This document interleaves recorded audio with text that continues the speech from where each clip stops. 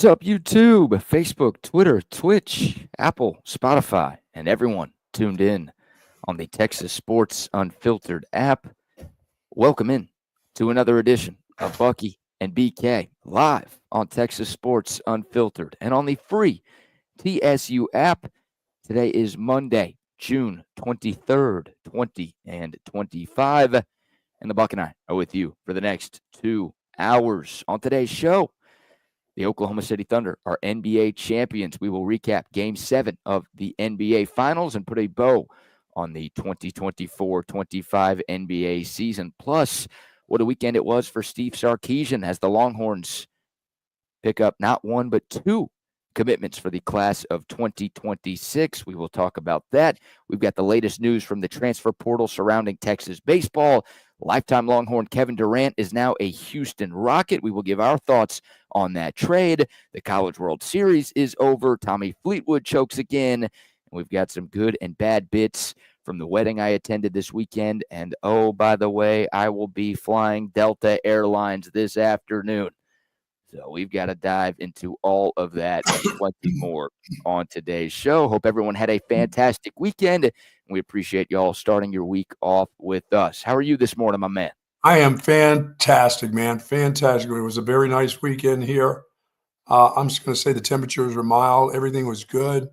Got a chance to just kind of chill out, headed into big birthday weekend. So it's my birthday week. Well, and I get the rest. As a matter of fact, I get the rest of the month. Since my birthday's on the 29th, it's on a Sunday. Yeah, I get to call this my birthday month, the rest of the month. My wife celebrates her birthday on February 17th, and she celebrates her birthday straight for the rest of the month. Her and her friends, there's like this party that goes on.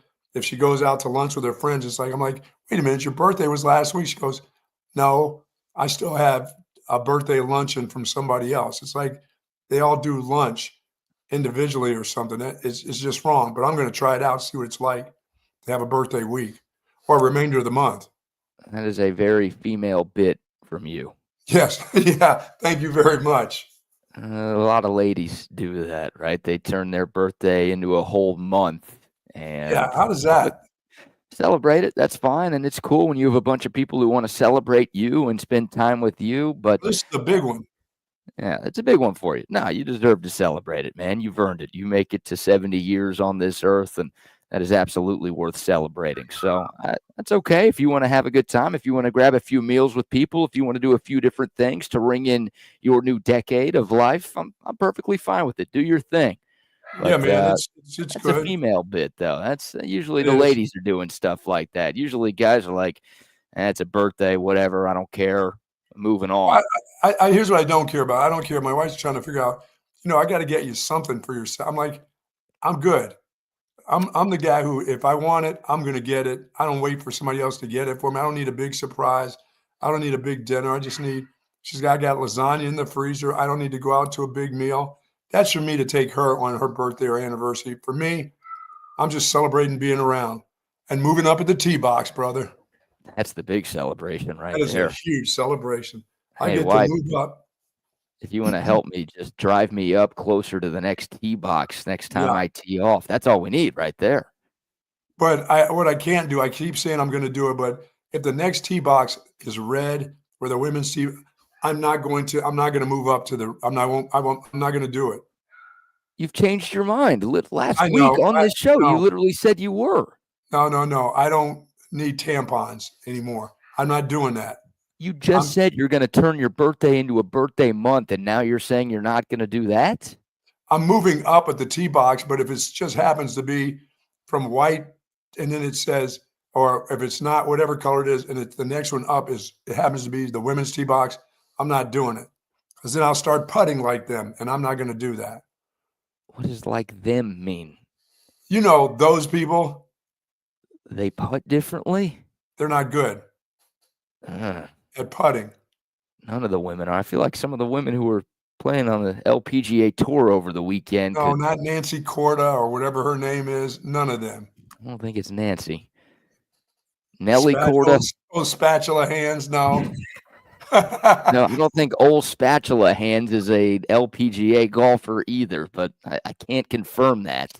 No, I'm not. I'm not doing it. If it says white and I move to pink or something, that's good. I'm not going to that red box. Sorry. Mhm. How about All that? right.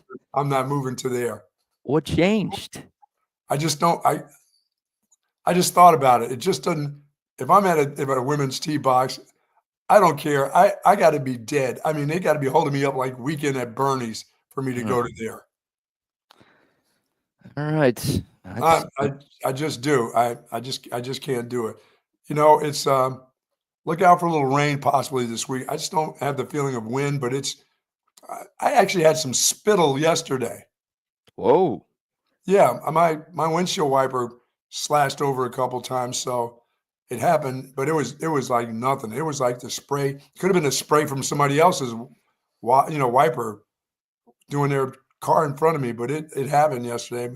But I don't see anything in the forecast that's going to tell us that we've got rain coming this week. And I don't need that on my birthday. I don't need that for the rest of my birthday month anyway. No, you're done with the rain. No, I'm not done with the rain. I'm done with the rain for this week. Next Okay. week, it'll be fine. All right. But I'm glad. Did you have a good time? Yeah, had a good time flying back to Austin today. Looking forward to being home, but great weekend, very successful weekend. I Were they didn't make it. burning up in New York? It was a little warm on Saturday for the outdoor wedding ceremony. It's probably mid to upper 80s. So for some of the folks up here, yeah, they had the little fans. They were passing out those fans for people to fan themselves in the crowd. But now for the people from Texas, and a lot of the wedding guests were from the state of Texas, this wasn't much. Even in suits and tuxedos, it didn't No. feel like much. So we'll take it. Nice reprieve from the heat for And sure. Friday was good. Friday, that chic outfit that you had on. Friday was good. Thank you all for the recommendations. I ended up wearing assless chaps and flip flops, Nice. following the advice from the Coda text line and some of our great YouTube and Twitter and Twitch commenters. But no, I ended up going with the tan suit, no tie. I was correctly dressed, didn't get reamed Shoes by. with socks. Did you have socks on? I did have socks on. That's one of the worst fashion trends that exist in Nothing like a men's pair of fashion. funky feet without socks and a pair of shoes, no I matter just what. I can't figure that out. Like there were guys wearing tuxes on Saturday wearing no socks, or at least no show socks, and they were showing their ankles. And it's like my grandfather, God rest his soul, like he owned a formal wear store in Houston when he was alive. And that, like, anytime I see that look, I think that guy's rolling over in his grave. And if I ever wore that, I feel like his ghost would haunt me. The I think only thing that's I wear with no socks is if I've got a pair of sneakers that I'm going to run in, and that's all they're used for is to run in without socks on. And I don't care what they smell like, but I have to wear socks. gotta wear socks.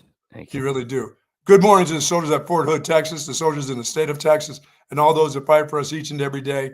Thank you so very much for what you do. And to those that are fighting for us overseas, keep your head on a swivel and do be careful. Yes, indeed. Yes, indeed. And yeah, I think I nailed the summer chic look, whatever that is. But there were some folks who I don't think understood the assignment. None of Oh, a they, few. nobody showed up in a pair of shorts, really. Oh, there were a few people wearing shorts. They really didn't get it, huh? There was a guy wearing a Hawaiian shirt and cargo shorts. Oh my. I didn't see any flip flops. I think everybody was at least wearing closed toed shoes, but there were a couple of Hawaiian shirts out there. There were a couple of dudes wearing shorts, a couple of short sleeve collared shirts. I think I saw a couple pairs of jeans as well. So, No, jeans are not, that's not chic casual. That's the collared shirt can save you from a lot of things, but nothing can save you from shorts. I don't know. Why are you wearing cargo shorts too? What do you need that many pockets for when you're So they attending can an take event like that? some of the food from the dinner before, take it back to their place. You might be right. Yeah, just sneaking some food in, just take home.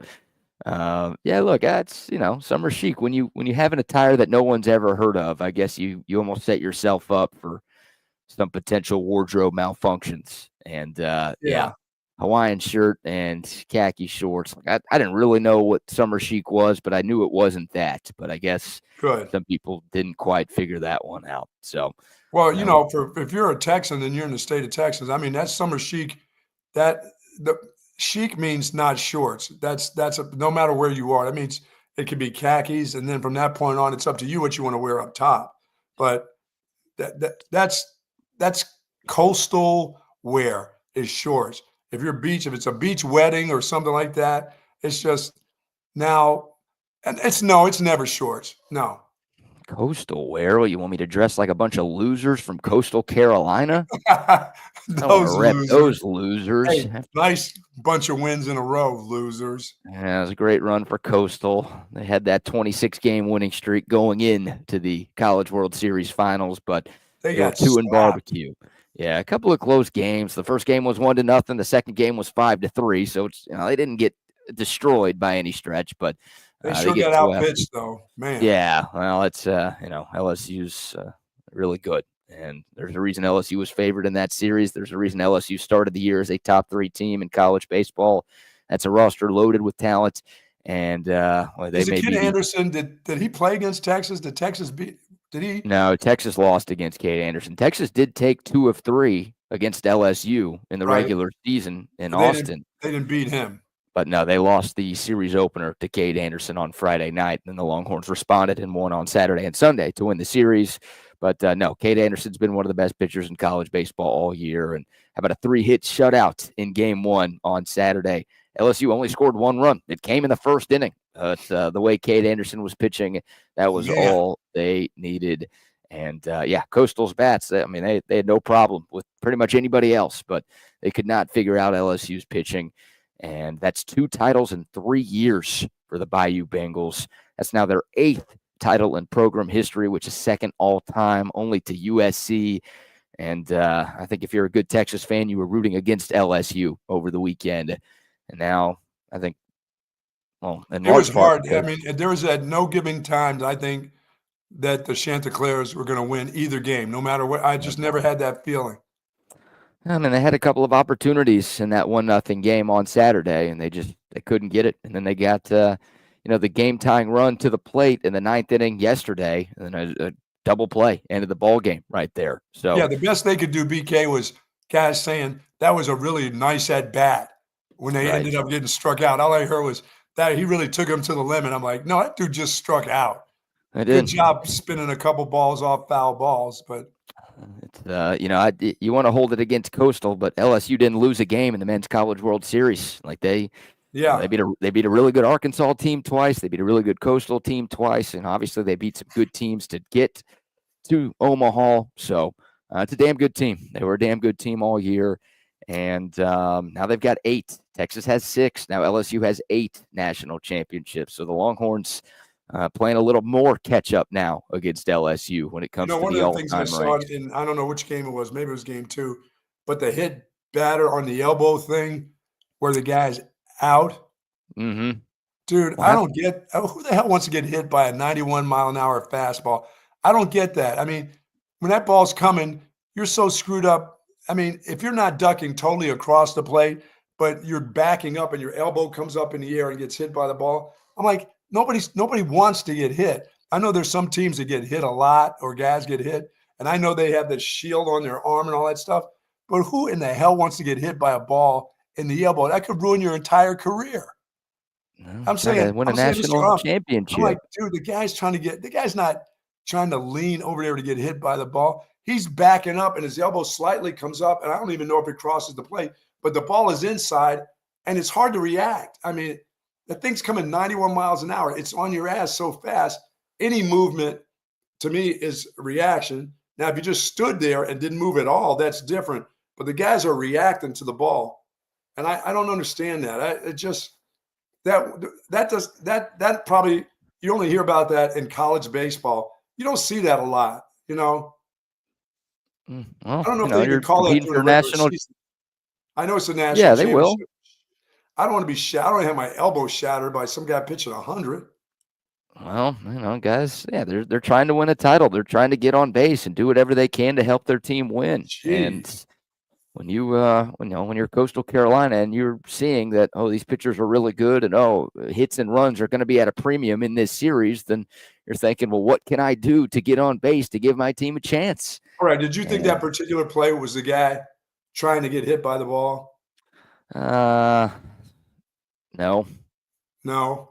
but I don't know. I'm not sure I know exactly which one you're talking about, but I do know that it was a joke that Coastal Carolina's coach and first base coach got ejected in the first inning Yeah, yesterday. you as an official, and I know what the rule is. You got to say this is for a national championship. I'm not throwing that guy. He's got to do some. You got to say something about my mama just about for me to throw him out.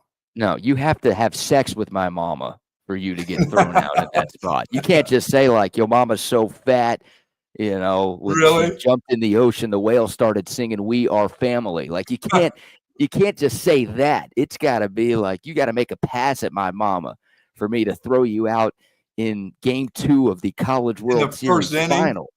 Yeah, the first inning. I mean, look, and the ump was doing a bad job. He was missing the calls. He was getting called out by Coastal's bench for missing a few balls and strikes calls. And he just, you Yeah, you can't gotta have let that. the coaches get some in early so that and then you got to understand what they're trying to say. But you can't. I just throwing the guy out. I'm like, come on, it's the first inning. He's trying to gain his ground. He's trying to get his ground. Let him have his ground in the first inning, dude. I mean, you're trying to, you can't have that quick of a hook in game 1 of the regular season. Like, it would be a joke if a coach got tossed for that in the regular year. But to do that again in an elimination game for Coastal Carolina in the College World Series final, like the coach who helped this team get to this spot, you're not going to let him coach. You're going to Yeah, take no him away kidding. from the players in And you that throw the spot. assistant coach out too. You throw both of them out. Yeah, exactly. The first base coach got tossed too, and it's like, I mean, what are we doing here? No one's there to see you umps. They're there to watch the players. They're there to watch the coaches. Like, don't make yourself a bigger factor than you need to be. And the home plate ump in that spot did that. How about this? I don't know if you saw this, but here's the argument. Down goes the ump. That was a little overplayed too. Yeah, so this wasn't the home plate ump. This was another ump who tried to step in You and know what? calm the That guy coastal looked like coach me at the down. bathroom hitting my head. That's what that was. That guy lost his balance. It had nothing to do with anybody but him. Look, he started losing his balance.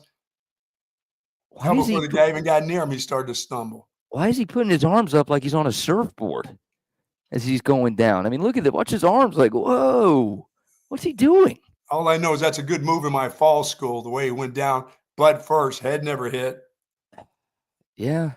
Look, keeping his head out of it. I don't know if his head hit or not, but looked like he used that butt cheek and that roll. That's what I taught Tua. Tua never got it. I mean, how? Look, I know umpires aren't the best athletes in the world, but how does this happen? What did this guy trip over here? He didn't get pushed at all. No. That guy's foot hit his foot and he lost his balance. You think so? I don't even think Yeah. they collided feet. I think he just misstepped and fell backwards. Damn near rolled over himself at the end of that clip. Maybe I'm not the only one turning 70. Well, I don't know. That guy got up pretty quick. I don't think you're getting No, up that quick. Oh, no. I don't come up that quick. I sit up and assess the damage first before I don't get up that quick. That dude got up. Yeah, that's a good roll and come up now. I can't come up on that knee that quick. He was pretty embarrassed too when he got up. You could tell, like he just he has to wear that one. That's the biggest moment for an ump, right? That's probably the biggest game he's ever called in his life, and now he's known as the guy who ate shit on national TV. Now, is he the guy who threw him out, or was the other dude that threw him out? Different dude. It's the dude who's walking away now, writing something down. So these are the other umps who came in. It's the head cheese is the one who threw him out. Yeah, there's the home plate ump who threw him out, and the home plate ump's walking away. He's had enough, and it's two other umpires who are just getting in the middle between the coach and the ump. They're trying to diffuse the situation, right? Break it up, protect their teammate. Yes. And they're trying to probably say, "Hey, don't throw this guy out. We got this under control." Just ridiculous. Just ridiculous. That's total ump show yesterday. And You probably slipped coming out of the LSU fans' bathroom. All the piss that was on maybe that's what happened. Maybe the LSU. Can you imagine what the bathrooms were like there at that stadium with all that LSU fans? They had enough of them. My goodness. Dude, that felt like Alex Box North. I mean, there were so many LSU fans, so much purple and gold in the stands at TD Ameritrade. And look, LSU's got a huge fan base. They've got a passionate fan base, and they showed up and showed out. And Coastal, obviously, a smaller school with a smaller alumni base. They just, that felt like LSU home games over the weekend. I don't think it would have mattered. I think LSU would have won regardless of what the crowd was like, but that was a very pro-Tiger crowd. Yes, and it was. They benefited from that. That place got loud. There were LSU chants. It felt like every 5 minutes at that place. And LSU gets it done, and that's now 6 straight national championships for the SEC in college baseball, Buck. LSU, the first team in these 6 years to repeat. Well, not repeat, I should say the first team to win 2. It had been 5 different SEC teams in 5 years. Now it's 6 SEC teams, but 5 different SEC teams in the last 6 years for college baseball. Hopefully, yeah, I watched all the games. I didn't understand that guy getting kicked out, and I didn't understand the hit batter deal. That I was like, come on, guys. Yeah, nobody's sticking their elbow at these guys pitching 100 miles an hour. They were into the latter innings, were in the high 90s. I'm like, who going to stick? I know you're trying to win a national championship, and you got an elbow guard on, but shit, that's got to hurt. Your elbow, you can ruin your career. Even with that shield on there, it's like, I don't know if I want to stick this one out there. Hey, man. I mean, it's got to be pretty blatant to me.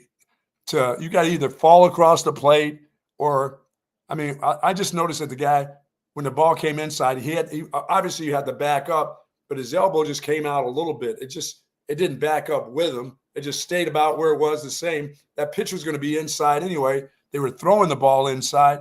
Why do I have to jump out of the way? Hey, put the ball over the plate. That's your job. My job is protect. If I'm inside the plate, why am I having to dash out of the way? You know? Banners fly forever. Got to get those rings, baby. Yeah, I guess. Do what you got to do to win. All right. But I never thought Coastal was ever going to win that. No, I think 2 dudes that they put on the mound, LSU is like, wow. Yeah, Anderson and Ianson, 2 studs. They have been all year long, and LSU's a great team. Jay Johnson's maybe the best coach in college baseball right now. Again, 2 titles in the last 3 years. That's not easy to do in any sport. Definitely not easy to do in this sport. And LSU, they continue to add to their resume as one of the best. The coach got a 2-game suspension to start out the season for next year. That's all right. LSU's coach, when you get that, you're suspended for next year too. So Coastal's coach. Yeah. He goes, he's got 2 games.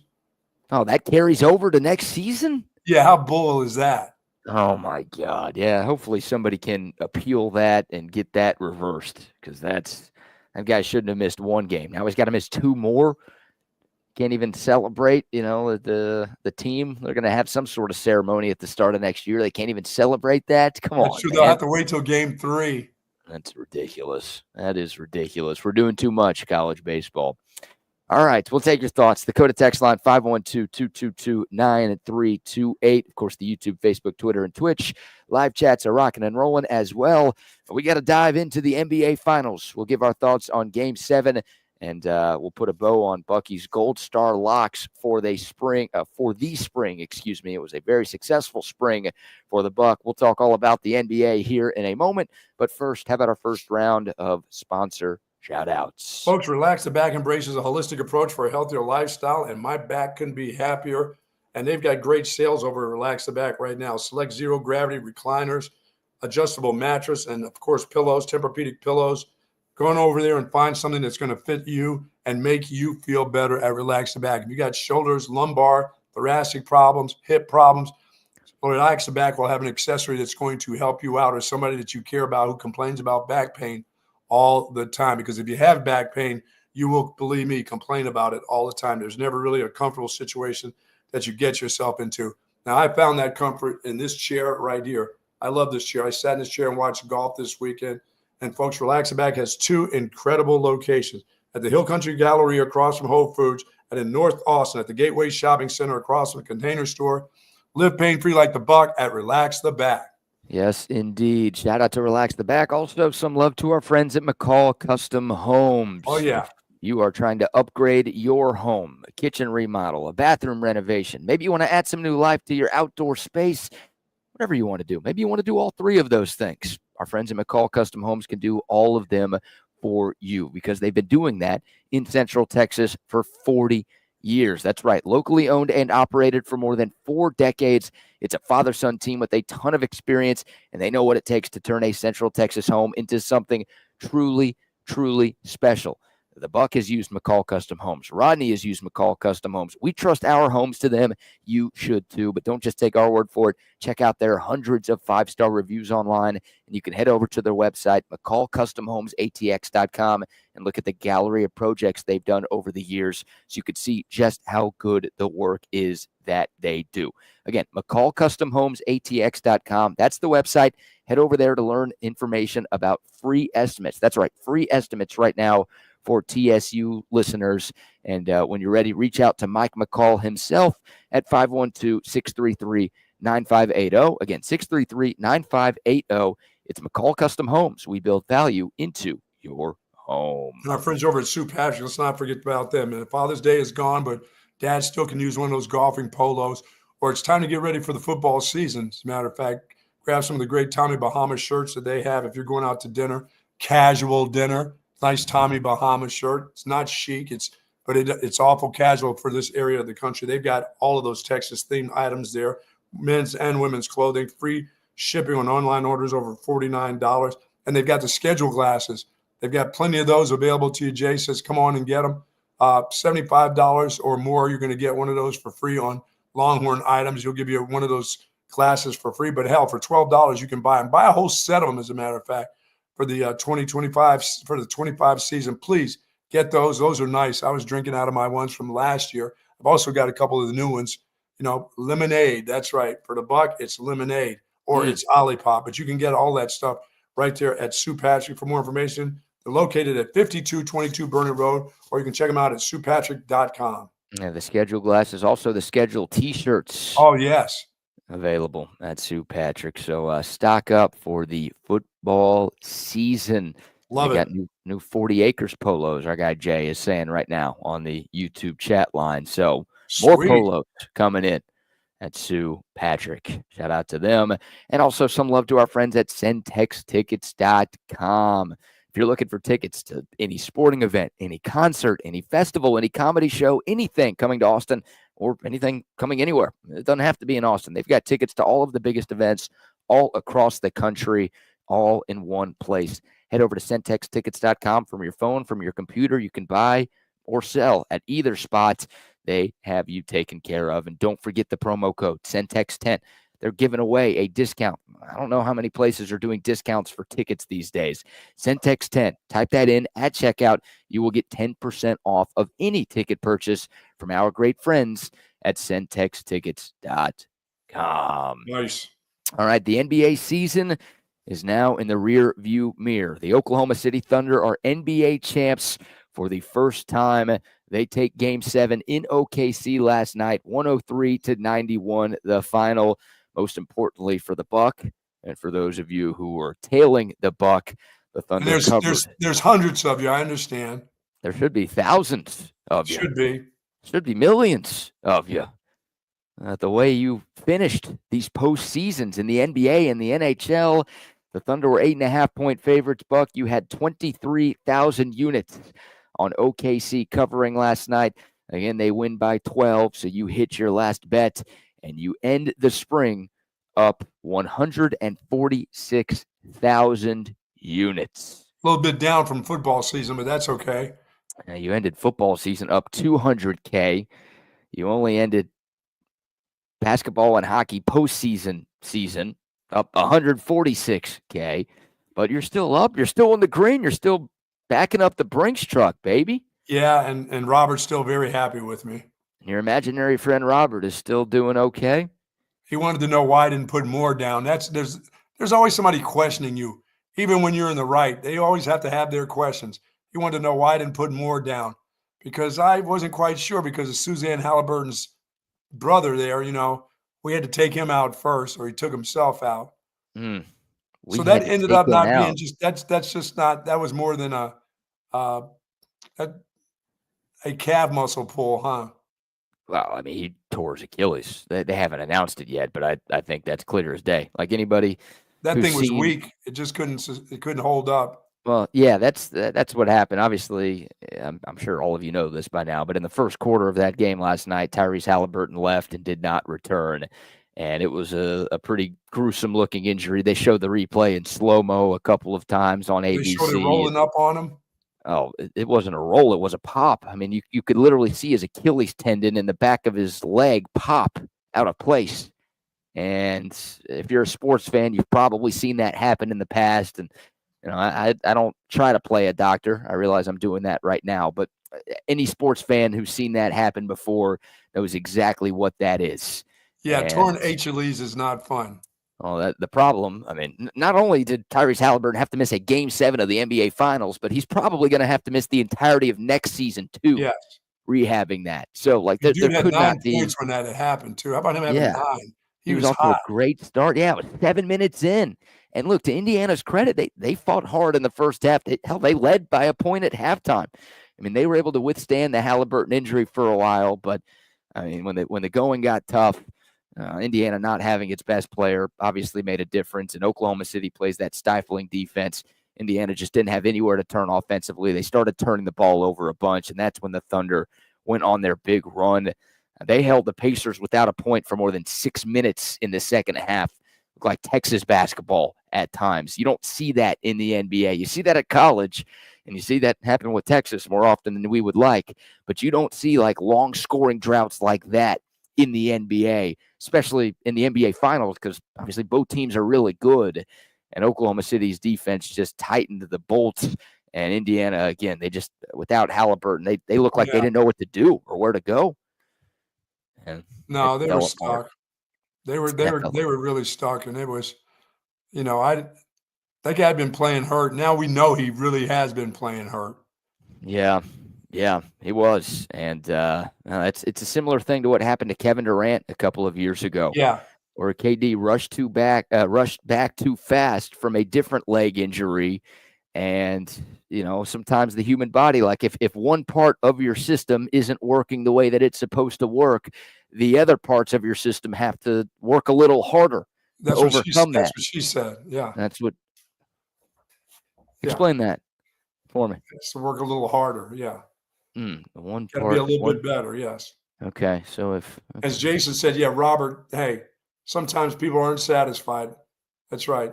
Yeah, Robert can be better, but that's okay. He rolled with me when others would not. I'm still trying to figure out your "that's what she said" joke, but all right.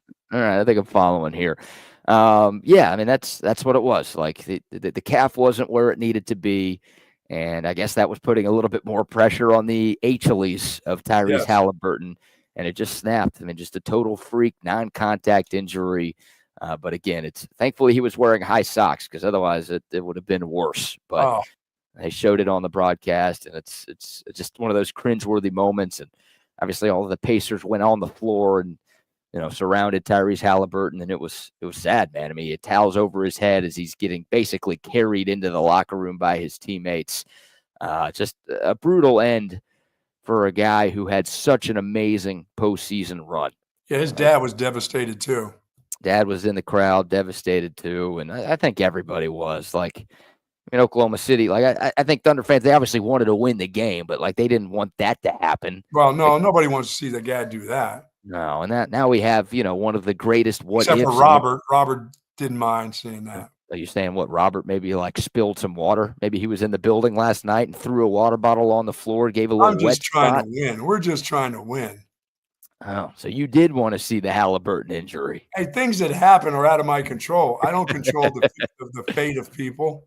No, you're right. Maybe you do though, since your picks are so good. Maybe if you picked the Pacers, that would have been SGA. No, they can stop that dude. That guy was just the best player in the league this year, period. Yeah, what a year for SGA. And he caps it off with an NBA championship and a finals MVP, regular season MVP, scoring champ, and was by far the best player in this series on either side. And they got quite a bench too. They got some really nice bench players. That team will only get better as time goes on. Yeah, it's a great team. Buck, they started the year as the youngest team in the NBA. Yeah. They won 68 games, which is tied for the 5th most regular season wins in a single season in league history. Their oldest player is Alex Caruso. He's 31. He's their oldest player. He's my age. Like everybody else, I mean, SGA is 26. Jalen Williams is 24. Chet Holmgren is 23. Like you just go down the roster and it's, oh my God, it was hilarious. I'm sure you were asleep at this point. Most people probably were. But in the locker room, right? They're popping champagne. I didn't even know how to open up the bottles. They don't know how to open up the bottles. That's how young these dudes are. Like, it doesn't make sense to me. I feel like I knew how to do that when I was 18. So if you're in your mid to late 20s, you should know how to open a damn bottle of champagne. It's not being a place to go clubbing in OKC. You're probably right. But what about the road trips, though? You play road games, you got to go club somewhere else, right? I don't know. I don't know what their schedule is like. I don't know if they get a chance to. Yeah, they do. Of course, if they're there a day before. Or I don't even know how the NBA works. I don't know if you go there the day of and you just get the hell out of there. I don't know. You probably got practice or a walkthrough or whatever. So they may not be clubbing as much as you think. All the clubbing happens in the rooms upstairs later at night.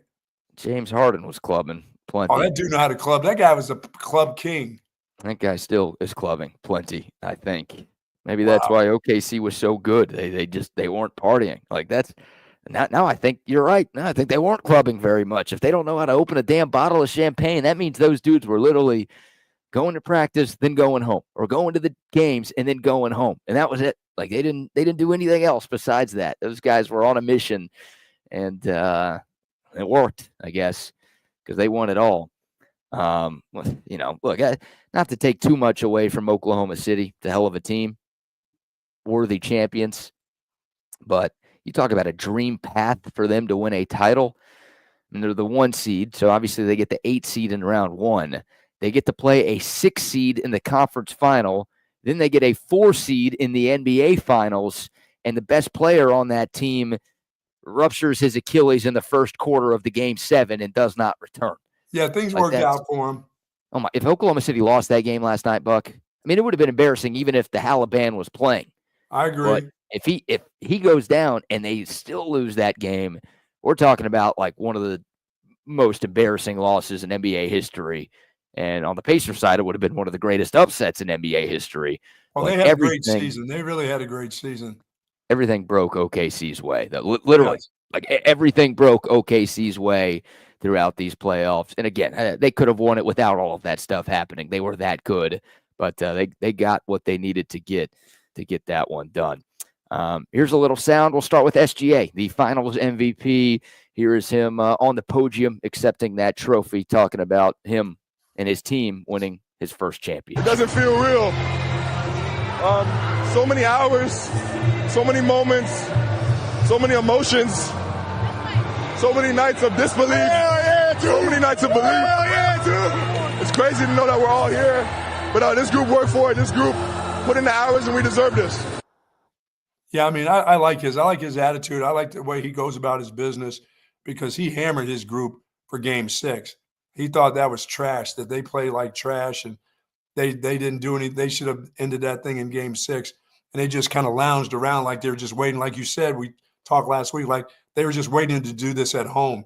And, he had talked about you don't do this because you don't get these opportunities. And when you have a chance to win in 6 and you're thinking about Game 7 before you finish Game 6, he said that's just a bad move by them. And they had to win that game. You're right, because they should have got it done in Game 6. Yeah, they had opportunities, and Game 1, hell, they choked Game 1 away. Like there were moments in this series where Oklahoma City looked like a young team. A lot of people, I thought this was Thunder in 5. You had Thunder in 6. I don't know how many people thought this was going to go the distance.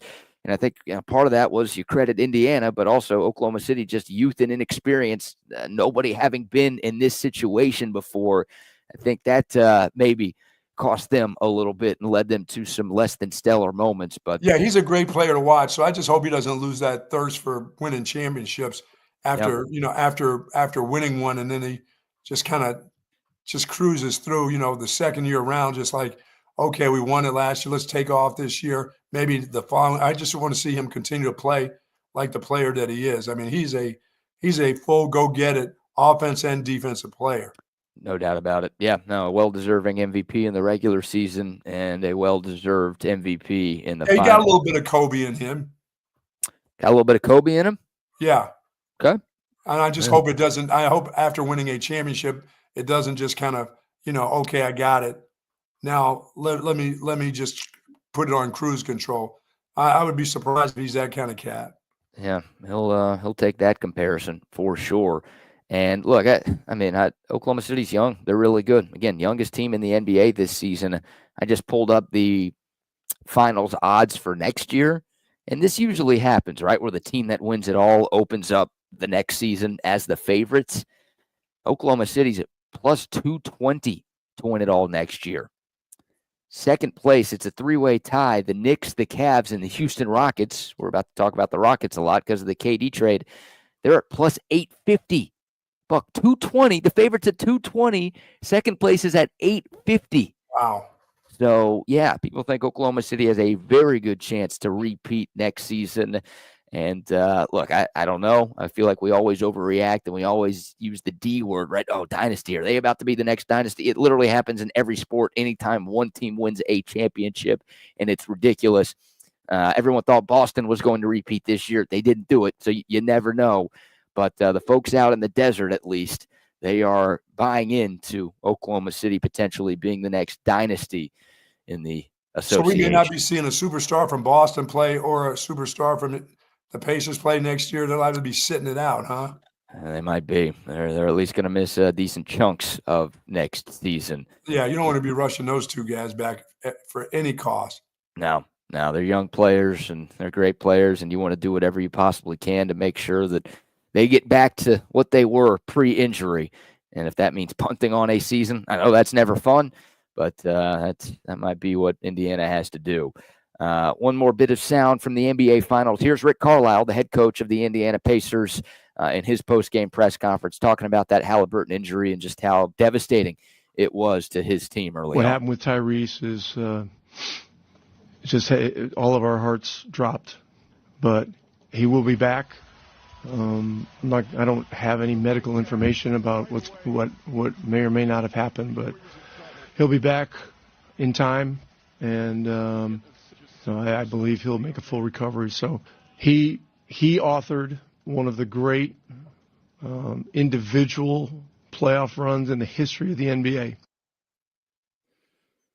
Yeah, hard to argue. I mean, he had some forgettable games, but some of the clutch shots he hit, some of the huge. And now we know he was hurt. He truly was hurt during some of this stuff too. Yeah. That's got to been bothering him for a long time. Yeah, he played through, clearly was playing through some injuries, and unfortunately it was just a brutal end. And the Pacers' devil magic, right? Everyone had said, oh, they made a deal with the devil, the way that they were playing in these playoffs and the way that they were finding victory and clinching it from the jaws of defeat.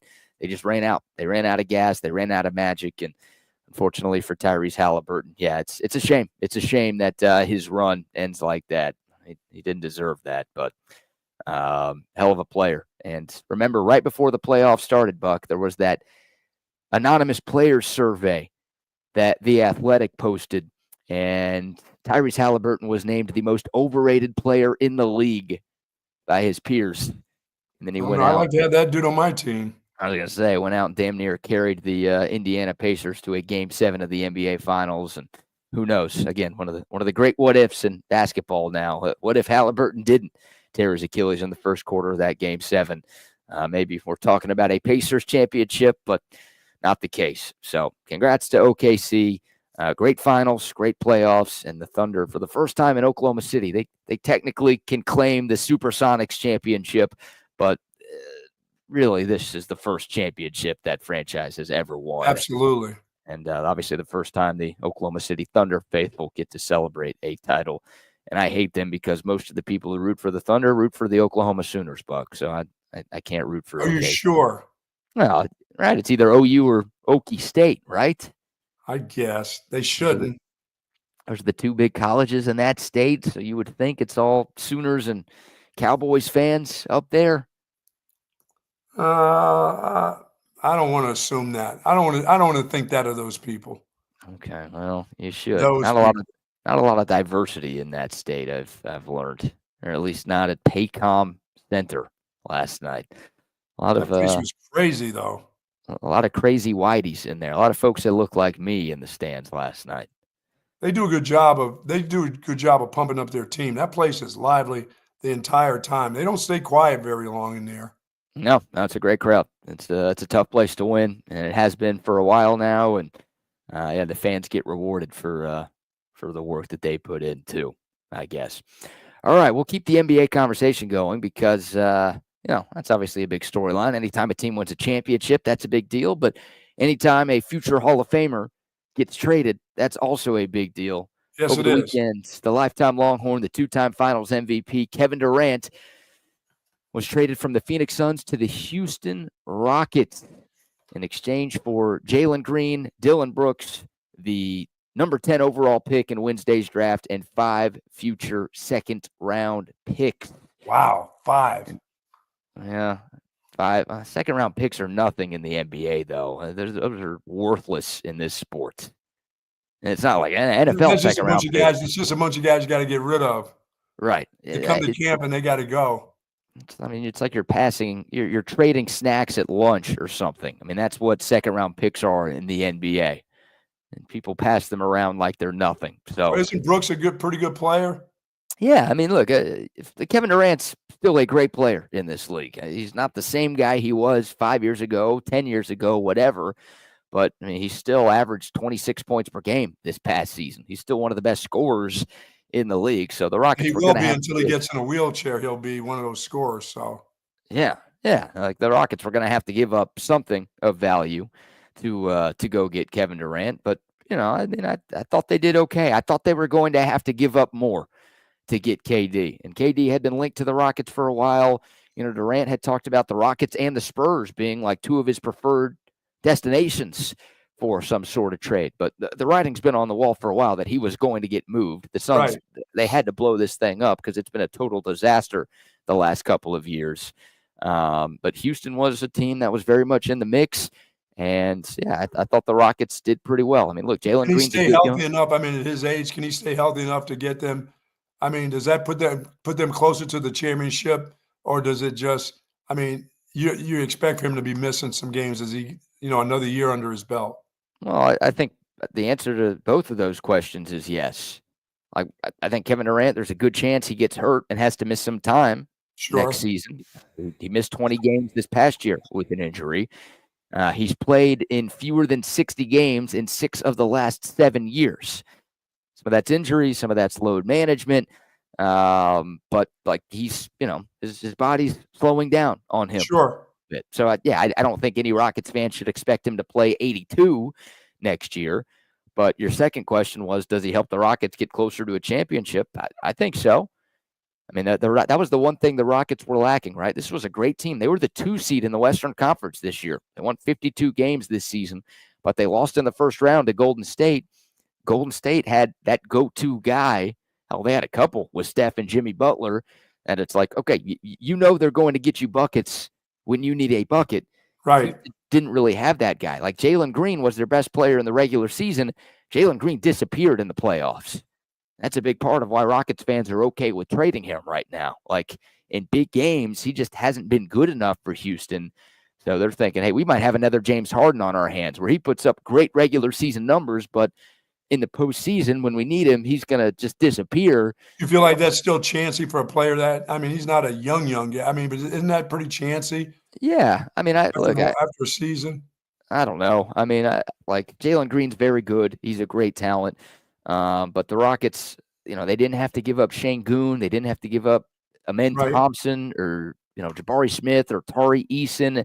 And they only had to give up 1 first-round pick. So, like, they didn't give up nothing. I'm not trying to make it sound like nothing is going back to Phoenix in this deal, but I think this was a risk worth taking for Houston. They need that veteran leadership. They need championship pedigree. Obviously, KD has won a couple of titles before, and they need just that go-to scorer where, I mean, because they were in every game against Golden State. It was just in the fourth. Golden State had Steph and Jimmy, and Houston didn't. That was why they lost that series.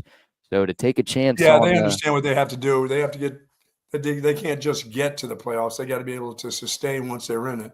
Yeah, and look, the question. Well, now it's like I think Kevin Durant gets Houston closer to a championship, but since the other players have to get better, that's what it is. Well, of course. Well, no, it's that, but it's also like KD has 2 championships. Yes, he has 2 Finals MVPs. Yes. Where did he get those rings, Buck? Or Golden State. That He joined the 73-win Warriors that had 3 other Hall of Famers on the team and won with them. Now, he was the best player on those teams. Don't get me wrong. But, like, since leaving Golden State, Buck, he's won 2 total playoff series. He's been traded 3 times. He left Golden State after 2019. Since then, he has won 2 playoff series. So, like, he couldn't get over the hump in Oklahoma City, and he hasn't been able to get over the hump in Brooklyn and Phoenix and everywhere he's been besides Golden State. So it's like, is this guy good enough? Now, later in his career, he's going to be 37 in September. Like, can he lead them to a championship? Yeah, like I said, he'll always be a scorer. It doesn't matter. They can wheel him out there. He's always going to score. But are you playing 5-on-4? I mean, what else can he do? Maybe that's all you need him to do is score with a team like this. Yeah. Again, I think he helps, but like I'm not putting Houston. Like I think Oklahoma City's still better than them. We'll see what happens with Tatum, but I think Boston is better than them. I would put the Knicks ahead of the Rockets right now. Again, maybe it's wide open. I don't know if there are a whole lot of like clear-cut championship favorites right now. We just gave you the odds. More of a difference? Would you made more of a difference with the Spurs probably? With Wemby? I don't know. Like, no, I don't think so, because I mean the Rockets were closer to winning right now. Sure, okay. Like I think the Spurs. I mean, they got Wemby, he's already a superstar in this league. I think the future is very bright for San Antonio, but I think the Spurs might be a little further away from a championship, or at least competing for a championship, than Houston is right now. Again, the Rockets 2 seed. They won 50-something games this year. Spurs missed the playoffs. So I think at Kevin Durant's stage in his career, I think Houston makes a little bit more sense for him. And I think it made a little bit more sense for the Rockets to give up a nice package to go get him. I think it would have helped San Antonio. Don't get me wrong. But I think I always thought Houston was the destination that made the most sense for Kevin Durant. And now he ends up there. So we'll see. Phoenix had to trade him. I thought Phoenix maybe could have got a little more back. That's good news if you're a Rockets fan, but it's a deal that makes sense, I think, for both sides. And we'll see. Kevin Durant, Fred VanVleet, Amen Thompson, Jabari Smith, Alperen Şengün. That's your projected start at 5 in Houston right now. Will that be enough to bring the Rockets their first championship since the mid-90s? Yeah, because that's what they're looking for. And they're not looking for 2 years from now when the other guys mature. They're looking next year. Yeah, and they've got a great coach, right? They just signed Ime Udoka to a long-term extension, so that they're showing they're bought in on him. Şengün was an all-star this year. He's gotten better every year he's been in the league. Amen Thompson looks like the real deal as a young player in this league. You know, Dillon Brooks and Jalen Green, they serve big roles for the Rockets, so you've got to go replace those dudes. Yep. And you've got to add to your depth now, because, you know, you lose some of your depth with that trade. So the Rockets' next task will be, building around that starting 5 and making sure they've got the pieces to make a deep playoff run. Because, look, Oklahoma City proved it. You got to have depth to win a championship. They were the deepest team in the league. They're the team hoisting the Larry O'Brien trophy right now. The Rockets have to add a little bit more around Kevin Durant, but I like the pickup. I like the pickup for them. I think it makes them better. And, you know, I think second in the West is kind of wide open right now. I think you have to say OKC is the best in the West, but I think Houston can get to maybe being the second best team, not just in the regular season, but in the playoffs, if things work out right with the Slim Reaper. Nice. Still a great nickname. Tarantula and Slim Reaper, 2 good ones there. So KD going to Houston, obviously a big storyline in the association and in the world of sports over the weekend. 15-time All-Star Buck, 11-time All-NBA. Oh, no, what a great player. 4-time scoring champ. And, even though he's not regarded as good of a player as he used to be, 27 points in each of the last 2 seasons. So plenty of points. He can get you plenty of points still. Amen. Can still get you buckets. And maybe you'll have a little resurgence down in H-Town. Could be. All right. We'll take your thoughts. Dakota text line, 512-222-9328. The YouTube, Facebook, Twitter, and Twitch live chats are rocking and rolling as well. Yeah, the NBA draft is on Wednesday, so we'll talk a little bit more about that as we get closer. Obviously, the Mavericks on the clock with the number 1 pick. As long as Nico Harrison doesn't screw it up, they will be taking Cooper Flagg. But San Antonio's got pick 2 in this draft, so a lot of Texas love at the top of the draft on Wednesday. So we'll preview It that seemed like the kid from Rutgers going number 2. There's some thought about that guy. There seems to be, Philadelphia invited him in for a workout, but he's not gone to any of these workouts at these private interviews. He's just saying, no, you just take me. Yeah. I think Dylan Harper, a lot of people are thinking he's going to be the number 2 pick for the San Antonio Spurs. Hell, there's a couple of Rutgers guys that are going to be going pretty high this year. But it sort of feels like it's Cooper Flag 1, Harper 2 is kind of the consensus you're seeing amongst most of these mock drafts leading up to the NBA draft. So who knows? Quite a program they got going on down at Rutgers. Quite a program they got. You're a big Rutgers guy now, aren't you? No, never. Never? Never. And you bring them up all the time on this show. I figured now that meant you were a fan. No. They're going to make us some a little bit of coin in football. They're going to add to the magnificence that is the Buck when it comes to making picks. But other than that, no. Betting against Rutgers, right? No, I'm betting with Rutgers. I'm not betting against them. You're betting on the Scarlet Knights? Yeah, I'm betting that there's going to be some games where you don't think they're going to show up. They're going to show up football-wise. Wow. Even though we take their coaches. I'm sorry we take their coaches from them. Well, you must think that coach sucks because you weren't betting on Rutgers last year. Texas takes Mark Orfe to be a secondaries coach, and now you think Rutgers is going to be better? You think he was holding them back? He was holding them back. Watch. I'm on Schiano. Next guy at Penn State. Oh, you think they'll hire him? They would if Franklin falters. That could be. It better not be this year. Penn State's got too much going on for Franklin to falter. So they do have a knack of for hiring coaches who aren't great guys at Penn State, don't they? They mess up every once in a while. Yeah, they do like cheating or doing things that you shouldn't be doing. James Franklin's a really nice guy. I heard he's a really nice. He's over nice at times. I wasn't talking about him. Oh, I know you weren't talking about him. I was talking about Joe Pa and the great Jerry Diddy Sandusky. Oh my God, as they call him. Okay, Rutgers. A vote for Rutgers. Interesting. Yeah, I think it'll be Flag 1, Harper 2, but maybe the Spurs will pull a fast one on us and throw us a curveball. But we'll see. Wednesday night NBA draft. I'll try to see if we can get a guest on to talk about some of these guys before we get to Wednesday. But I'll just say this. I was rooting for Tommy Fleetwood over the weekend. Oh, sorry about that, Captain Bradley, but I was rooting for Fleetwood to get it. That guy just gagged it away at the end. He's just playing so solid all weekend long. He gets to like the last 4 holes. What did he do? What happened? He choked. God. It's what he does. I mean, Tommy Fleetwood, who I think has become a household name on the PGA Tour, and I think he's a guy that most people like, both on tour and just fans watching at home. Yeah. I feel like a lot of people root for Tommy Fleetwood. Seems like a great dude. He's a fun interview and a likable guy. Always high-fiving people coming down the line, giving his hand, putting his hand out to kids. Yeah, he just can't win. He has not won a PGA Tour event in his career. And yesterday, he choked it away. I mean, he was leading by 3 shots going into Sunday. He had a 3-hole lead with 4 to play, and he blew it. And you obviously credit Keegan Bradley, a.k.a. Captain America. He did everything right. He had a couple of birdies down the stretch, and he had, a 35-foot birdie putt on the 15th hole to kind of start his run, and then had that great shot with the 9-iron on 18 to set up a 6-foot birdie opportunity that he nailed.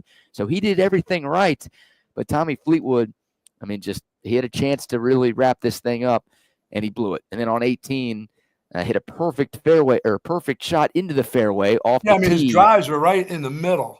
And his iron shot wasn't great. He was about 50 feet away. Still, if he 2-putts it, he's going to a playoff, but he 3-putts from 50 feet, ends up bogeying 18, and that allows Keegan Bradley's birdie to win it on the 72nd hole at the Travelers Championship. So and for you guys that know golf and on the text line, let me know about a guy. As soon as I was thinking of Fleetwood, another Euro came to mind, and it was Lee Westwood. Is Lee Westwood now? Is he?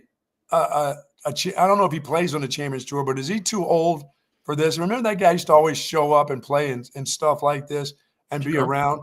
How old is Lee Westwood, BK? I mean, is Lee Westwood, is he 50? Is he a championship tour guy, or is he still like 47, 48, but just not playing on the PGA tour anymore? He may be older than 50. 52 is what I'm saying for the great Lee Westwood, a.k.a. Westy. But Westy, did he win? Does he have PGA Tour wins? Lee Westwood won 2 PGA Tour events in his career. He won a bunch overseas. Yeah, of course. But 2 PGA Tour wins. Never won a major. Okay. But unlike Tommy Fleetwood, he was actually able to win on the PGA Tour. And, here's the unfortunate stat for Tommy Fleetwood. This weekend was his 42nd top 10 finish on the PGA Tour. That is the most by any player without a win in the last 50 years.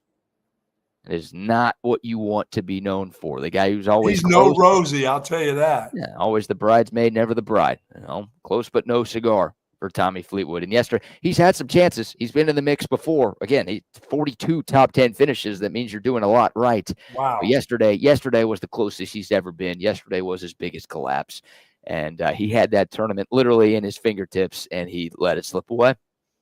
Yeah, I mean, he played well the entire time, except for, like you said, the last 4 or 5 holes. But he hit the fairways. I mean, he made shots, he made putts, and he 3-gagged that 18th, which is, man. Yeah, I know 50 feet is a long way. That should be 2, though. Like, you don't have to 1-putt that, but you can't 3-putt that. Like, any PGA Tour golfer will tell you. Like, I get annoyed when I 3-putt. Yes. Any professional golfer will be like, nah, pretty much anywhere on the green, that's got to be 2. You want it to be 1, of course, but you got to the first putt has to get you close enough to where you can make the second one. Yeah, we're not talking about the LPGA 4-jackers. No, well, yeah, it's hard to be putting with oven mitts on your hands. I didn't. Did I say that? You said it last week, I think. I'm just bringing it back for the people. You called them spatula hands in hour 1, so I don't know if that's any better or worse. I don't know. But Tommy Fleetwood, I mean, he might as well have been putting with a baseball bat yesterday. Man. He missed 2 putts within 6 feet in the final 5 holes. And again, the 3-putt bogey on the 72nd hole to open the door for Keegan Bradley to win in regulation. And yeah, Captain America. I saw him miss a couple 6-footers early, just like not playing him enough, missing on the low side balls that break from left to right. You feel bad for the guy. You feel bad for the guy. Like, again, he's a likable guy. We're not talking about Fatty Reed here, who everyone hates. Like, we're talking about a guy, again, that is well-liked and respected. Yes. And it's like, it'd be nice for him, and it'll now be an even greater story. It would have been a great story yesterday if he won. Now the story gets even better if and when he finally does win. But he just, I don't know what it is. I mean, it's all mental. Clearly, it's all mental. He can't make the shots he needs to make when an opportunity to win is on the line. He had the yips. Wow. Sure looked like it. And Scotty Scheffler had the yips on the first hole on Saturday. Scotty was tied for the lead after 2 rounds of this tournament. He missed some really short putts, too. I mean, I'm talking about 4-footers. I'm not talking about 6, 8-footers. I mean, he missed some shorties like he did 2 years ago. He wasn't sharp when it came to putting. Well, he started Saturday's round with a triple bogey.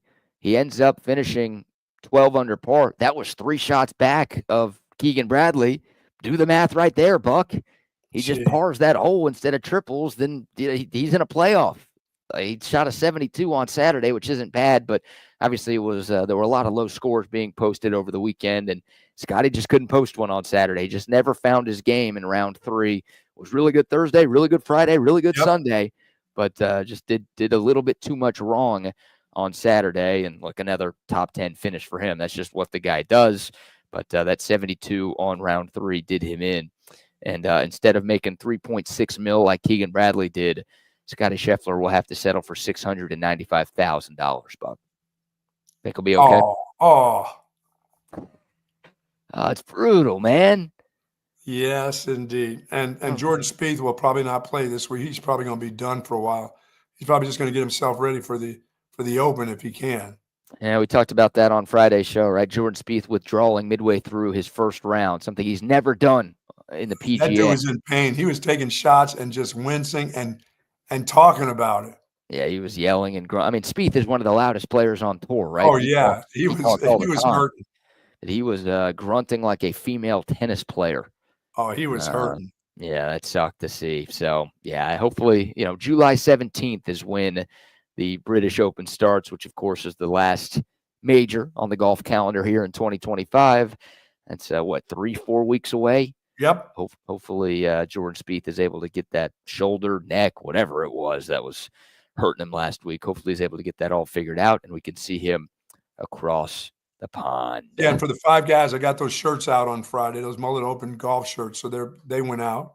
Nice. Yep. Thanks to you, Buck, for doing that. Thanks to everybody who reached out. Those nice Mullet Open polos. I did keep one for Double R. I kept one for him since he needed to. I know he's got one, but he probably needs to have 2. He'll go through that one pretty quickly. Giving him a whole new wardrobe over there. Wife said he looks good in the blue, so let's keep it going. That means he's going to be wearing it every day now, so he keeps getting them compliments. Hey, chic. He's dressing chic. Oh, is that? I could have worn one of those to the summer chic on Friday night? That's not the collared shirt. You can't be wearing a golf. That's not chic. You need a nice collared shirt with long sleeves. You didn't roll in there. You didn't roll in there with short sleeves, did you? No. Some people. You're not a short sleeve. You don't like short sleeves with a dress shirt anyway, do you? No, it's a bad bit. Even if you're wearing a jacket over the shirt. Yeah, I always want to make that bit work. For some reason, I can't make it work. I see those nice short shirts, that are dress shirts with nice collar, but I just don't see those. I can't wear those for some reason. If you're wearing a suit or a tux or jacket over the top of it. Yeah. No, it's a bad bit. Hey, if you want short sleeves, roll up your sleeves at the end of the night. Yes, yeah, that's me. I'm the roll up guy because then I can wipe my mouth with it and roll it up and get rid of the stain. Yeah. Oh, that's what on a white shirt you're going to use that as your napkin. Why not? I'll take it to the dry cleaners. Who cares? Oh, they won't see it. It's rolled up. My suit got stained. The tan suit I was wearing for summer chic on Friday. Oh, what did you drop? What did you drop on it? Some booze? Somebody bump into you? It wasn't booze. It was food. I got to be careful here. You haven't learned how to eat yet? You've been going to these weddings, these New York weddings, and you picked the wrong fork or something? I was going too fast? I was eating like Zeke Elliott out there. Oh, my God. And, hey, we're getting close to the 4th of July. Hot dog contest is coming up. I was trying to do my best Joey Jaws impression out there. Get some sauce on there? I didn't drop it, so I got to be careful here because I'm still at the girl's place, and, it was my girl's sister. Family members tried to – come here, Brad. They tried to feed you with their fork. Is that what happened? No, actually, it was the rehearsal dinner. So it was the other side of the family who planned this. Okay, so you go to these rehearsal dinners, you go to these events, and they've got waiters and waitresses basically passing out food. Like they're carrying trays, they're walking around the venue. We're talking about New York. We're talking about yes. But that would happen anywhere. And this was inside. This was the rehearsal dinner on Friday inside. But this happens outside. This is a big part of weddings these days. Rehearsal dinner during the cocktail hour of the actual wedding, where there will be, workers at the venue just carrying trays or plates of food, and they're passing that around. And it's just little finger foods, right? You grab. No problem with ice. Nobody coming in from ice screwing up the rehearsal dinner. No, there were a couple of people who got deported mid-wedding. No problems with ice. Only from ice showed up to. The rehearsal dinner, you got all these people serving trays and stuff. Yeah, no, I didn't see. I put a little bit of a damper on the wedding, yeah. No, I didn't see anybody with ice or ISIS showing up over the weekend. If you were going to ask about them either, but no. So the people with the trays, they were being overly aggressive. I've never seen this before. They were literally like, people gather. They group together to have conversations. Like you'll form circles. You're talking to 4 or 5 people. You'll basically make a circle so everyone feels like they're a part of the conversation. And these like workers were literally, let's just say, here's the tray of food. They're like shoving the tray in between 2 people. Instead of just eat. You look like you need to eat. Literally, it was that. It was like they might as well have been like force feeding. Like they might as well have just like stuck a catheter in me and just started injecting food in there. Like a bunch of grandmas there putting the tray right up in your face. Here, it's like hit me with a syringe and boom, we're injecting this food.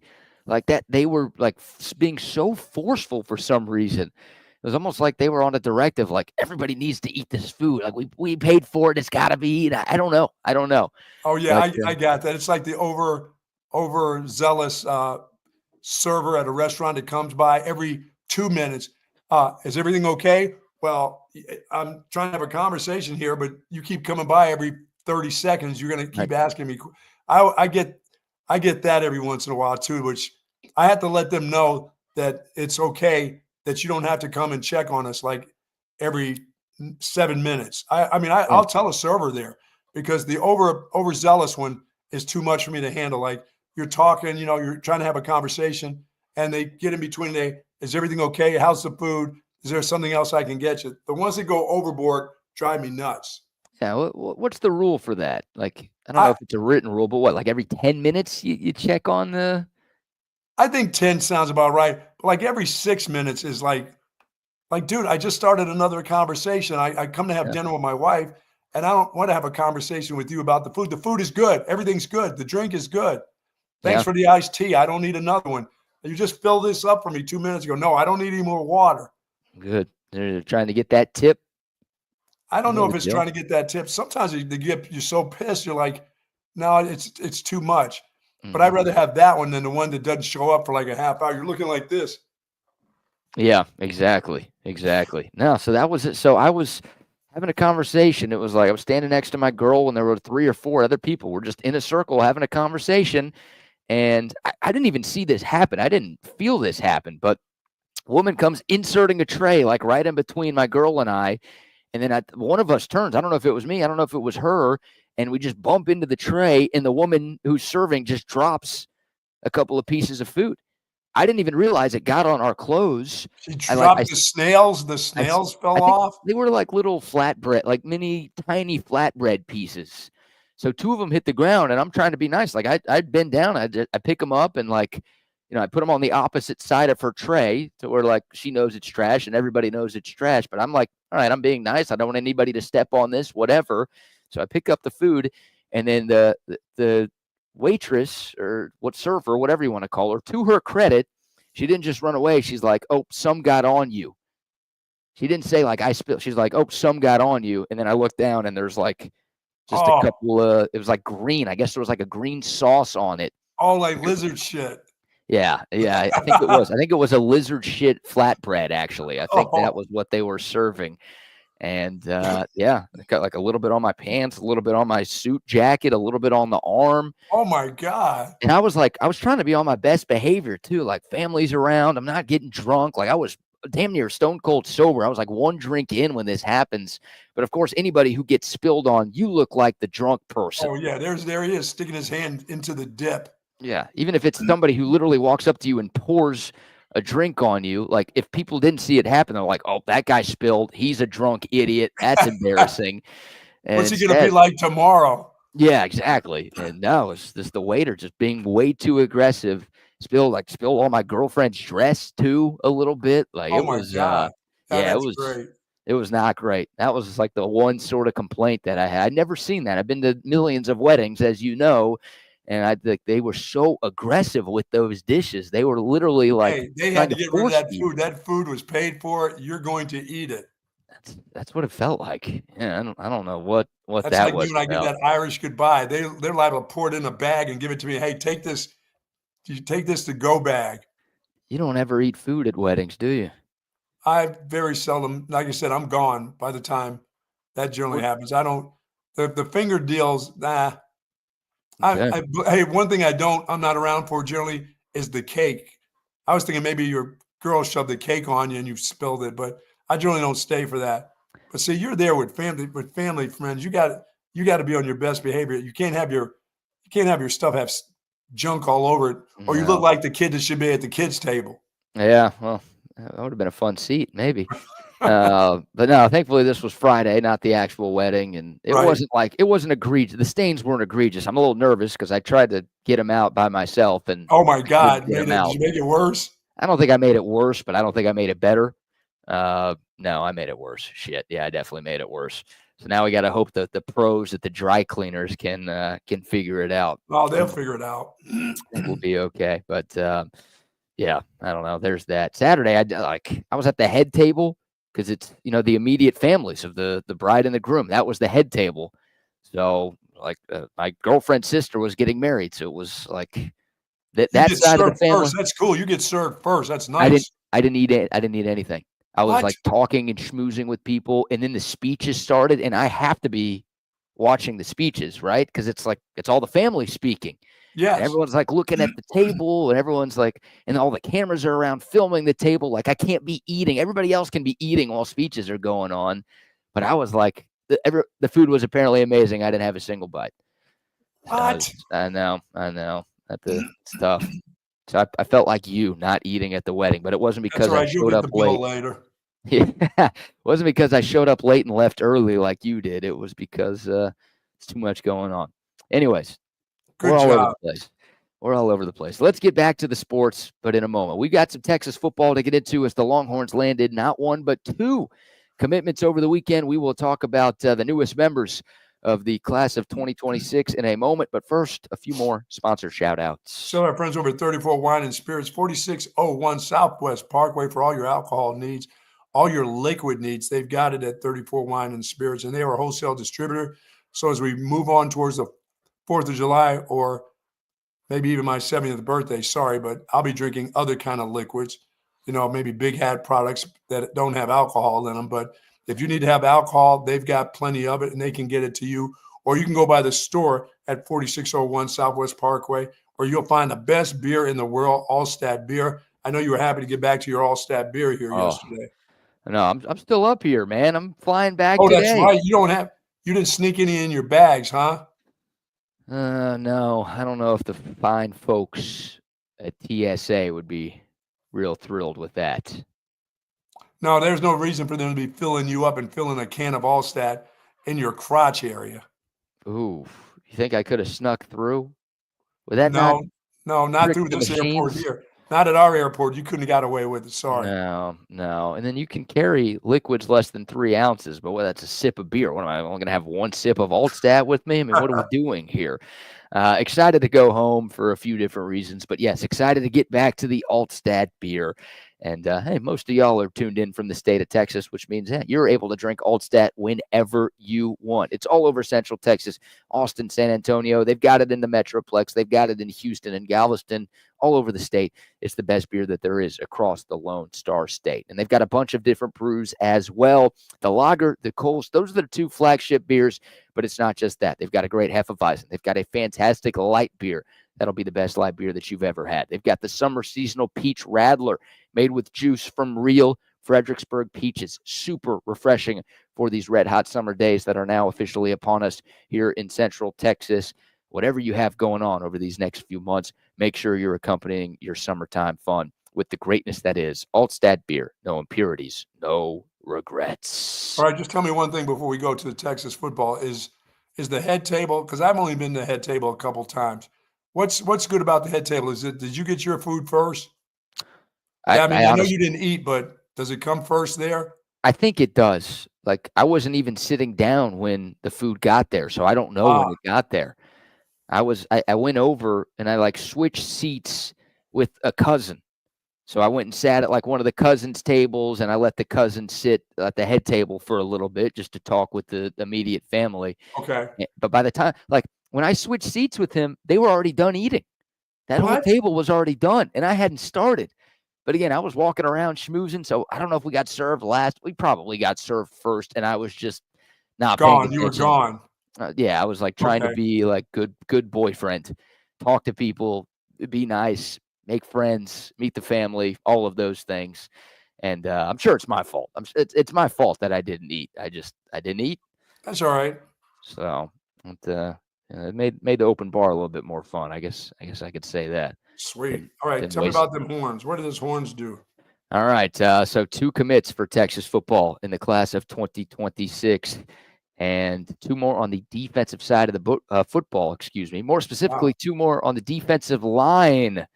The Longhorns are loading up in the trenches. We'll go back to Saturday when 4-star defensive lineman Rodney Cleveland committed to Texas. 6'3", 305 pounds, Buck. That's not squatty body, right? 6'3" is okay? Yeah, that's limit. That's kind of the limit. You have to be at least 6'3" to avoid Squatty body, 6'2" and below. Squatty body tag. Squatty body, yeah. 6'2", 300 squatty body. Okay. But 6'3" is okay. He's 6'3", 305. Yeah, he's a big dude. Yeah, big dude. Big dude. From Birmingham, Alabama. He is a top 150 player nationally in the 18th ranked defensive line in this class. Bucky's also the top ranked D lineman in the state of Alabama. Wow. And Texas was able to get him. Like, he didn't go to Alabama. He didn't go to Auburn. He's coming to Texas. That's a huge win. That's going deep into SEC territory and stealing one of their best talents. It is June. That's what happens in June. It is the month of June. And last week wasn't a great recruiting week. Texas got some bad news as a couple of other top targets ended up committing elsewhere. But over the weekend, yeah, getting Rodney Cleveland. And again, the number 1 defensive lineman. You think of the Nick Saban dynastic run. It felt like every year Alabama had stud defensive linemen, guys who were ended up as first-round picks in the NFL when their college careers were said and done. That was a big part of what they were able to build in Tuscaloosa during that dynastic run. Oh, yeah. Texas to go into that state and take the top-ranked defensive lineman in the state, that's a big freaking deal right there. It's a big freaking deal because Georgia didn't get him. Georgia didn't get him either, right? Like, that's anytime, Texas got Justice Terry out of Georgia in this class. Yep. He was the top-ranked D lineman from that state. Now Texas goes into Alabama in 26 and grabs the top-ranked D lineman in their state. That's good stuff right there. He was on campus last weekend and ends up committing this weekend. So, Rodney Cleveland, 6'3", 305 from Birmingham. He was the first of 2 that Texas got over the weekend. And then yesterday. That starts to get them, BK, going more towards just like they do at offensive linemen. Not having to go in the portal and get 3 or 4 guys. They're starting to get the great defensive linemen too. And they're not only just from Texas, they're from everywhere. That's good news. Yeah. It is very good news. Those dudes play a lot earlier than the guys on offense. This might be the smallest screen share of all time. Now I'm zooming in a little bit. So there's a picture of new Texas D-line commit Rodney Cleveland standing next to Steve Sarkisian. And Sark is on the right, if you weren't sure, Buck.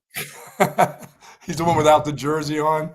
Yeah, the one without the jersey and without the 300 pounds on, I think.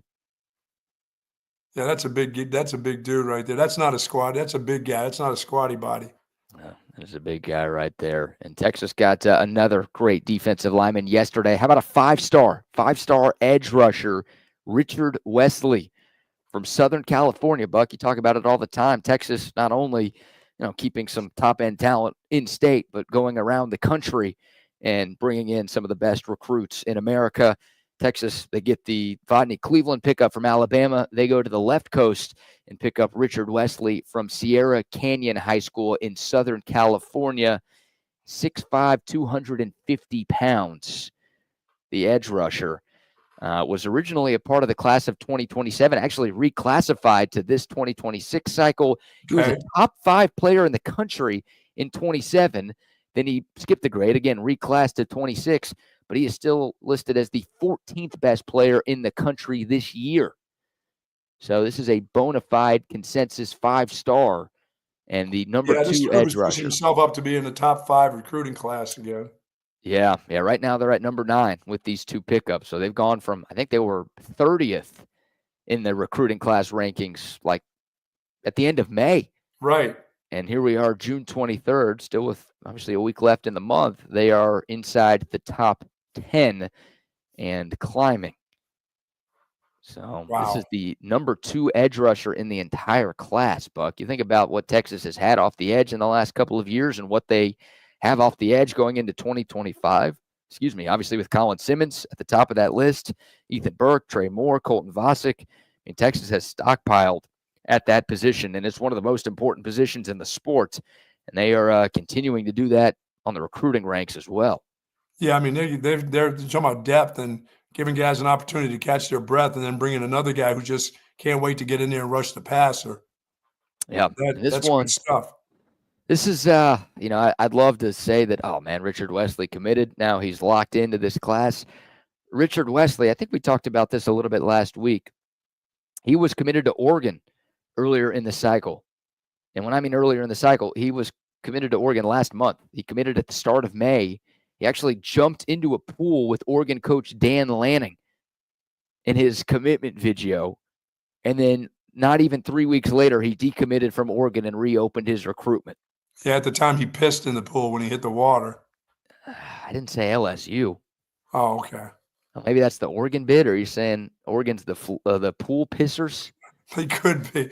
He's out of that pool with the Dan Landing, huh? Interesting. Yeah, he and Dan Lanning jumped into the pool together to announce the commitment to Oregon. And then again, I think it was like 17 days later, he decommitted, reopened his recruitment, and yesterday he ends up picking Texas. So I say that to say, look, this one might not be done. You got to recruit everybody through the whistle. Some guys are locked in. Like, you know they're locked in. They're not going anywhere. Anytime there's somebody who decommitted from a different school, you always have to worry, okay, could he decommit from our school too?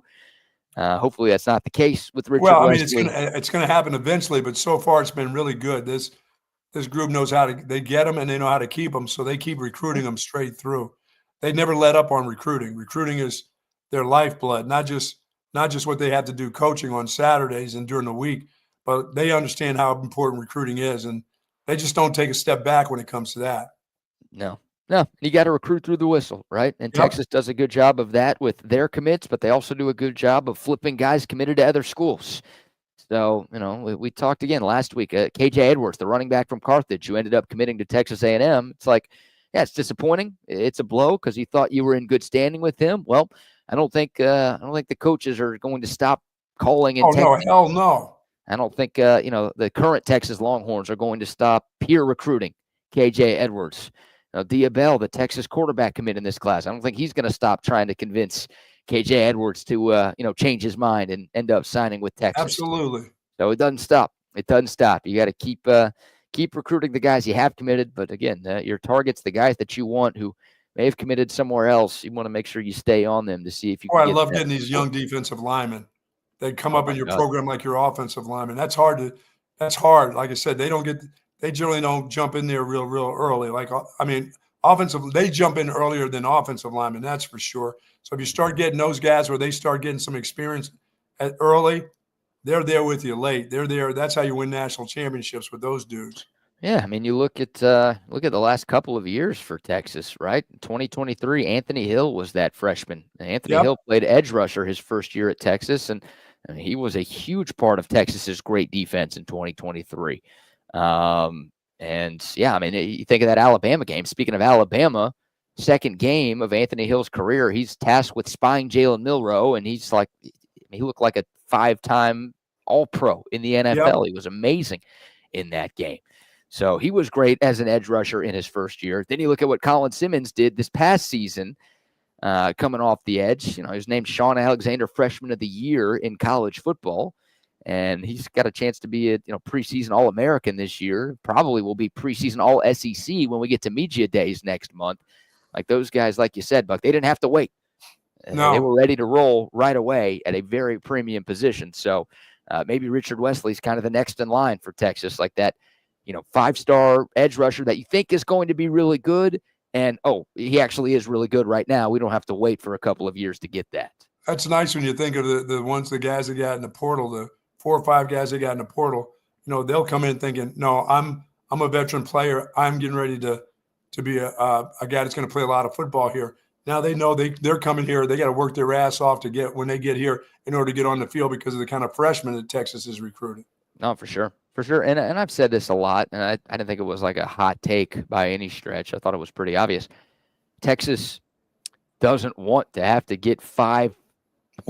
linemen every year. No, they don't. And you're seeing that right now. I mean, they've had 4 D linemen / edge rushers commit in the month of June alone. Like Texas has had 7 total players commit this month. 4 of them have been on the defensive line. That's good stuff there. Yeah, it's showing you two things. Number one, they really value that position. They see how important it is to winning. And number two, it's like, yeah, no, we don't want to have to go to the portal for, look, you can get one guy from the portal every year. That's fine. If there's an obvious upgrade, you do that. But you would much rather do what you're doing at other positions, which Well, you is truly don't want to get more than 2 every year. That gets to be. yeah. They cost a lot of money. And not all of those are hits. So they're not all going to be hits, No, yeah. All 5 guys that Texas brought in on the D-line aren't going to be hits. But that was a need. Like, you don't ever want to have to portal for need. You want to portal for want. Like, we want to upgrade. We feel like there is an upgrade. We want to get better at this spot. Not, oh, shit, we only have like 2 scholarship players at that position. Yeah, we literally have to spend this money to fill up a room. I mean, no wonder the freak thing that happened with Texas last year with the running backs, where they ended up with guys not even playing at all. I told you that thing will never happen here at Texas again, ever. That thing will be 7 deep of running backs. They'll never be able to look back and say, well, it happened again to us, because people will wonder, how the hell do you let that happen to you twice? If it's happened once, it can happen twice, and it'll never happen here again. No, I don't mean, think it doesn't mean guys won't get hurt during the season, but they won't go into the season with 1 or 2 guys that are scholarship. That won't happen again. They'll always have plenty of those. I'll knock on wood just in case, but yeah, I can't imagine Texas is ever in a position where they have to get a transfer portal player 9 days before the start of a season. That's what they did with Velton Gardner coming in from SMU last year. Like, they were just so banged up and so shorthanded at running back that it's like, we need somebody. Who can we get here? And yeah, and that guy ended up being on the look squad. He never really got, and that was just. He got hurt. He did get hurt. He played a little bit. Like, he was never going to start, but he did play some early, and then he had like an eye injury, and that like cost him the entire second half of the season. So, yeah, even the guy that you had as insurance for the other hurt guys you had, he got hurt. So it was an annoying season for running back at Texas last year. But I'm with you. Like, you don't ever want to be in that type of situation again. Texas doing whatever it can to ensure themselves of that. And, man, another shout-out to Kenny Baker and Alan Clark. Again, 4 D-line commits for the Longhorns in this month alone, and there's still, 7 or 8 days left. Yeah, Baker can coach and he can recruit. Texas has landed more, and credit our friends at 24/7 Sports for this. Texas has landed more top 24/7 defensive line prospects in the last 2 cycles than any other program in America. And again, this cycle's not done, so Texas could add 1 to 2 more in 2026 and add to that list. But you look at 2025, the 3 guys they brought in, plus what they already have committed here in 2026, like, nobody around the country is recruiting the defensive line position better than the University of Texas right now. And from all states. And you look at what Bo Davis did. Again, we love Bo Davis. Great coach. But this is a night and day difference in terms of recruiting. In Bo Davis's 3 cycles, he had 3 recruiting cycles as the D-line coach at Texas. Texas brought in 7 total defensive linemen. In the last 2 cycles, Texas has brought in 6 top 24/7 defensive linemen. Of the 7 guys that Bo Davis signed, 3 of them were 4 stars that were outside of the top 24/7, and the other 4 were 3 stars. So he didn't bring in a single top 24/7 prospect out of high school, and Kenny Baker in 2 cycles has brought in 6 of those guys. That's awesome.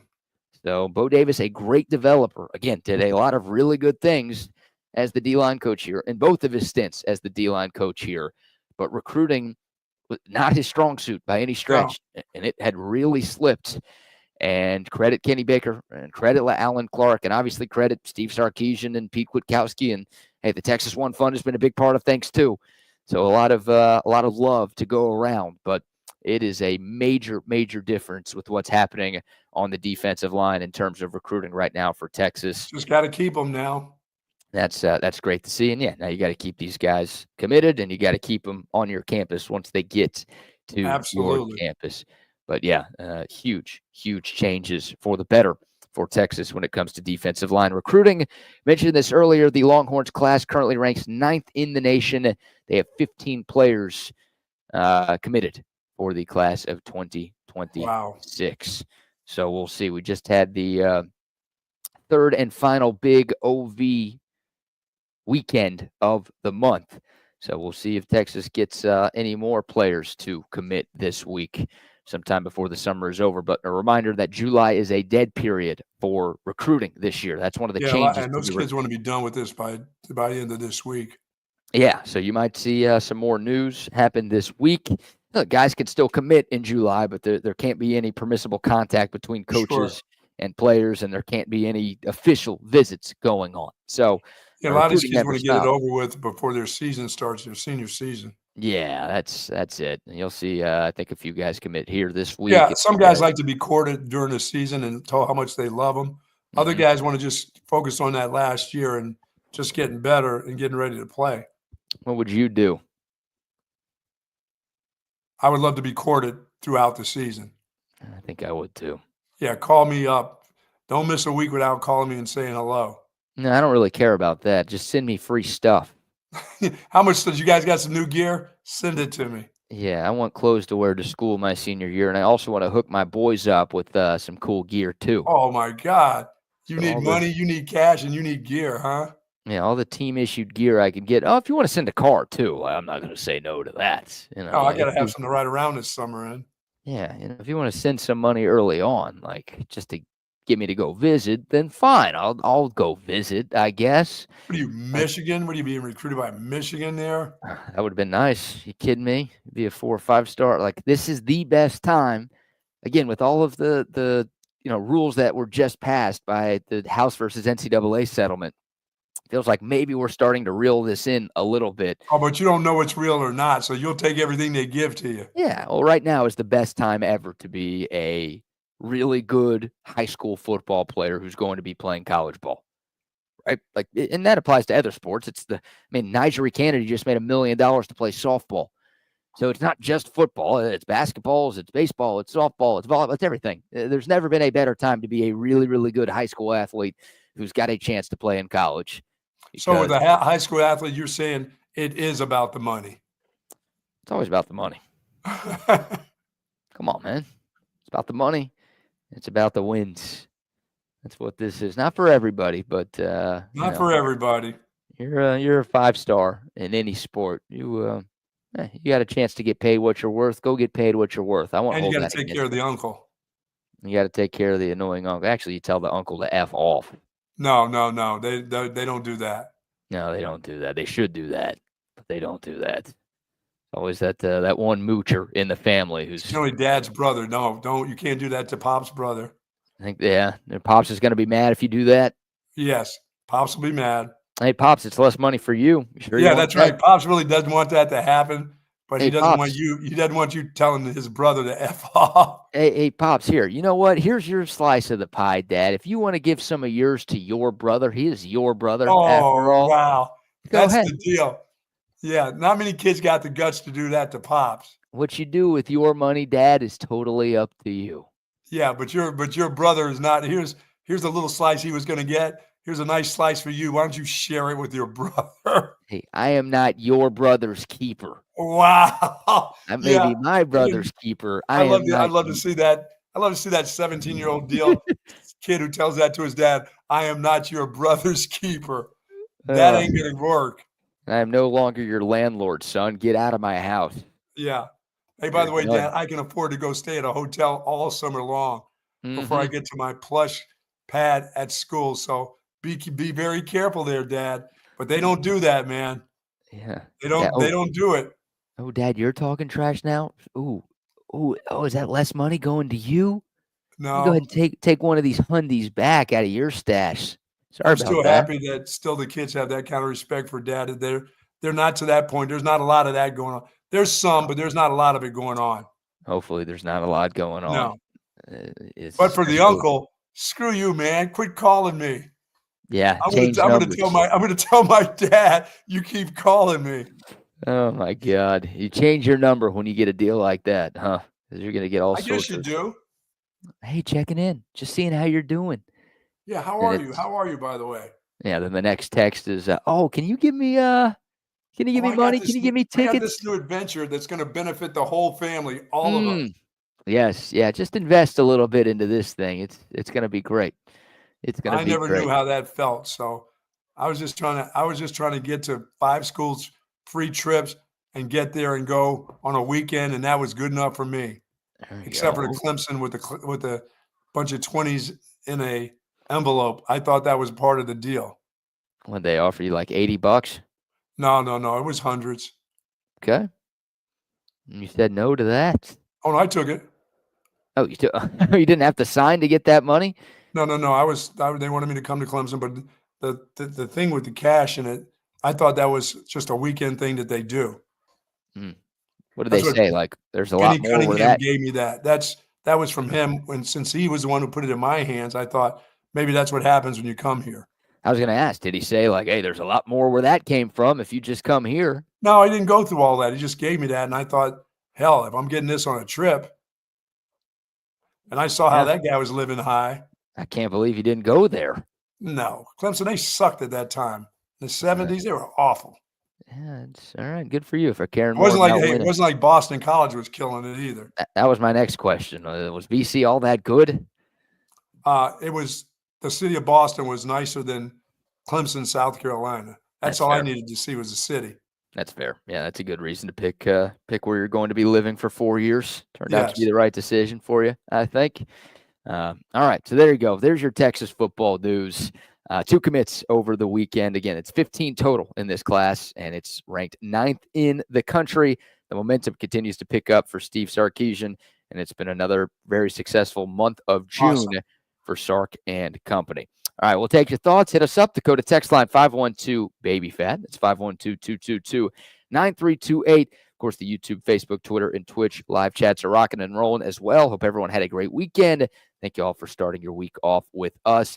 We got some Texas baseball news to get into. Speaking of the transfer portal, and a few more sports stories to dive into as well before we hand things off to the boys from Chaos Theory at the top of the hour.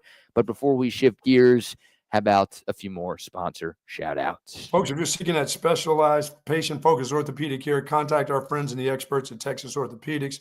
Their physicians offer comprehensive surgical and non-surgical orthopedic care for children and adults, spinal care, sports medicine, joint replacement, rheumatology, of course, trauma care. Dr. Danny, Dr. Stockton are dedicated orthopedic surgeons there, and their goal is to get you right back into good health and the great quality of life that you deserve. Texas Orthopedics is the largest independent orthopedic practice in the state of Texas. For more information, go to txortho.com. Yes, indeed. And if you are in the market for a new or pre-owned car, truck, or SUV, pay close attention to this. They treat you like family. My husband and I have bought several vehicles from the Coverts over the years, and it's always just been easy and effortless. By the time we walk into the dealership, paperwork's ready and we're ready to buy. I walked in, literally signed a couple things, and I was 10 minutes in and out. They just take care of everything. I personally feel like people took care of me. I feel like as they're taking care of me, if they take care of other people that I know, it's just that much of a plus. Covert, born and raised in Austin, where you are always treated like family. PK, I saw a lady in HEB day before yesterday, had at least 3 cases of OLIPOP. Oh, 3 cases in her shopping cart. And I'm like, are you having a party? She goes, well, I've got these nephews and nieces that I'm trying to get away from soda. And I want to give them something that really, really tastes good. Looks like soda, kind of tastes like soda, but didn't have all the junk in it. And I said, 3-4 cases of this? She goes, got a lot of nephews and nieces. They're coming over to visit. So when they come into town, they're going to ask for Coca-Cola. She said, but I'm going to give them OLIPOP instead. How about that? That's something. Yeah, 3 cases. Good woman right there. Wow. Love that. Yep, that's what OLIPOP does. Maybe you pour it out of the can too. Put it over a glass of ice. There you go. And hey, here you go. Here's your Coke, kids. Boom, they're drinking it. They don't even notice the difference. And no, they won't. Well, you know the difference. You know that they are now supporting their gut health, and you know that you are helping them make healthy decisions. That's the beauty of OLIPOP. It's great tasting soda that tastes like soda. But as the Buck mentioned, it's actually good for you. 9 grams of fiber in every can, very few calories. There's hardly any sugar, and the taste is great. They've got 19 different flavors to choose from: the classic cola, the lemon lime, the Dr. Goodwin, which is their version of a DP, something for everybody out there. And again, every OLIPOP is good for your digestive health. So you can enjoy what you're drinking, but also feel good about what you're putting into your system as well. Next time you're at H-E-B, Whole Foods, Target, Walmart, Costco, wherever you buy your groceries, make sure you shop OLIPOP. Did you tell me you're going to be flying American Airlines? I am not flying American Airlines this time. You're not flying the number 7? We're number 7? Wow. I'm not flying your favorite airline, which was voted the 7th best domestic airline in the country last week, almost behind Spirit. Wow. And Frontier. It doesn't matter. I had a great experience, so I'm good. I'm still good. I will be flying TSU's least favorite airline today. The number 1? But also the number 1 airline, according to a recent survey. Wow. Delta Airlines. Yep, I will be flying Delta today, so say a prayer for me, please. Just that, I still find that hard to believe that they are number 1. And they've been number 1 for, did you say the last 7 years? The last 7 years. How comes we're shitting on them so bad? Because they're shitting on us. Okay. And I just want to know. not I'm trying to figure out why are we messing with Georgia? The Georgia, yeah, and their main hub is Atlanta, of course. Their main hub is Atlanta. Yep, they're all over the place. I mean, Delta Airlines is huge. And no, they're not talking shit to us. Not that kind of shitting on us. They might as well be pulling down their pants and shitting on us the way that they've treated you and me in recent years. So we'll see. I'm not ready to give them another chance. I'm still not. I'm not doing it. I'm just not doing it. You continue to give them because they did okay by you. They came through. You pushed them to the brink, but at least they came through. I had to threaten pretty drastic things to get what I wanted, but we got what we wanted. Yes. Most of what we wanted. Did take way too long, but yeah, we got it. We got it. And I've flown Delta once since then and had a decent experience. But flying today, I didn't book these flights today, so I don't know if I can be blamed if something goes wrong. But I will be flying back to Austin shortly after the show this morning. Go.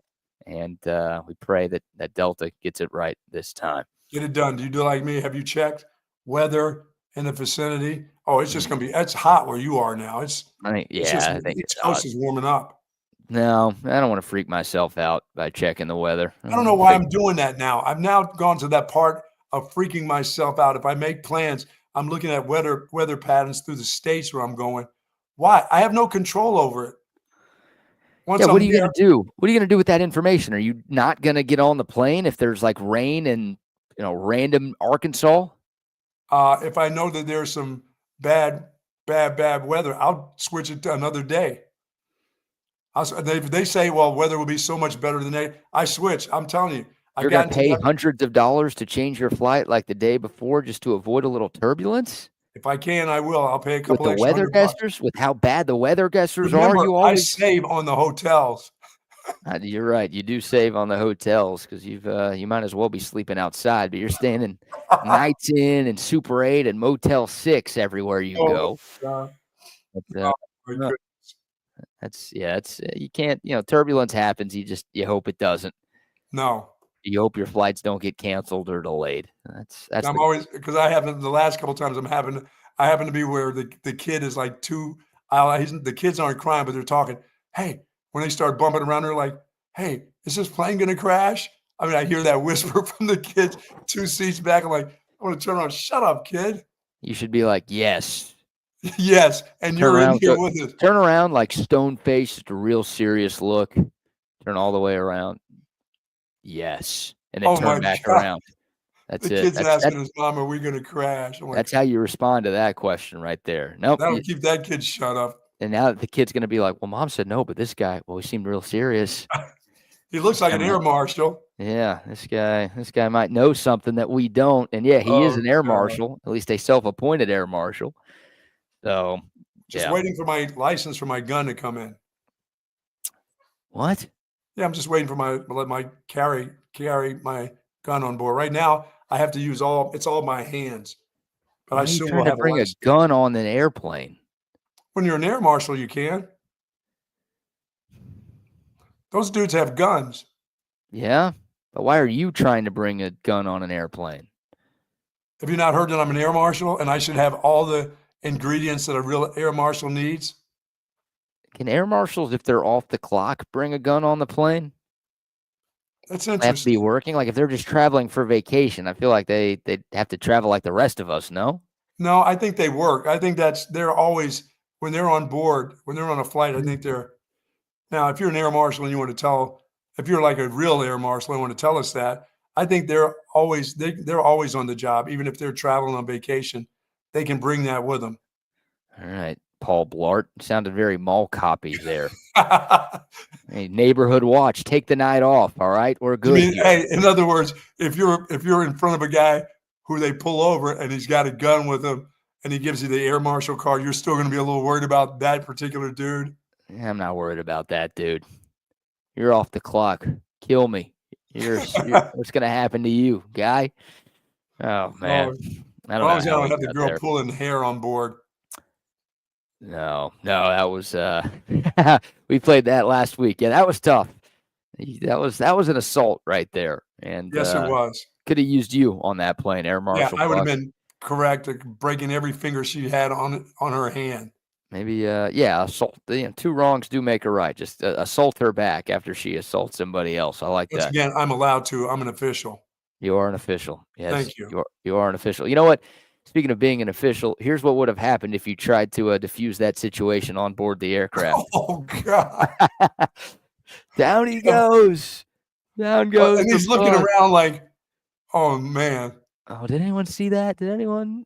Great roll, though. I'm down with the roll. That's what we teach at fall school. I just haven't been able to do that lately. Your fall school was closed after your most recent incidents. Yeah, you had bad falls that led to giant cuts and blood. You're losing on your head, mind you. Yes. You're losing your fastball, and I'm worried your curveball is going away too. I'm headed to rehab on Thursday. There we go. I'm not only having a fall school, but I'm going to fall camp. Oh, you're going to somebody else's fall camp now to relearn the craft? Yes, to relearn my craft, yes, because my wife has said that's enough of that. Mm-hmm. Good luck at rehab, Amy Winehouse. You should have told her no. No, I ain't going. I ain't going to that. I told her, yes, whatever you say. That's exactly what I said. After that incident, BK, it was, I'm going. I know what you're doing. You're going to say you're going, and then you're just going to drive to Hat Creek and get you a burger instead and then come home. Ooh, man, I love that. Double with cheese, fries. That's what you're doing. Strawberry shake. Oh, yeah.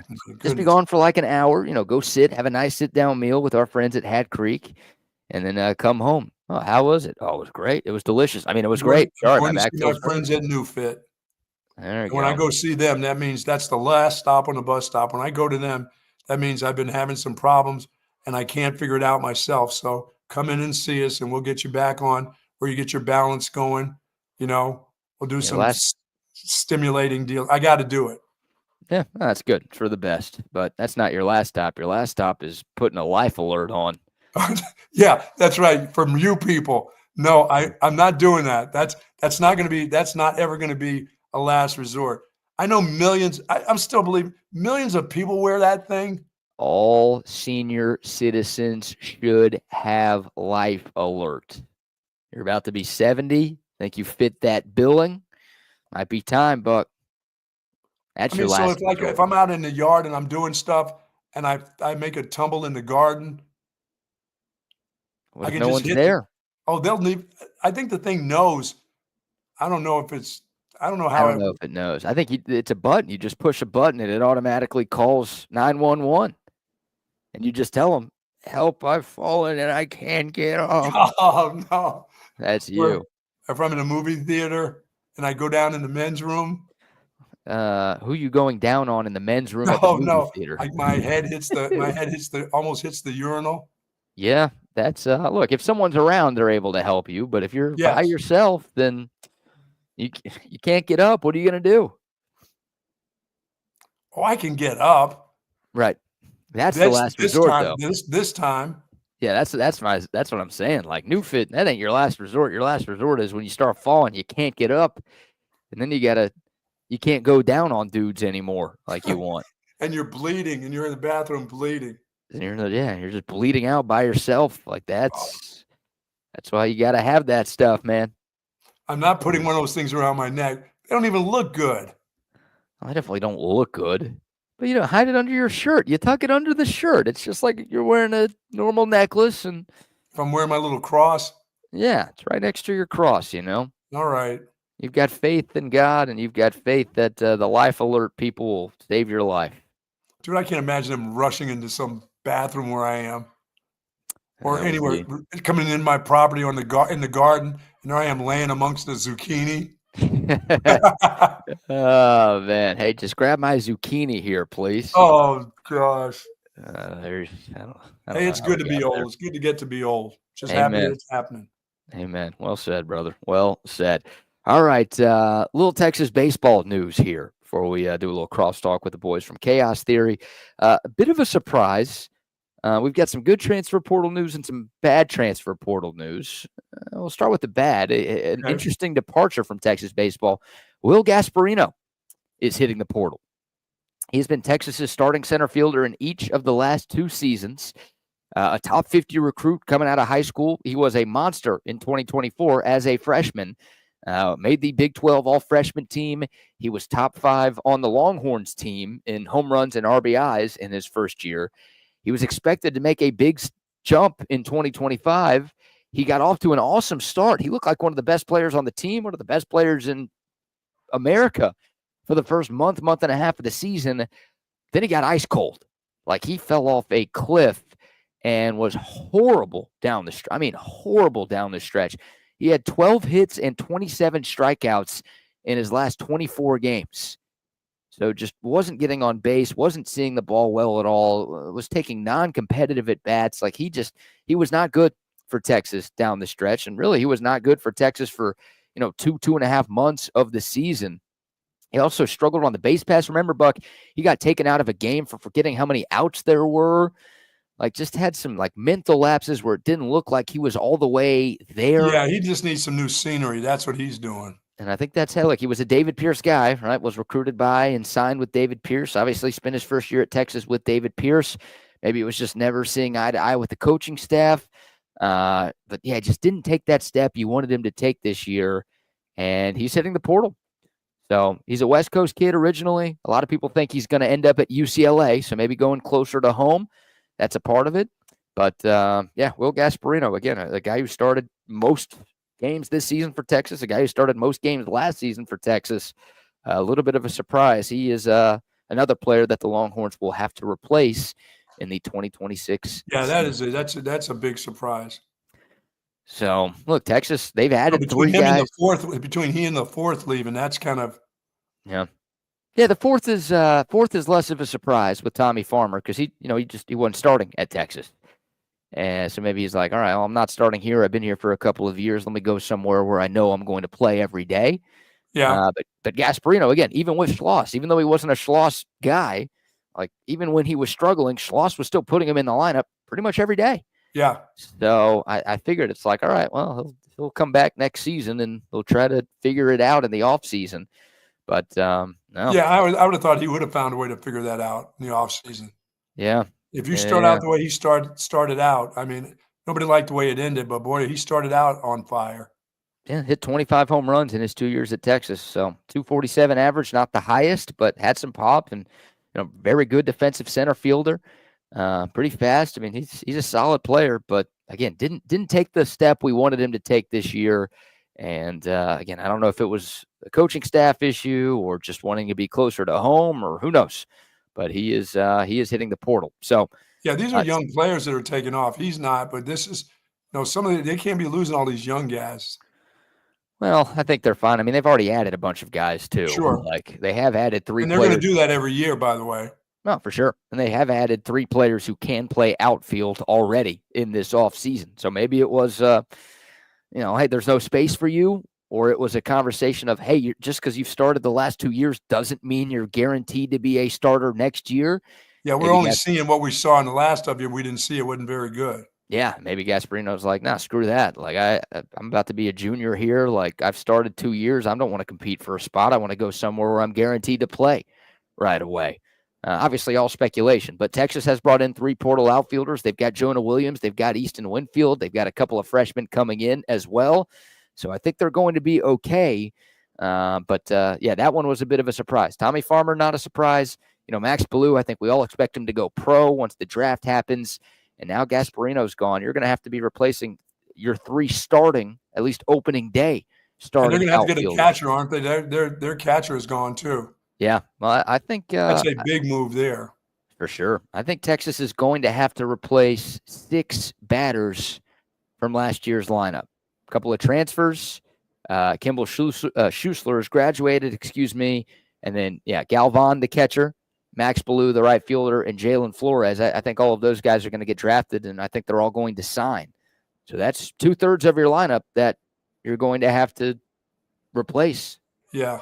This offseason. And look, Texas is doing a great job in the portal. They added another portal pitcher on Friday. Cal Higgins coming in from Western Kentucky.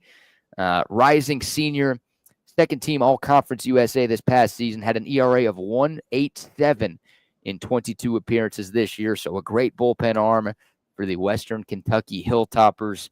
He's now coming to Texas. So the Longhorns doing a good job adding all sorts of talent, both on the field and on the mound in the portal. And I think more good news is coming. But yeah, they've lost a lot of guys so far in the portal, and Gasparino is probably the biggest name and your most significant contributor from 2025 who won't be here. So there you go. Sure. There's the latest with Texas baseball. Real quick word. What's some great news for this football program, though, this weekend? And like you said, I don't think it's done either, because I think some guys will fall this week coming up. Yeah, I do too. I think the good news will continue coming for Texas football fans as we hit the end of the month of June. Real quick shout out to our friends at the Hecht Law Firm. Oh, yeah, there's a new lawyer in town. When the storm hits, you call Hurricane Hecht. This is a good storm. This is a storm that you want on your side. Ryan Hurricane Hecht, your go-to personal injury attorney right here in Austin. He's going to flood your wallets with cash. So if you get hurt in a car accident, if you get injured on the job, if a dog bit you, reach out to Hurricane Hecht. He's been fighting for justice and big results for a decade. He's a proud Longhorn fighting for fellow Texans. He is compassionate with clients, but aggressive in the courtroom. He is going to get you the money that you deserve. Don't let the insurance companies push you around. If you get hurt, you're already dealing with enough trying to get yourself back on track and get your life back on track. Don't let the insurance companies have their way with you. Reach out to Hurricane Hecht, who's going to fight for you every step of the way. He has got your back. Give him a call, or you could shoot him an email, ryan@hechtlawfirm.com. That's ryan@hechtlawfirm.com. Again, it is the Hecht Law Firm, friend of the show, a fighter for the people. Very nice. I was telling Robert that he probably should send us like a super cash in, shouldn't he, with all the money that he's made from me? He said, how about a nice fruit basket for everybody at TSU? I'm like, these dudes don't want your fruit. No, I don't want his peach. I don't want his banana. Maybe Wags wants his banana. Let's see. We can super cash. Did you mean super chat, by the way? Is that super cash chat. Yeah. Okay, I like that. Well, let's from Robert though, huh? Let's bring on Wags and double R. Wags, would you care for Robert's banana? That means yes. Yes. Yeah, that's with that smile on his face. Yes, and he's muted. Look at him. Wags, you're on mute. So we're going to assume silence is yes, right? Don't do that, kids. That's a bad tip for kids. That doesn't count as consent. Make sure you get a yes. Yeah, always be very vocal. You have to be very clear and concise. Yeah, with your answers. So he's really pondering this banana thing, Buck. I think he's interested. Well, maybe he likes pears. Maybe he likes pears. It's going to be dipped in chocolate. If it's dipped in chocolate, then yeah, I'm all about it. You just don't like a plain banana? No, I usually got to have chocolate on the tip of that banana so I can lick the chocolate off the tip of it. Oh, I can give you chocolate on a banana. That's what I'm talking about. Does that mean Robert has to be black for you to be interested? Gotta be a brother. What about a fruit basket? Don't you like pears? You don't like pears and tangerines and things like that? I like a tangerine. I like a good tangerine or there you go. What are they? Tangelos. I mean, what little kisses or whatever they call them. Oh, the cuties. Cuties. Thank you. That's what they're called. Cuties. Little clementines. Clementines. My God. Yeah, I'm not much for peeling oranges, but I can peel a tangerine and put them in the refrigerator, let them get nice and cold. That's good for the summertime. I got a buddy that eats the peel. What? That eats the skin of the orange. Oh, that's nasty. Yeah, imagine crapping that out. That's pretty strong. That's wild, right? Like you've tasted the skin of an orange before, haven't you? No, I know. I've never indulged in that. No, but I mean, like you've put an orange in your mouth and just kind of bit into it and tasted like the strong acid of it. Yeah, it's too strong to eat. He guts it. I don't know. Extra fiber. I also eat the stickers usually. I feel like you get a little extra. Oh my God! Nutrition with those. The little stickers that are on. Yeah, they're on there for a reason. You're supposed to eat them. No, you peel those away too. It's crazy. You don't even have to pay for those stickers. It's just extra. It's an add-on. It's nice of them. Yeah, but that has to be a total accident for me to eat the sticker, which I don't make a big fuss about it, but I don't go out of my way to bite into that part and take those down my gullet. Yeah. Hey guys, did y'all see my picture Saturday? Buck, I had my polo on, was out swinging. I saw the that. Damn, I saved one for you. Man, I look good. I went walking in the clubhouse over there in Taylor, and that guy's like, "Whoa, that's a fine looking man walking in here." Who is lying to you, dude? Did he say he wanted to suck the chocolate off your banana too? I think he implied it. I think he kept talking about my shaft, and I'm like, "Oh man, all right." You had a strong shaft. It's a long shaft there. You have a long great and shaft. strong, Rodney. That's right, man. I tell you that it was it was hot out there. It was windy, but I didn't overheat in that shirt. I mean, seriously, that's a great shirt. Thank you. I don't have I got an extra one for you. I appreciate it. One to go out to dinner in, and the other one to play golf in. There it is. That's what I'm talking about. I like that. I got to cut my portion of crosstalk a bit early because I am headed to pay my respects to John F. Kennedy by flying at the airport he built with his bare hands. Right there you go. And he's on a Delta Airlines coming back. So wait, you got to go all through the city. You got to go out eat. You got to go out to like Long Island and shit. You can't go. You didn't have anything in LaGuardia. I don't know. He doesn't know anything about New York. He just gets in the car and goes. I don't know where JFK lived. I know he died where Des Bryant threw up the X in Dallas, but that's about all. Out of here. That's that's a nice tribute for Des Bryant that they have in Dallas. It's pretty cool. Yeah, be safe on your travels back, amigo. We'll see you when you get back. Yeah, he'll go out. He'll fly out of Jersey somewhere. Yeah. All right, Aaron boys, Rodgers. Aaron Rodgers fired that shot too. Yeah, no kidding. See. All right, be good. There they go. Here we are. Welcome to an edition of Chaos Theory here on this wonderful June 23rd, 2025, year of our Lord. It is a magical Monday. We are like 10 weeks away from football returning VY status for all of you guys that observe. Also, make sure you follow us on our socials. I'm at Not the Fake Wags on Brand X / Twitter, and my partner in crime, Rodney Rodriguez, aka Ronnie, Mr. Ronnie, is on on Brand X / Twitter at the Ronnie R, and then on InstaFace at the _Ronnie R. I'm on InstaFace at the Widener Wire. Smash the subscribe button if you hadn't done so already. Hit the lottery numbers 512-222-9328. That's Dakota text line if you are out and about, if you are mobile. Make sure you hit us up and let us know that you are listening to us and get a part of the conversation. Oh, yeah. Get a part of the conversation. Yeah. The cream rises to the top. Oh, yeah. What's up, brother? I'm on one today, man. Oh, I tell you, man, you're fired up, my brother. Dude, so I saw a little bit of information before we got on I guess got broadcast here. You got some scoop? You got some scoop on something? I got some scoop. I got a little bum scoop. Got some bum scoop Bobby going on. No, just good weekend.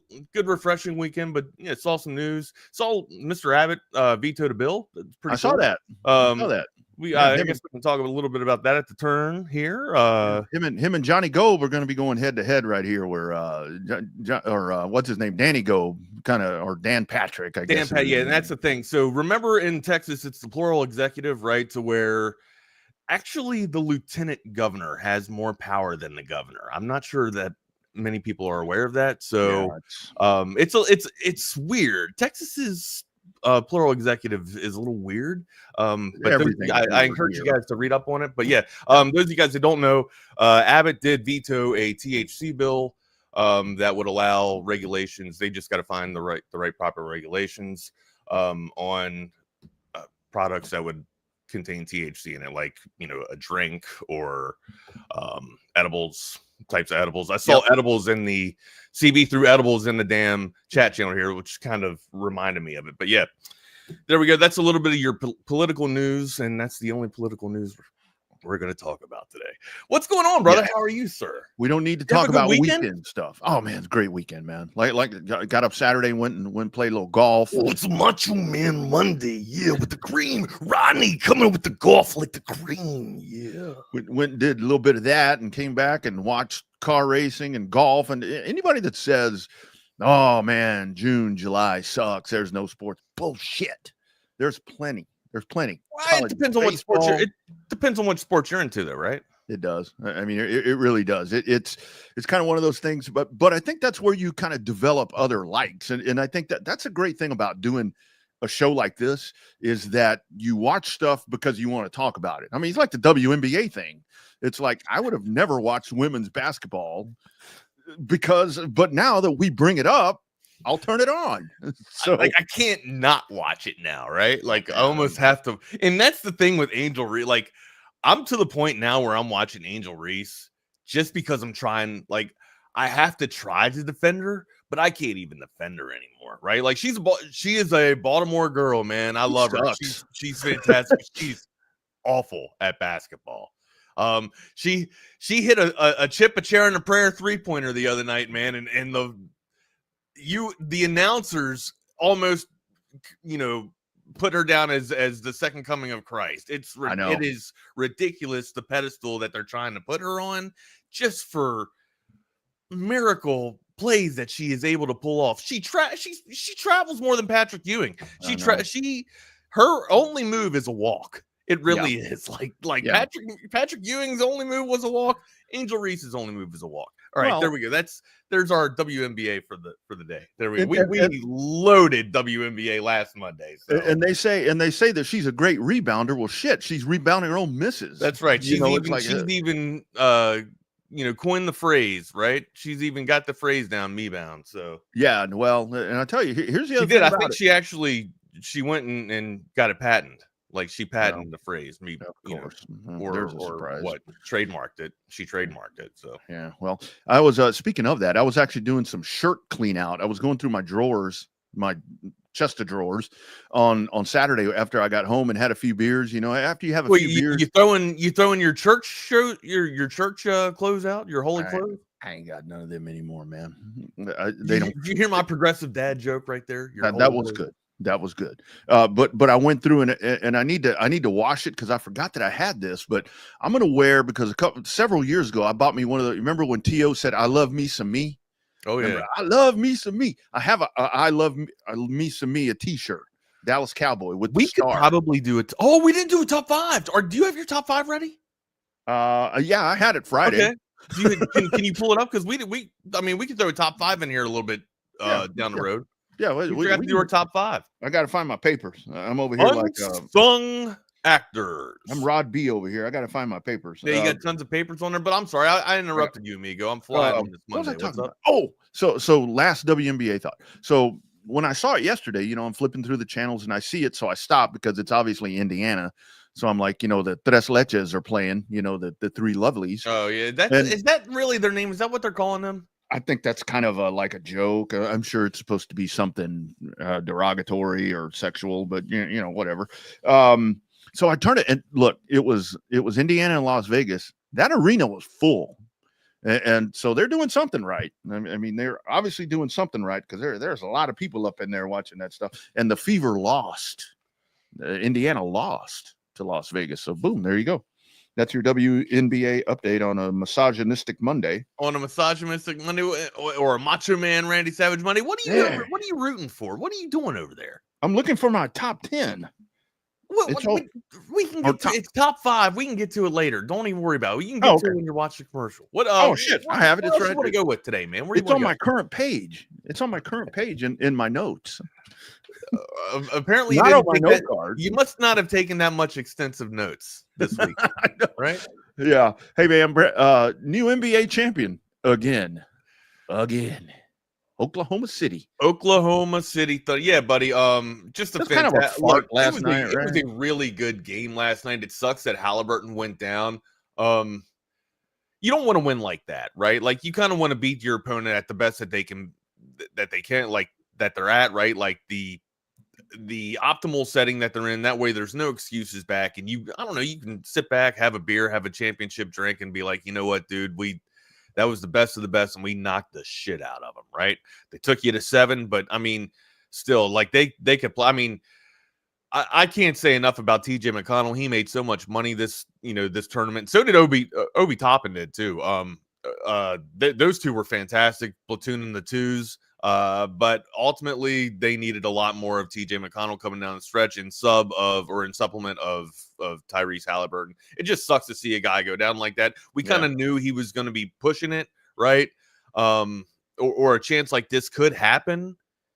It's misfortunate when it happens to a star athlete. It's more misfortunate when it happens to anyone, but when you're trying to get your team to the apex, to the top of the cream of the top, Rodney, it really sucks, man. And you just got to feel for them. And in spite of all that, they were there. This was a very close game until the fourth quarter. It erupted in the fourth quarter. It got out of hand. It got up to about 20 points. I can't remember what it actually got. I want to say 50, at least 15. It was pretty damn close to 20 is what I remember. And then, the perseverance of the Pacers allowed them to get back in and try and claw their way back in it. But ultimately, it was Oklahoma City was just too much, man. Shai Gilgeous-Alexander. God, I can never say that name right. That's Shai Gilgeous-Alexander, SVP, MVP of the league, and then also, I mean, he's just crafty, shifty, fantastic. Caruso last night picking pockets, getting steals. Williams, I mean, it was, and Wallace too. Like there was a lot of great team basketball last night. It just wasn't a one-man show. Like that's the thing, dude. It was fun to watch. It just sucks that in the fourth quarter it was terrible. Yeah, when you lose your main cog that's already hobbled, in the first quarter, and my thing is, if this is an Achilles thing, I mean, how, the rehab, I mean, that's where I think so much of the conversation going into game 6 was, are you going to play this dude? Worried about the long term, to not intensify the injury anymore. Now you have this. I mean, you don't know unless you try. But I think that the whole thing about it was, I don't think a lot of people saw this. If you're Hallie, you got to go. Like you got to give it a shot. Yeah, right? That's like him. That's him making that call. It's game 7. You absolutely have to do whatever you can to try and lead your team there. And hell, man, he was on fire when he was coming out. I know.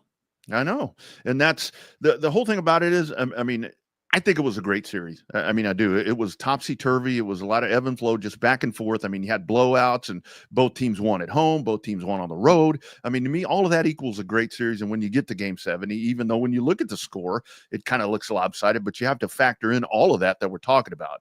Hallie out, and it just Oklahoma City able to make the move. And if you're Oklahoma City, you're saying, thank you, Clippers. Thank you, LA Clippers, for gifting us SGA and all of this. I mean, I say gifting, but I mean, imagine that.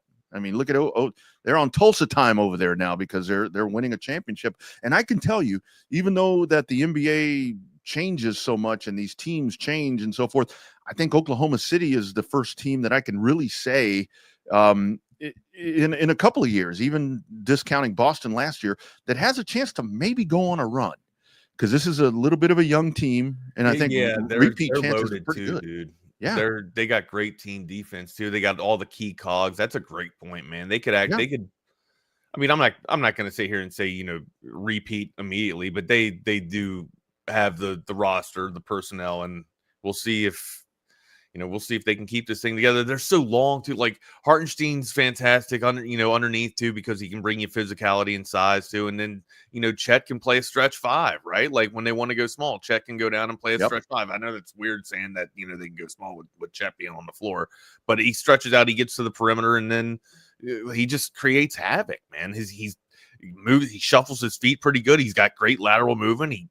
They're just good everywhere you look. They're, they got the checkbox, marked off, man. They play great team defense. They rotate over fantastic, and they're there for each other on D. That's what you need, man. And then on offense, they usually take pretty good shots. It's excellent shot selection. It's getting the open, it's finding the open man. And then when there is no open man, Shea can break the damn defense down and get to the line. He's called the charity stripe merchant, right? Or the free throw merchant. That's just part of his craftiness, dude. Like, I think he's fantastic. I'm not trying to be a prisoner of the moment here, but yeah, they're pretty damn good, man. They were pretty damn good last year. Now they're really great. Yeah, it's now. I think they figured out now. Hey, what's up, Rob? We see you, buddy. Or 90% have figured out how to finish. That's one thing that does concern me a little bit, is that we have still watched when they get in a tighter knit, nail biting situation that they can't tend to finish. But the thing about it is, what they seem really good at doing is getting on top of you and pouncing and not letting up. And I think that definitely bodes in their favor. But think about the West now with KD going to Houston, and lots of folks are thinking that's going to be what's going to just vault Houston. I don't think I agree with that. But think about what's going on in Houston, Dallas with Cooper Flagg. We can assume that's going to be the pick. San Antonio, what's happening there? Don't I need a facilitator? That's exactly my thought.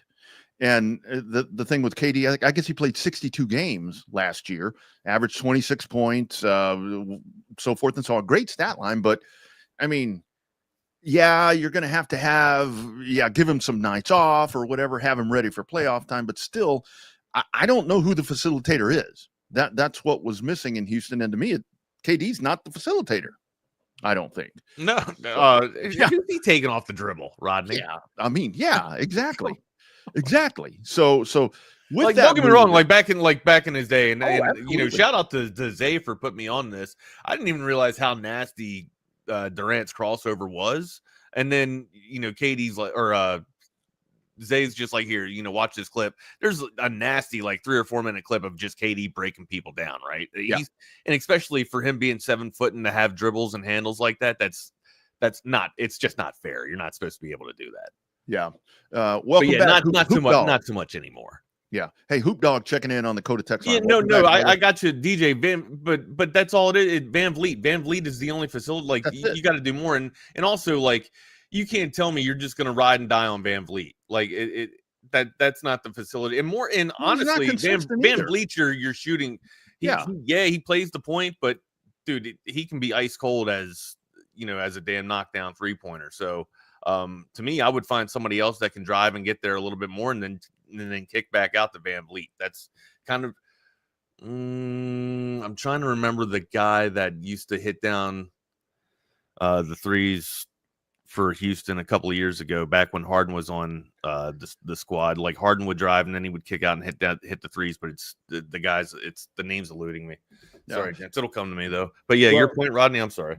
No, and the other part about it is I was kind of tickled, as the fancy people say. I was kind of tickled when, I guess it was Kay Adams that was talking to him at wherever he was at Fan Fest or whatever that thing was, where he was, I guess, somewhat surprised that Houston made the deal. It's like, man, it's kind of been a no-brainer. Them or San Antonio or Miami. I mean, what are you surprised? Do you think Eric Gordon is who I was thinking of? Eric Gordon is who I was thinking of. Okay. So Houston gives up Jalen Green, Dylan Brooks, a number 10 pick, and then 5 second-round picks. That's a lot. I think that's too much. That's all. I mean, no offense. Second round picks. So I mean, yeah. If it's not a lottery pick, it's probably going to wind up they're probably going to wind up in a G League. I mean, hell, we've seen some lottery picks these couple of years wind up in the G League still. So yeah. It's a haul, but I mean, it's draft capital regardless. Yeah. And I thought this would get done over the weekend, and, fancy it does right there, on the day of the NBA final or game 7. So that gets done before the draft. So that's all said and done. And I'm glad it's done, because there was just all the back and forth about where, and towards the end of this, I got to where, okay, does Phoenix need to exercise what KD wants, or does Phoenix need to go out and do what's best for them? I mean, it's like, if I'm the Phoenix GM, I'm going out to do what's best for my team. I don't give a shit what he wants. He didn't win us a championship here. So yeah, right. Anyway, but I know he's a lifetime Longhorn, but I was a little overwhelmed. But KD wants this, KD wants that. You have to be a realist to save your credibility. Like, KD's at the end of his run. Yeah. Like, he's a lights out shooter. I'll 100% give him that. But is he a liability on defense? And, can he take people off the dribble? Exactly. That's a bonus. That's a legitimate question. Yeah, those are concerns that I have for KD right now in his career. Those days have passed, and where it was we got to think about his feelings. No, you don't. I mean, no, you don't. But anyway, good move. Why do we have to think about his feelings? You are an emotional guy, buddy. I don't. You know me. I'm an empath, but I really, when it comes to sports, I really don't think about anybody's feelings. I think about the bottom line, man. Well, and especially in this situation. I mean, if this dude had gone to Phoenix and won him 2 championships and done all these different things, yeah, you may consider, okay, these are the places he wants to go. Let's try to make this deal. But this is where everything towards the end, where the Knicks were in the middle of this, and it's like, okay, where's he going? He ain't going back to New York. And I'm suddenly realizing why Nico and Dallas only dealt with the Lakers, because it's like, let's avoid all this bullshit. We'll just deal with the Lakers and get it done. Even though Dallas lost that deal, I think. But business. Well, we'll see how. I've kind of been a little bit of a believer. I'd like to see how it works out in pieces together next year. But still, yeah, you're trading away a generational talent. That's a tough one. You're gonna bite that one pretty much. So yeah. All right, amigo, where do you want to go, man? How about some customer testimonials about our great friends over at Covert Bee Cave? It's really a family experience. I walked in the showroom today and everybody greeted me by name. How are you doing? What's going on? How's everything going? From a price standpoint, from a customer service perspective, just conversation when you come in, it feels no pressure. I want to buy cars here. The family buying car experience, one of the best that you will ever have. Come and experience it for yourself. Covert, born and raised in Austin. Right. Nobody beats a Covert deal. Not now, not ever. Also want to tell you friends, of course, about our friends at McCall Custom Homes. Mike McCall and his team, if you've got that summer project that you're looking to get done, a master bathroom renovation like we did, a living space, outside space, whatever the case is, if it's something construction, so you want something built, you want something renovated, our friends at McCall Custom Homes will take care of you. They say we build value into your home, and that's exactly what they do, depending on what kind of project that you're looking for.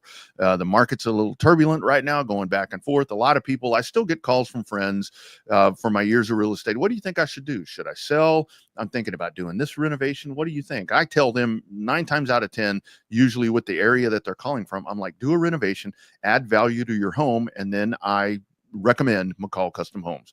Check them out at McCallCustomHomesATX.com. The gallery of projects there on the website, and they will get you hooked up. Free estimates right now if you're a TSU listener, 512-633-9580. That is our man, Mike McCall. And, of course, he is on the Coda text line this morning. He's chatting it up there with us as we go along.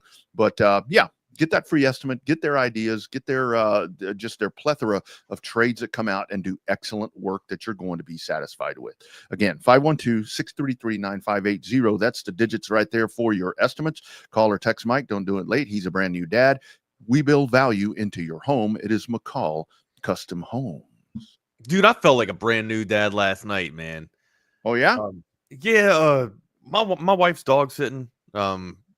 I guess house watching, dog sitting for her sister. So I got I got the dogs here by myself, which I didn't realize how much I guess not work or strain that they put around the house. But now that Bianca is getting up in years, like she's just, it's like every 30 minutes she's got to go outside, right? Or she's moaning and whining about something.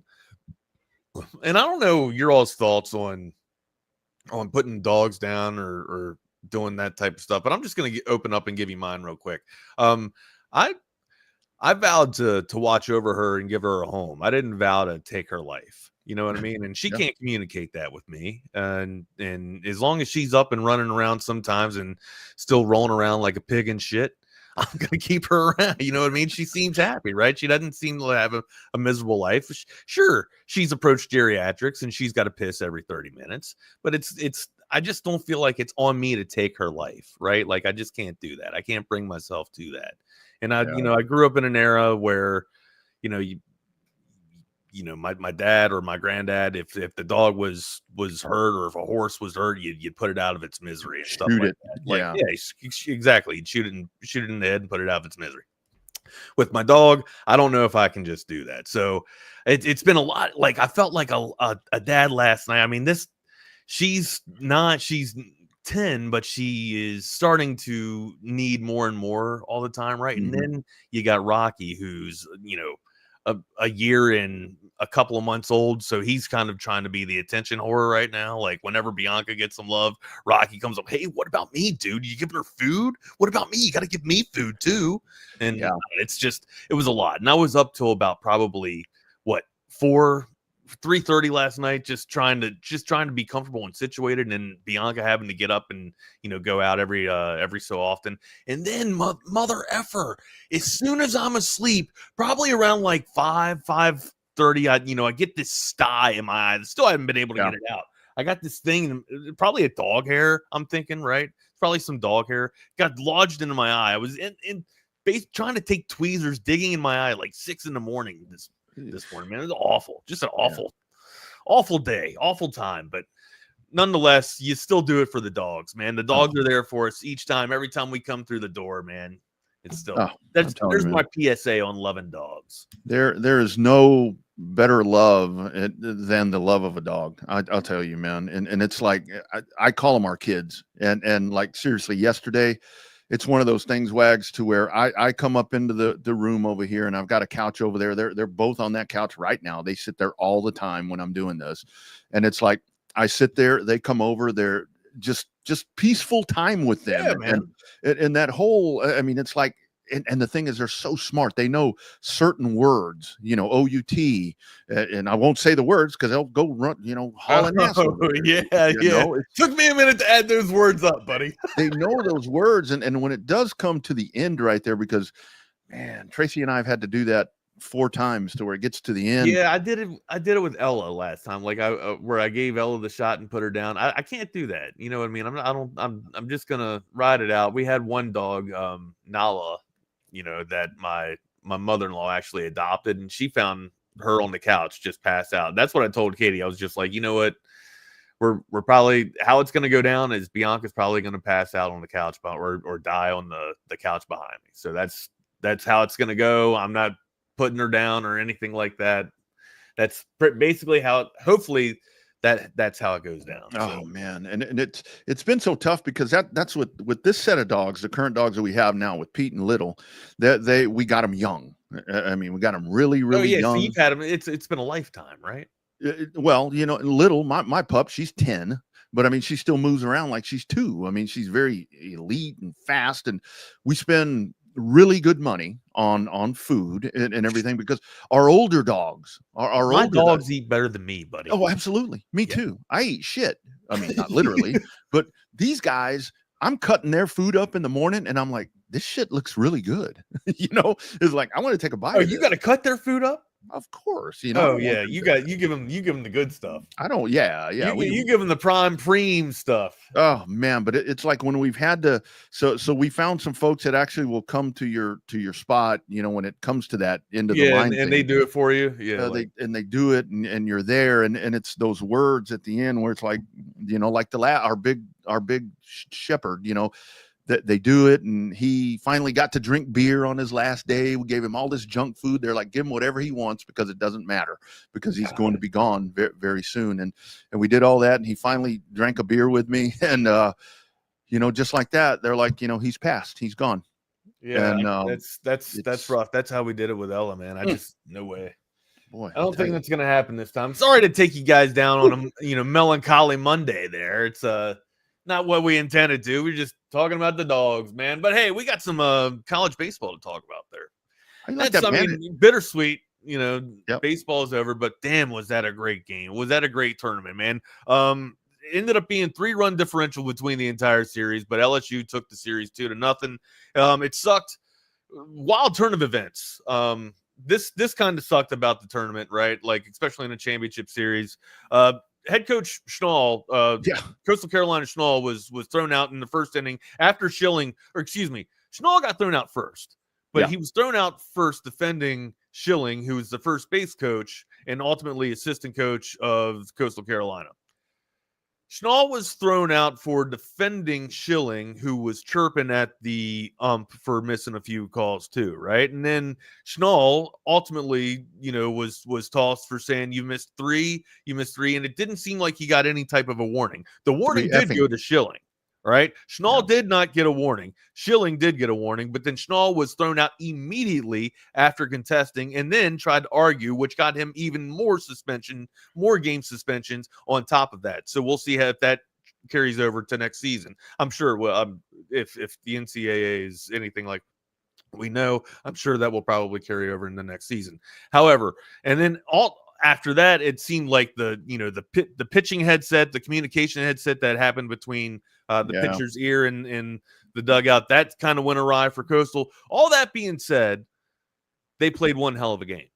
All right. Yeah. Like it was absolutely amazing to watch, but LSU's got the studs, dude. They got the dudes, they got the bats, and they got the arms, Rodney. And we talk about it all the time. It's almost cliche, dude. The arms put the ring on the fingers. That is 100%. That's just how it is. And they were lethal from the rotation. And then when they needed to, man, I mean, hell, the relievers come in and knock people down too. So it's, the relievers are throwing, 100 and commanding it, like commanding that velocity. It's just fantastic ball players. And for now, 2 out of the last 3 years, World Series champions. So shout out, go Tigers. They're just, I mean, that's the elite level that you want to be at right now. It's we can talk about in total CWS history with Texas, owning the most trips or whatever, but you look back since the early 90s, it's been LSU that has just been so good. I mean, Kate Anderson and Anthony Iverson were amazing. Yeah, Iverson was fantastic last night too. I mean,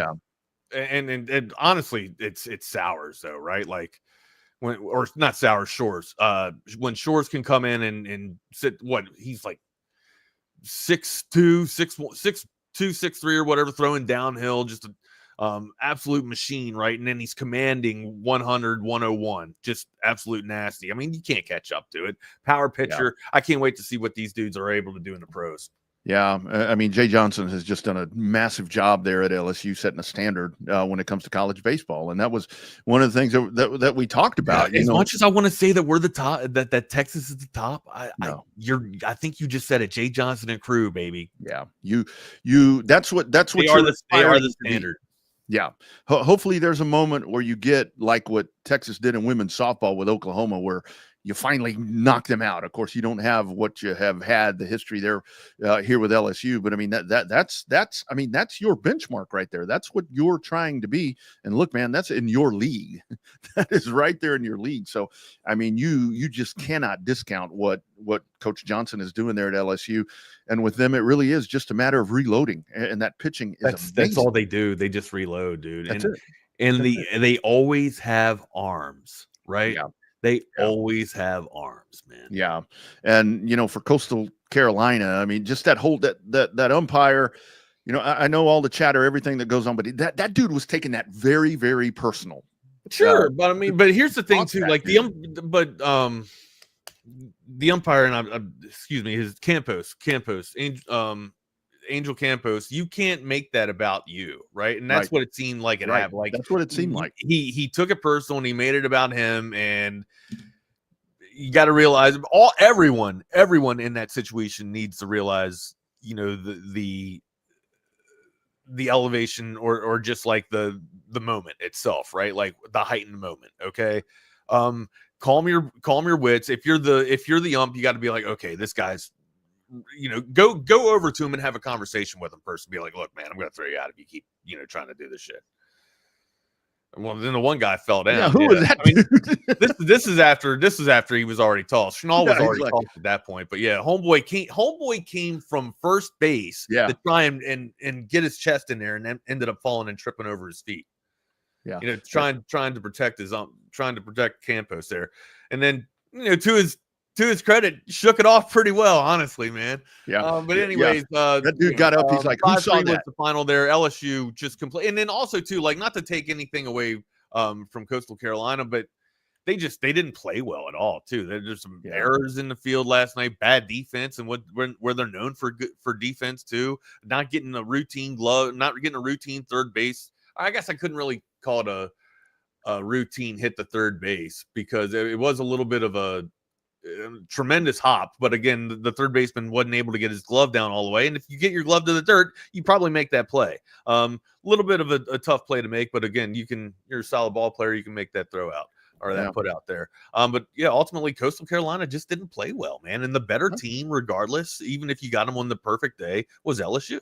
Yeah, it was. I mean, it's just a great program. Like Hunter says right here, just think, never even getting to the third starter. I mean, these dudes were just tremendous. And the Friday game was great. I mean, a 1-0 battle, right there. And that's when I really thought, where if you're looking at this and you're really buying into the Coastal Carolina thing, to where it's like a mid-major, whatever, Cinderella, you insert the adjective, to where it's like, holy shit, this team is really pretty good. I know they've won 27 in a row, but they're going blow for blow with the best team in the country. And yesterday it was just the errors, like you mentioned, and the coach.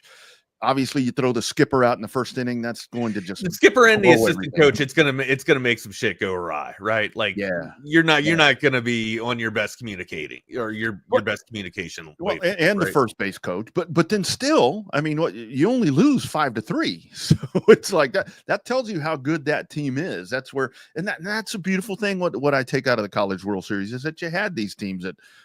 Coastal Carolina, UTSA. I mean, these different teams that Murray State, right? Murray State, yeah, that go in there, and that's, I think we need that more in college sports, because in football, it's about gone. You're not going to see that anymore, especially now with NIL and transfer portal. It ain't never going to happen in football, buddy. That'll never happen. Hey, you want to talk about you? I mean, I guess we'd be remiss if we didn't talk about the weekend. I mean, I don't want to steal the boys' thunder coming up next, but I mean, big weekend in recruiting on the 40. Yeah, how about that? I mean, you go out and for Texas, I think about that edge room, and this is that's what you got Simmons on one side, Wesley on another. Man, I don't know how long. Like, Simmons is gone after when Simmons is eligible for the NFL, he's gone. He is absolutely gone. So 3 years, that's it. He's done. You can hope and pray that he stays for 4. I mean, I've seen it happen before, but the guy's ready. No, that's an embellishment. I was getting ready to say that Simmons is ready now, but he's a freak, right? And if Wesley's any type of a freak like Simmons is, buddy, the opposition is going to be trembling, right? Like, at least that quarterback room, when you got a plan for edge rushers like this, and if you got some hog mollies up front that can just stop the run and just clog up the middle lane so that they can't step up, this pass rush is going to be absolutely lethal, man. Absolutely lethal. And then Rodney Cleveland, I mean, that dude coming in, it's like you bring that dude in, and what did he cite? The atmosphere. He's like, the atmosphere. It just feels good. 6'3", 305 pounds. Atmosphere is culture, though, right? Yeah, yeah, right. And that's, how about Kenny Baker, man? Kenny Baker is doing some intense recruiting right now. Is it Kenny Baker though, or is it the Lutes? Like, I don't know. It's a championship culture. It is the winning is here now, and then also it's like it's what we just talked about with the environment, right? Or with the atmosphere, right? You just there's a vibe. There is just a vibe when you get here, man. And then you got Arch, going to the trenches and shit too. It feels like a team. It feels like a solid team, man. Yeah, and that's where 10 weeks away. Well, and this is why I think a lot of times that I don't get really into too intense about recruiting is because, like with Wesley, I mean, that dude had already planned to go to Oregon. That's where I'm at too. Like anything could happen, right? Yeah, it's cool, it's great, but until they're in a burnt orange uniform and playing, getting reps, right? Okay, I think that's why a lot of times.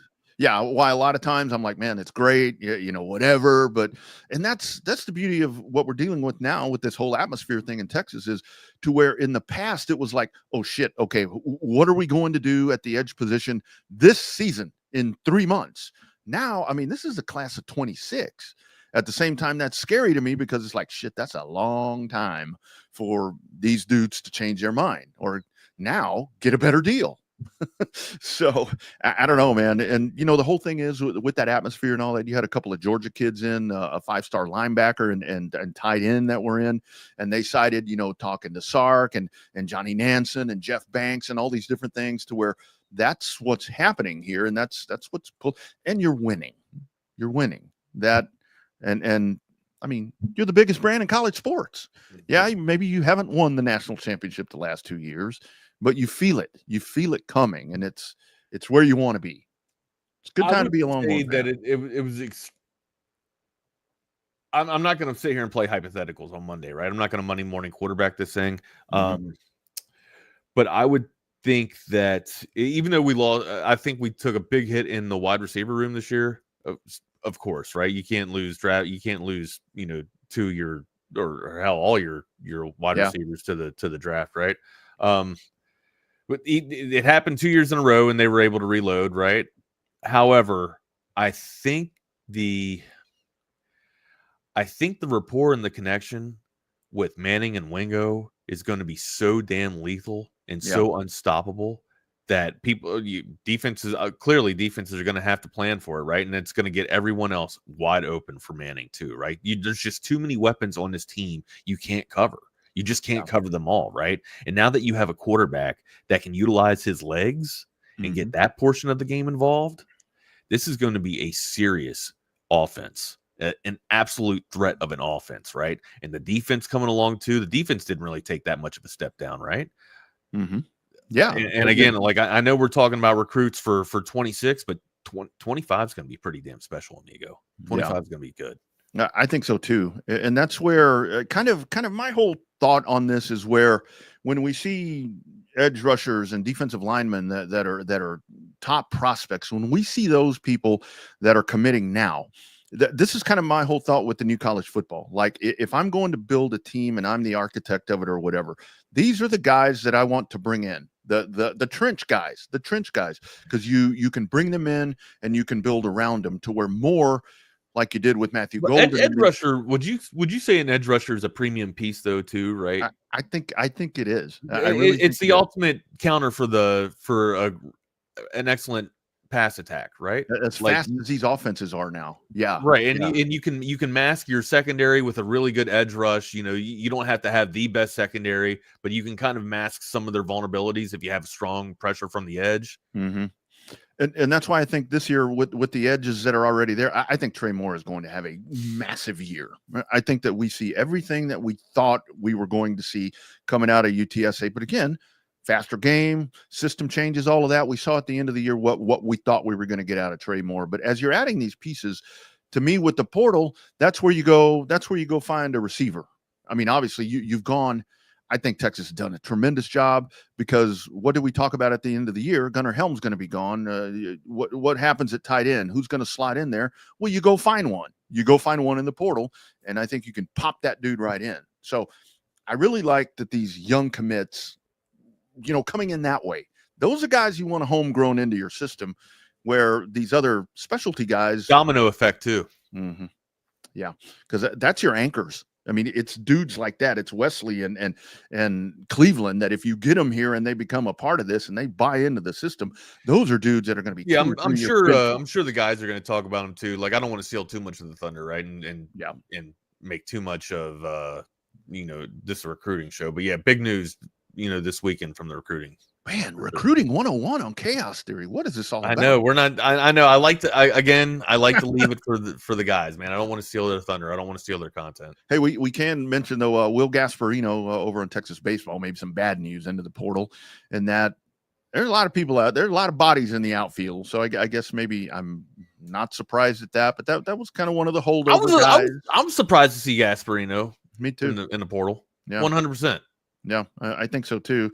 That sucks. I mean, you like that because he was from the other system, and I think that the other system, was something that was really key in this year's run. So anyway, I don't know if he wants to go back home or if there's a rift in the in the 40 here, buddy. I don't for him know. It's California, right? Is that where he's from? He's from California, isn't he? I think, yeah, he's Cali boy. Yeah. I don't know if that's what's up or not. I mean, hell, UCLA does kind of look really sexy right now if you're Gasparino, though. I really can't fault him for that. But come on, man, you know what's being built here on the 40. But yeah, that's I don't have any information close to the vest on that or close to the chest on that, so I can't really report on it. Yeah, that would be something. Maybe we get our friends from Occupy Left Field, some of the content from them, maybe some of the ins and outs of that. Got to tell you, great folks, there's a new lawyer in town, and when that storm hits, you call Hurricane Hecht.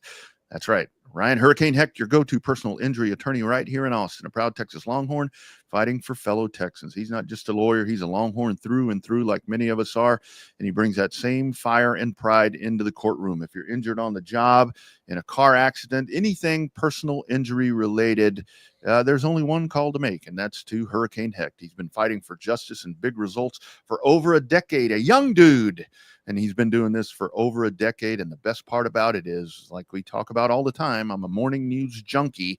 As I'm watching these guys standing on buildings and yielding 2x4s like Jim Hacksaw Duggan, they're going to make you pay. Hurricane Hecht, you don't pay unless you win.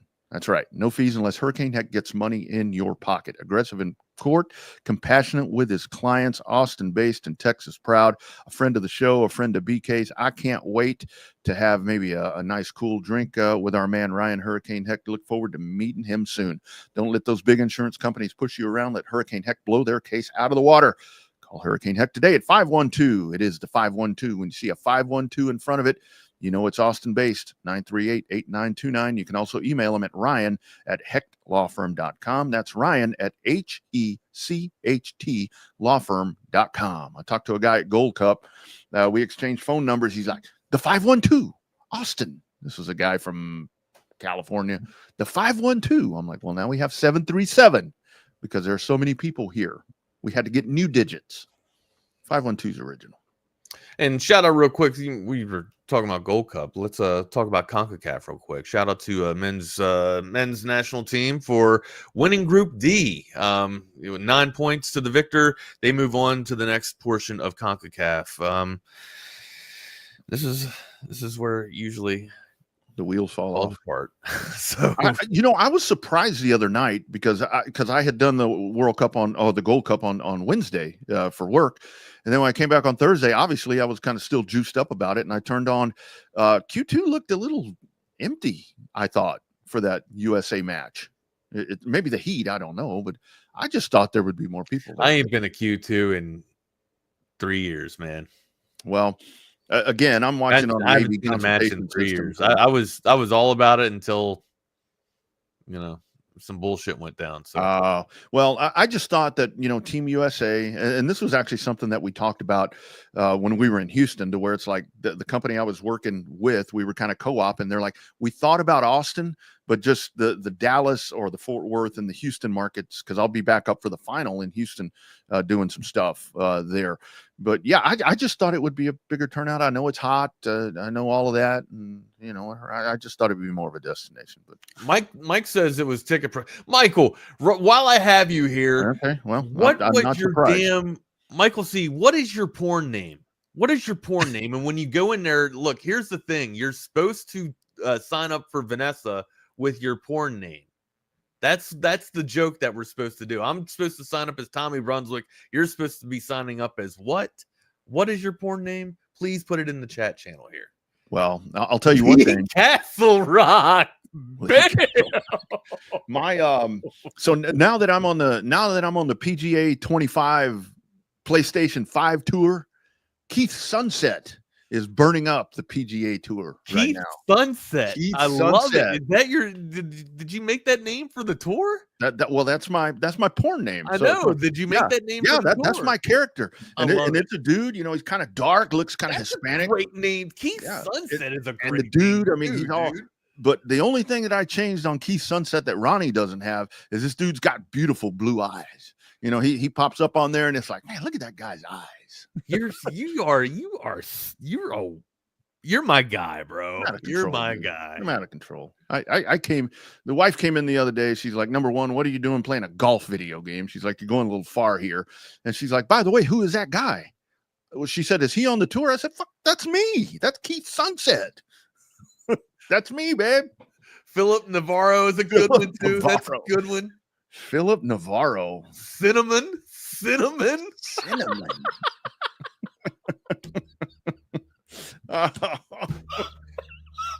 Wow, that's pretty damn good right there. Cinnamon.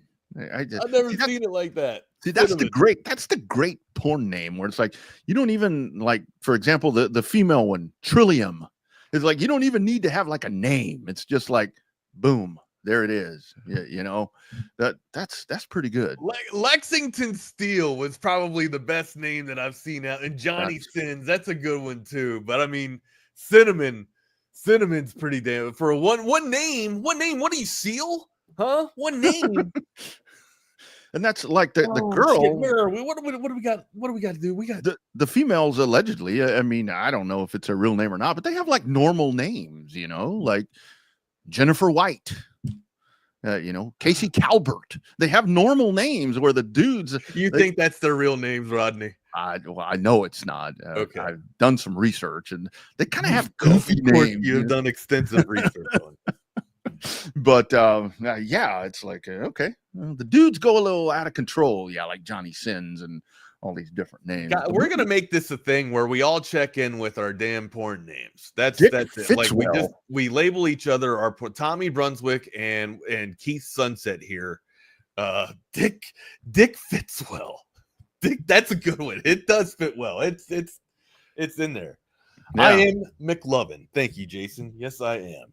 Anything else, partner, before we get out of here? I know we got to tell our friends about audiovisual consultations. 512-255-8678 is the number for the great Tom McKay and audiovisual consultations. 37 years of setting the standard in audiovisual automation since 1988. Been setting it for you. Get it done. Give them a call, 512-255-8678, or go to the website at avconsultations.com. There's so many projects and so many ways that you can go about it. No job's too big, no job's too small. Just give the boys from audiovisual consultations a call. I'm going to be doing some new stuff coming up with the pool area. So I'm going to have to be giving Tom McKay a call. Going to get that pool patio already situated. Get some speakers by the pool too, and then put it on that Sonos surround sound system. All that automation can be done by one touch of your phone. Just give them a call, 512-255-8678. That's the lottery numbers. It's audiovisual consultations, avconsultations.com. Did you see, speaking of golf, did you see Tommy Fleetwood? Man, what a run, dude. Dude had 3 eagles, bro. 3 Eagles on the week, man. Yeah. I'm like, after Saturday, I'm like, Tommy Fleet. I mean, boom, there it is. He's going to get him one. He's finally going to get him one. He was so like he had so many top 10s without a win, though, right? No, he didn't win. Or not. Excuse me. Like he had gone the entire a couple of years without having a major, without winning a major. He still hadn't won. no shit. But I'm saying like he had three Eagles. But what was the whole fucking thing? Like he went like 3 years or something without winning a major, right? Yeah. And man, that was the monkey on his back and it slipped. I thought for sure he was going to get it, man. Yeah. One hell of a week though. 3 Eagles. It's like, with Keegan Bradley, it's like, what a down 3 shots. I mean, what a run from Keegan Bradley. I'm like, kind of more of a collapse with Tommy Fleetwood. Yeah. Yeah. Where, I mean, the 9-iron on number 18 was great and all that from the captain, but it's Tommy Fleetwood. I'm like, dude, it's almost, who's the other guy that does this all the time too? Or just plays great the first 3 days and then started to shit the bed. I can't shit the bed on day 4. I can't remember who was doing this. Rose, I want to say Adam Rose, but it's not. for the he does it every year for the Masters, but I can't think. It's just trends, but the golfers, it's Wyndham Hotels. No, it's not Wyndham Hotels. It's not. It'll come to me. It'll come to me. Sorry about that. Yeah, no, but good for Keegan Bradley. I mean, that's good call, Rob. Probably going to get him qualifying for the Ryder Cup. So that's good right there. Rory, it is Rosie. Thank you. It is Rosie. Thank you very much. It is Rosie. Man, I'm curious to see Rory. I mean, withdraws, and I guess it's time to get ready for the Open, I guess. But and Scotty was not doing well. Scotty was nasty last golf week either, man. Yeah, it's just not fundamentally sound golf, it looked like, from Scotty. It kind of put himself in position right there. I thought that he was possibly going to make a run, but just not able to do it. And JJ Spawn, I think he had a little hangover from last weekend because JJ Spawn was Steven, not there. I thought it was Adam Scott. I thought it was, but I was right. It was Justin Rose. It's Rosie. Rosie usually starts out really strong and then just has a collapse. That's just what happened. And Fleetwood's been the same way. Fleetwood just hadn't been able to get the monkey off his back. I think it's been about 3 years now. He has been able to get a major win. Yeah. I was really surprised to see JJ Spawn playing this week. I figured he would have skipped this one, after last week, but I guess golf is very much a momentum game, I think, and consistency. So I guess he figured he needed to make his way back out. You say it's a momentum game. I say it is definitely a consistency game. It's also, a game that'll make you lose your damn mind, right? I have to tell you, Wags, so golf and bowling are two games that I've always said, man, if I drink, that makes me better. I've noticed the last 2 times that I've been out to play golf, I haven't had a beer while I've been playing. Shit, I'm able to make good contact. I hit it square. I hit it straight. I make better decisions. I may be onto something. Yeah. Usually when I drink, it's not exactly my best round of golf. I'm serious. I know when I drink water and soda, I'm okay. But if I drink beer, you just get sloppy with it. And like you said, it's the decision making. Should I go for which club should I pull out here? Do I have enough club for it? Sure, I do. What I mean? I got look at these muscles. I got the club here. We're going for it. And then, I overswing and it ends up in the damn woods. So yeah, top it. It's like the one bad decision that I made on Saturday when I was out playing in Taylor. It's called Mustang Creek. It's a 9-hole golf course. I went out. There was a big hill. I didn't know what was on the other side, and they tell you to hit straight and don't hit over the hill. Avoid the hill because the hole's over there. Sure, you want to hit straight and then get into the fairway. I'm like, the way I'm driving right now, I'm gonna drive this sumbitch right over that hill. So I hit it. It comes off the club, and I thought it cleared the hill, and so I go walking over there. It was a hazard, a water hazard. I'm like, shit. Dude, I didn't realize you were getting really into golf again, man. If you're out, if you're swinging the wrenches, let's go on out and let's go up to Avery, man. Let's walk up to Avery Ranch. Man. That's in our ballpark here. Let's go on out there. What happens with me, Wags, is the weekends that I'm not traveling, I've got to do something to satisfy the racing urge to where it's like, we ain't even got to go out on the weekends. We can do it on the weekdays, right? In the weekend. Shit, I can't. I got a course. I can't. I got course. Well, that's all right. We could do weekends. I mean, that's okay. I mean, the guy at Taylor, he goes, how old are you? I said, I told him how old I was. He goes, I thought you were closer to 60. I'm like, he was going to put you on a senior tour? Yeah, he was going to put me on a senior discount. I was going to say, well, I can be, if 60. 60. No, man, I'm sure we can probably get a military discount if I go. Right? Yeah, you can. The Taylor course is really nice. It's got water hazards. It's got junk hazards. It's got all these different things. I don't think I've played at the Taylor. I played at Star Ranch. I've played at Austin Golf Club. Where else have I played? I played at Falcon Head. Falcon. I love Falcon Head. I have always one of my worst days on Falcon Head. I've played a couple more. Great Hills. Played Great Hills a couple times with Tom's. Yeah, or a couple Blackhawk times. Blackhawk is great over here, Wags, in Pflugerville. Blackhawk, it's a good, probably I think early 90s they built that course. They've done a lot of additions and so forth. That's a nice little course. I haven't played there in a while, but Stephen Delgado is playing Falcon Head this Friday morning. Falcon Head this Friday morning. That's what I'm talking about. What I'm talking about. Played out there at Lost Pines before. You ever play Forest Creek in Round Rock? That's where my infamous story about when I hit that Pro V1 and I hit that kid in the pool. was it? I have not played Forest Creek. I think the only course I played over around there has been Star Ranch. Yeah. I the last time I played Star Ranch, and again because I hadn't played golf. Star Ranch, I had one of my best days on Star Ranch. So I almost had a hole-in-one there on a par 3 at Star Ranch, and this was way back. 15? Was it hole 15? Yes. It was hole 15. Baby, yeah, same. And the good thing about it was, for some reason, we played like a twilight round, and for some reason, my buddy and our wives went with us because I know that I'd have come home and told Tracy, I almost made a hole-in-one, and she would have never believed me, but she saw it with her own 4 eyes. I'm like, hole 15 on Star Ranch. Dude. I've had great success at hole, and usually I don't hit par 3s well at all. Usually, Me too. I'm either par or bogey on par 3. Yeah, mostly bogey on par 3 if I'm being honest with you. I usually make up for stuff on like par 5s and par 4s is kind of where I get back down into the game. Not that I'm playing, par golf. I'm still playing bogey golf, but still like, but hole 15 at Star Ranch, you have a really good shot to get yourself a hole. You would love. I think it's number 6 at that Taylor course at Mustang Creek. I think it's number 6. Let's just go and play. Let's just go and play. It's a par 3, about 127. Man, I pulled out I think it was an 8-iron. I pulled that sumbitch out and had Did you pull out your 9-iron? No. And I laid that sumbitch about 5 feet from the hole.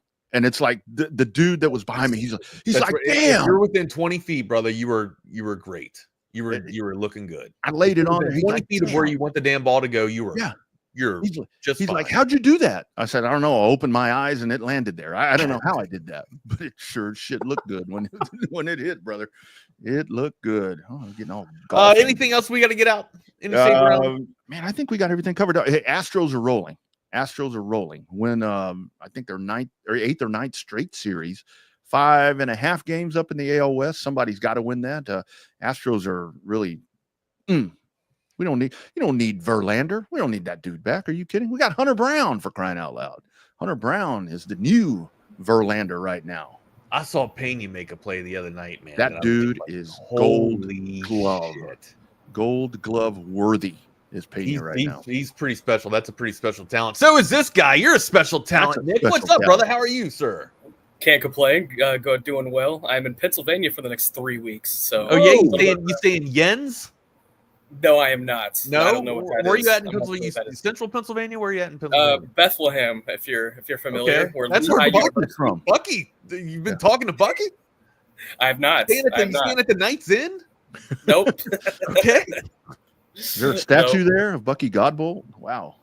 Bethlehem, Pennsylvania. Yeah. So I got some friends that are from Central, like York, PA. Okay. So they're Yenzers, you know what I mean? They say Yens all the time. Yeah, Jens going fishing. Jens is, those of you guys that don't know the vernacular there, Jens is like y'all. Like got you. Yeah. With the people here, it's use guys. Like use guys going out. Yeah. Use guys going out. It's like it's more New York. Yeah, you're pretty north. You're pretty damn north. Yeah. Use. What you guys got going on? I mean, big day for big weekend for recruiting, obviously, and I don't want to steal the thunder from you and Jordan, but what do you guys got? Big weekend for recruiting for sure. We'll talk College World Series Finals and the UMP show that happened in Game 2. We'll talk Game 7 of the NBA Finals. Super tough to see Halliburton go down, but I think the most deserving team, if you look at the entire season, got the ring. So 100%. Yeah, and in college baseball too, right? Like you hate seeing it go down like how it went down in Game 2, like Campos making it about him, the ump show, like you just said, but still, I mean, regardless, Schnall going down, Schilling or Schnall getting tossed, and Schilling getting tossed. LSU was the better ball club. Like their pitching was elite, and they were fantastic. I mean, not just their starting pitching, but their, I mean, Shores to be able to come in and command that velocity of 100, like that's just, and I mean, command, like he was actually dialed in and commanding it, dude. It was ridiculous. It was ridiculous. Yep. And unfortunate to report, fellas, we did go to the horse tracks on Friday. We did not have great success. We didn't put any green in the pocket. Yeah, and I'm walking out of there, and Jordan's like, I see why people like this. It's just not for me. And I was like, don't worry about it. I'll take someone else next time. So even if you lost your money though, right, Jordan? Yeah. You had your entertainment. Like even if you don't put any green in the pocket, you at least justify it by saying, you know what, I had fun, I was entertained. That's what I paid for. Oh yeah, no, I mean I had fun. It was good people watching, at the very least. It is great people watching. Yeah, people watching. Yeah, but Jordan said, "I don't have fun unless I win." I'd rather like bet my money on a sport I've known about since I was like yay big instead of you got the book. Mm-hmm. Did you even use the book? You didn't use the book, did you? He didn't even really use the book. He didn't even really use the book. I'd be open to coming back, but it's probably going to be a while. I think we should take a Texas Sports Unfiltered trip up to the Ponies. I would love that. Let's do it. The thing about it, though, Jordan's going to want to leave after race 5 because he was ready to get out of there early. And I'm starting to notice a trend with Jordan. When we go to sporting events, he's trying to leave early. We went to a Heat Mavs game a couple years ago. Third quarter. I usually don't do that, Nick, but I'm guilty of that too. I just did it on my last outing. So, but yeah, that's a Cardinal sin. 2 minutes to post time, Jordan. There it is. Hell yeah. Let's brother. get it, boys. All right, hey, All right, boys. I'm assuming that you guys got a lot to talk about with the recruiting cycle coming up this weekend, or that just happened. So big weekend for the 40 guys. I'll leave you guys to it. Don't want to take your all's thunder, but you guys have a great show. We'll be listening. Welcome, boys. Thank you, guys. We'll see you. Welcome into the Lone Star Playbook. I'm Jordan Scruggs. That's Nick Harris. Nick, where do we want to start? I'm thinking we knock out some college baseball first. Yeah, college baseball, LSU, quick work of Coastal Carolina. A little surprising that it went down in 2 games. I guess in the grand scheme of things, though, it's a really good team. But, I mean, Coastal Carolina was riding, what was it, a 26-game winning streak going into the finals. So that was a little surprising to me that they, disparaged them that quick. But in game 1, I mean, it was an absolute masterclass from LSU, from a pitching, from a defensive standpoint, complete game from their ace, and won 1-0. Coastal Carolina, they threatened a few times, but they only got 3 hits. They only had, I think it was 6 or 7 base runners. And then in game 2, just the ump show in the first inning. You're in the first inning of a national championship game, and the umpire throws out the head coach and then throws out the first base coach. And then apparently the AD for Coastal Carolina got thrown out as well. So just a complete ump show, and LSU ended up winning yesterday. They took control at around the 5th inning, and they didn't relinquish that control. Won 5-3. I kept getting a bunch of alerts and was seeing it on Twitter and kind of just scrolling past it because I didn't really know what it was about. But why did the Coastal coaches or AD get booted from the game? So for the head coach, he was arguing balls and strikes. Apparently, he had already been given a warning, and specifically for profanity. And the umpire heard a specific word and threw him out. And so he came running in. The first base coach came running in. And when they came running in, they kind of bumped into one of the other umpires, and he tumbled and hit the ground. And when he came up, he gave the head coach a 2-game suspension. He went 2 and then threw the first base coach out. But it was really just like him tumbling. And the head coach in the press conference after the game, they were like, "So what was that about?" And he's like, "Yeah, I don't feel like we should be suspended for a lack of a grown man's athleticism." He's like, "We barely even touched him." Got his ass good. But I mean, I will say Kevin Schnall, the head coach for Coastal, he's a little bit of a hothead. So, it doesn't entirely surprise me that he was the one that found himself in this situation. But nevertheless, I mean, I don't know, man. I don't know if it's a situation where umpires need to have thicker skin in that type of environment, or if, there needs to be more communication to coaches that, they're not going to let you get away with shit like that anymore at that level. Either or, I just kind of felt like it was targeted at Coastal there in that first inning. And then, it kind of wrote LSU's victory by the end of it, whenever coaching decisions had to be made. But, I mean, their associate head coach was still in the dugout and was able to help out. But it makes things really tough when you lose 2 coaches, especially one on the base paths. Yeah. Man, the unethical Hoopers, they got it done. I'm not upset about it. But I will say this. Tyrese Halliburton going down in that first quarter sucked. And had he played, we would have had a classic. And it's It's tough. But you knew it when he went down that it was going to be an Achilles. You knew it immediately, and then they show the replay where his whole back leg just pops out. It's awful. It's awful. If there's any doctors or in the chat or anybody who's very familiar with how the leg works from a medical standpoint, I'd be curious to know what the connection is between calf injuries that lead to Achilles injuries, because it seems to be a really strong output of, hey, this guy has a calf injury, we have to sit him down or else he will get an Achilles injury. I mean, it's happened to multiple guys. It happened to KD. It happened to Jason Tatum, obviously Tyrese Halliburton. It's happened a couple of times in the NFL. Am I tripping? Didn't that happen to Kyrie Irving? You're talking about this year? This year was an ACL for him. No, just at one point in his career. Didn't he tear his Achilles? Maybe. It's not coming to mind off the top of my head. He's missed a lot of games for a lot of bullshit reasons. But True. I'm not 100% sure which instance it was. But, I mean, there is a very strong line there of calf injuries turning into Achilles injuries. And it could be guys that are, like, coming off of a calf injury. I think it happened to Kawhi Leonard. Where he came off of a calf injury. He was out for like 3-4 weeks, came back, and like his second game back towards Achilles. So he rushed back too soon. So wasn't that when Zaza stepped under him? Was that another injury? I think that was another injury. I think that was just like a rolled ankle. Yeah. I don't know, man. It sucks for Halliburton. I think I might have read somewhere on Twitter last night that like around half of the Achilles tears in the NBA come from players who had like a calf strain or some type of calf injury in like a month or 2 months. So like, I mean, you'd think they would just add 2 weeks on top of whatever the timeline is for them getting cleared just to be safe. But I mean, obviously it was Halliburton. He wanted to play in the finals. You weren't going to keep him from doing it or, say no to him. But yeah, I don't know. It sucks. I mean, he won't even be able to play till playoffs next year. Like Achilles is what, 10, 11 months usually? If that. I mean, him, Damian Lillard, and Jason Tatum are all in the same boat. So, I mean, if that. So the Eastern Conference, man, wide open next year. More wide open than it already was. I mean, the Pacers weren't even supposed to be there to begin with.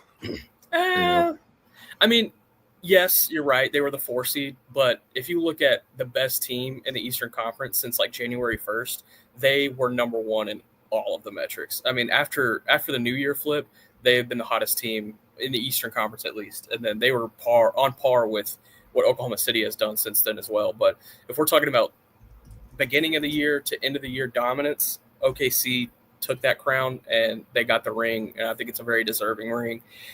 And, I think people shit on SGA for his play style. I think he's just super crafty. And sure, does it lead to him drawing fouls at times? Absolutely. But it also leads to just some stupid step-back threes whenever he's lined up against Nesmith. I mean, he was just going after Aaron Nesmith last night. And anytime he was guarding him on the perimeter, he's like, oh, let me show you this. Let me pull back and hit that. And it was nasty. And he's crafty in the perimeter. He's crafty in the mid-range. He's crafty inside. And sure, does that sometimes lead to free throw opportunities? Absolutely. But, hey, that's part of the game. If it wasn't, then they would take it out. So, but I thought it was a really, really fun series, and I think the most deserving team won. Got a stat for you.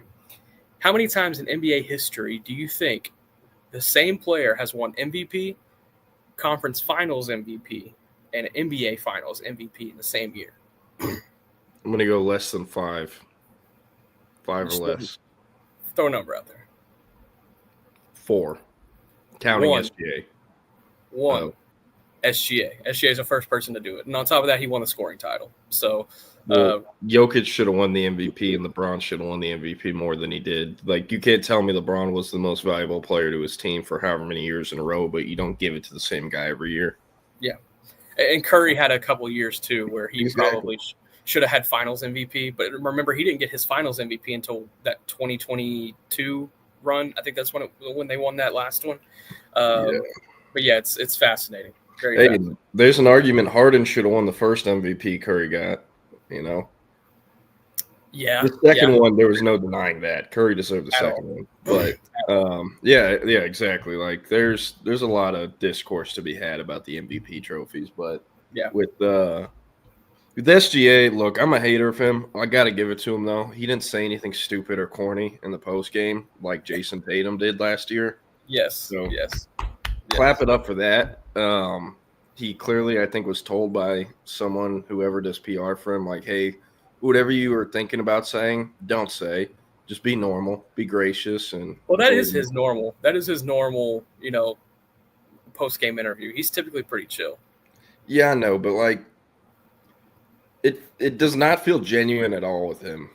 And, like, the whole thing with how the Thunder do their interviews together, and he's like, my whole life has been consistent. They're all like, oh, like, I don't know. That's cool if you're in college. Y'all are grown-ass men making millions upon millions of dollars. Like, get that corny stuff away. I don't know. Maybe I'm just too much of a hater, and that's what it sounds like. I root against. My opinions can't be changed. But, hey, I'm giving him credit where credit's due. He didn't do anything corny like Tatum did last year, and yeah. I mean, hey, Nick, answer this. SGA is the best mid-range scorer / creator since who? Kobe. I'm going to let my dog go. Yeah, you're good. I would go Kobe. I mean, Kobe was such a dead eye in the mid-range whenever he spotted up. That's tough because I think KD is such a good mid-range guy too. You know who is? I would put KD. I'd put KD above Shea and Kobe. Actually, my bad. You know who's sneakily one of the best mid-range players, at least in like the last few years, at least in my lifetime? Robin Lopez. If you look at the stats, he's got some crazy mid-range shit. Like his mid-range numbers are crazy. No, DeMar DeRozan. Yeah, that doesn't surprise me at all either. Because that doesn't surprise me because him, Shea, and Jimmy Butler kind of have the same playing style across the board. They vary in some different categories, but when you look at them attacking the mid-range and them spotting up in the mid-range, you definitely see those three guys the most. But if you go back to like the Bulls days with Robin Lopez, he was one of the best mid-range shooters in the NBA. He was so slept on. Yeah, I mean, dude, it's what's kind of been mind-blowing is how Brook Lopez changed his entire like bag pretty much in like a span of 5 years. Wasn't Brook Lopez the one who played on the Bucks with Giannis? Been on the Bucks with Giannis last few years. Well, they've both been on the Bucks with Giannis. Okay, Brook Lopez is the one who can shoot threes consistently now. No? Yes. He used to like strictly be a paint defender and paint scorer, and then the game changed and he learned how to shoot the three. Like, has any center while in the NBA made a better transition than him in that regard? Yeah, I would just have to think about it because like there were a lot of centers like in that 2012 to 2015 range that like could y'all imagine Roy Hibbert developing a jumper? Yeah. Like Dirk was already a pretty good shooter, Yeah, but I see Carmelo, Nola, CP3, Dirk. Yes, absolutely. These are all great mid-range guys. He was asking me when was the last one that was as good as Shea, and I was saying, I mean, KD's playing right now, so I'm saying like KD would be the guy for me. But in that 2012 to 2015 range, there were so many guys that had to like evolve their play style because of the oncoming of 3-point shooting. And centers were part of that. I'm just blanking on, a couple of names where that would have made sense for some guys. But, I mean, Bam Adebayo started doing it this last year, which is fascinating.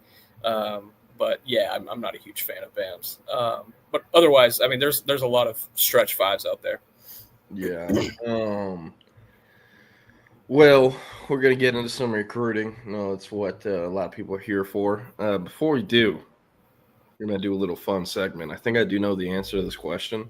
But, Nick, give me the best official visit story you've heard from Texas. You can use names or you can't use names. It is up to you. You don't work in this market, so nothing can happen to you. I mean, we've told the Jamon Tap story on here, I think, multiple times. Tell it again. Everyone loves it. Okay. If, I'll be cooking another one in my head for the ones that have heard the story a million times. So I went out to go see Jamon Tap. He was an edge out of Donaldsonville, Louisiana, which, if you're not familiar, is deep in the bayou. East Ascension, right? Say that again. East Ascension, that was his high school name? Yeah, I think he was still there, but he got expelled like late in his high school career for some like hazing. My king. Long story, but I believe he was still there, and being a friend of ours, Guy Frazier, went out to go see him. And first off, the town that we were in, they were playing on the road, and the town that we were in smelled like absolute ass everywhere. Like it was so bad. It smelled so bad. And I'm from the country, so like it's not like your typical like cow manure, smell. I mean, it is like awful. Like someone is like cleaning teeth outside, and it was terrible. So we go up to, it's like the halfway through the first quarter. We've been there for like 2 hours already because we got there for pregame and everything, and we're still like gagging at the smell. Like we figured we'd get used to it by now. We are still like, what the hell is that? We literally walk up to one of the referees. We're like, hey dog, what the fuck is this smell outside? And he turns around and he points to like this factory that's probably like, I don't know, 1.5 miles away. He's like, you see that over there? That's a sugarcane factory. That smell is them breaking down like the bacteria off those sugar canes so that they can produce it into sugar. And it's like, it's a seasonal thing for this town, but it's like their entire industry. And so whenever they bring these sugar canes in, it just smells like ass here for like 6 months. I'm like, damn, that is crazy. I would hate living here. But anyway, I just kind of set the scene, give you a little context, put you in the environment. After the game, we're talking to Jamon, and he had just committed to Texas probably a couple months before. He hadn't been long, but it was the first senior year. Yeah, it was the first time anyone in the market had gone out to see him. So I had since he had committed, so I went out there. I was like, so what was it about Texas? And he was like, man, tell you what, that official visit was crazy. And I was like, well, what happened? And he's like, well, I can't say that on camera. And I'm like, okay, yeah, that's fine. And he's like, but just know we had a really good time. And I was like, all right, cool, whatever. And we end the interview, and I'm like, well, I appreciate it, man. And I was just going to walk off. And he was like, it was the strip clubs, bro. It was the strip clubs. And I was like, really? It was like red rose, yellow rose. He's like, honestly, I don't remember. But he's like, it was those strip clubs, man. Like, that did it for me. And we were just cracking up. And I was like, well, J-Mom, he had like his golds in his mouth. And he had played like 3 snaps at quarterback in that game, too. So he was just feeling himself. They won like 65-0. And a few months pass. We are at American All-American Bowl, and Jamon Tapp's coming through to do the interviews for whenever those guys check in. They get height, weight, measurements, all that, and then they do the interviews. And I had already talked to Jamon multiple times, so Mike Roach was like, hey, let me grab Jamon, you grab Nick Evers. That was a guy that he had talked to a lot. And I was like, yeah, I can do that. What do you know? Both of them bums now. And I didn't say that. Just saying. Any parents are watching, I didn't say that. Anywho, Jamon Tapp, he went over to Mike Roach, and Mike asked him kind of the same question. He's like, what was it about Texas? And he did the same thing. He's like, I can show you, but I can't tell you. And he's like, okay. It's like the interview ends, and it's like there's like 6 24/7 sports people in this room. I mean, you got like Tom Loy, Andrew Ivins, Gabe Brooks, me, Mike Roach, and Colin Kennedy. And he pulls out his phone, and he's just got booty like just shaking on this video. He's like, you see this? Like, this was in Austin. Like, this was great. This is why I committed to Texas. He's just showing everybody in the room, and Tom Loy's like, okay. Tom Loy, love Tom to death, but he's this white dude from the Midwest. He ain't never been 5'8". Yeah, he ain't never been breathed on by anybody from Louisiana. So this was a huge culture shock. He was like, what the hell? And then J-Boy walks out of the room. We just all look at each other. We start dying. But that's probably one of my favorite official visit stories is Jamon Tapp's love for strip clubs. Yeah. My theory is it was Red Rose, by the way. Theory was Red Rose. Mike had some great stories from hanging out at Edna Carr in New Orleans with Tom. And he's like, hey, we going to go get some dinner around here? And Mike's like, no, the sun is down. It's past 9 o'clock. We don't get dinner around here. Like, You don't understand where you're at, Tom. But, hey, real quick, got to throw it up. Shout out our guy.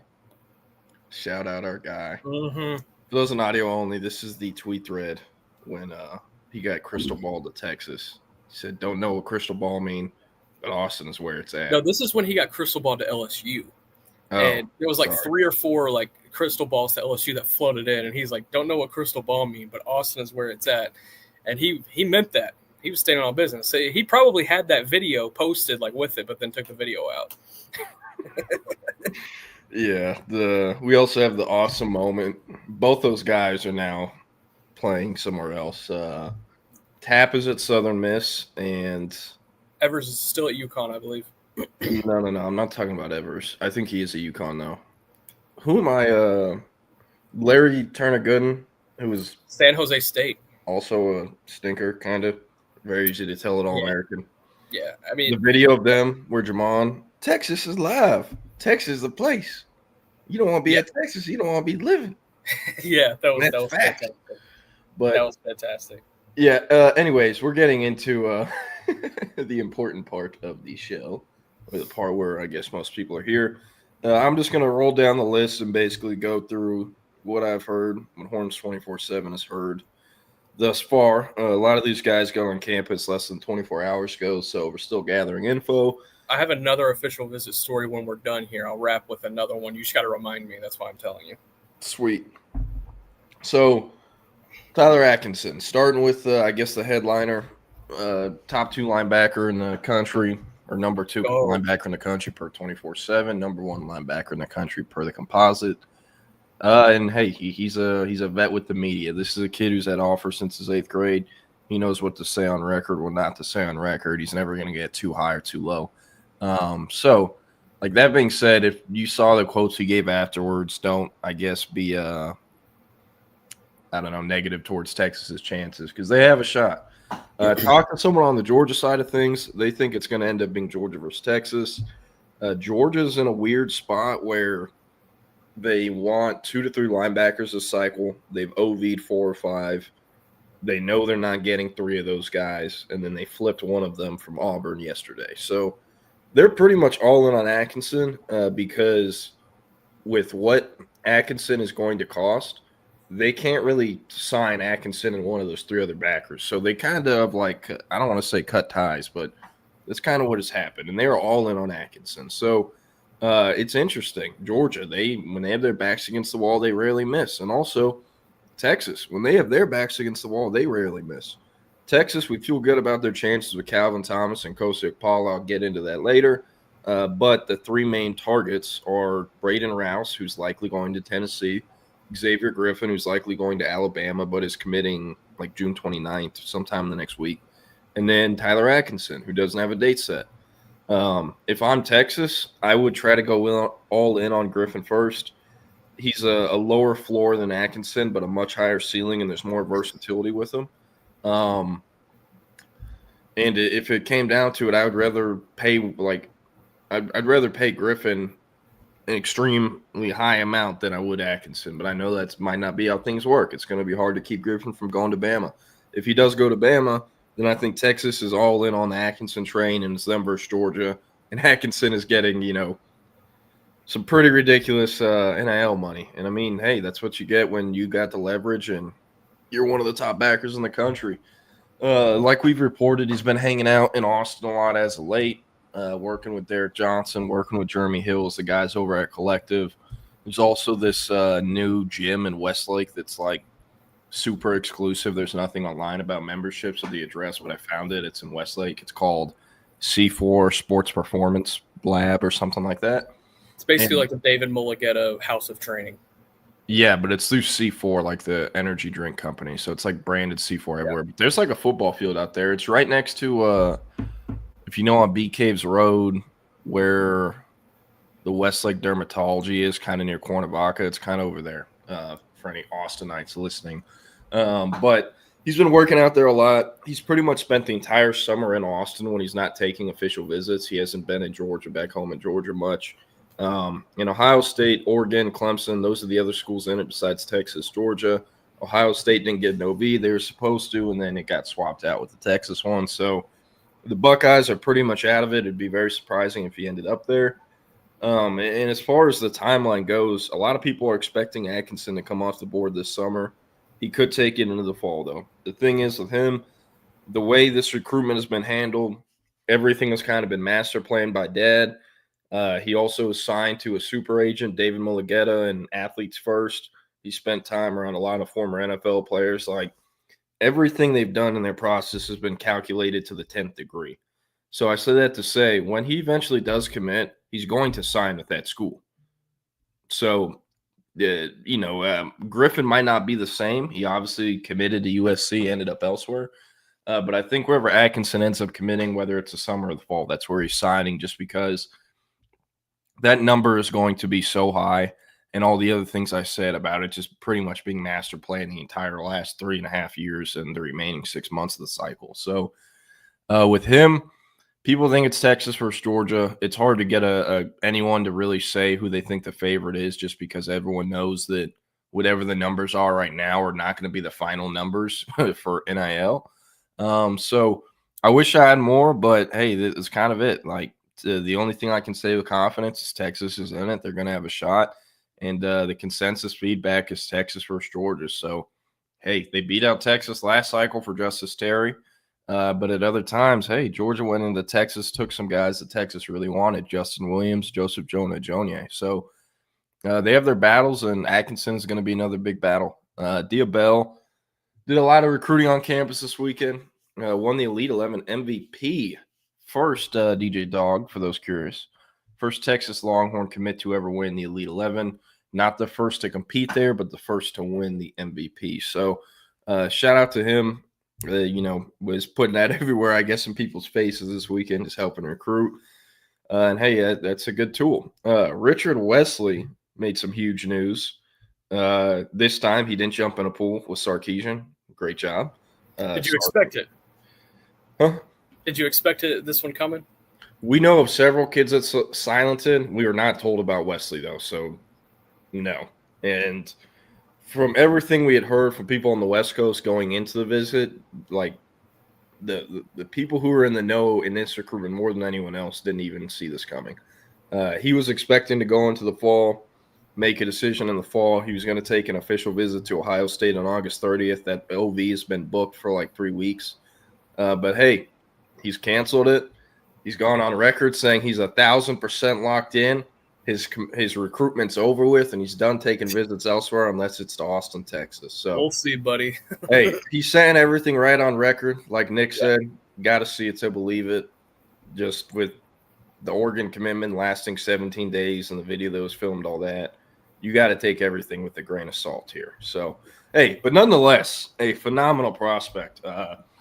His scouting report, it literally says from Greg Biggins, who's been doing it on the West Coast for decades, has seen everyone come through the West Coast. Best edge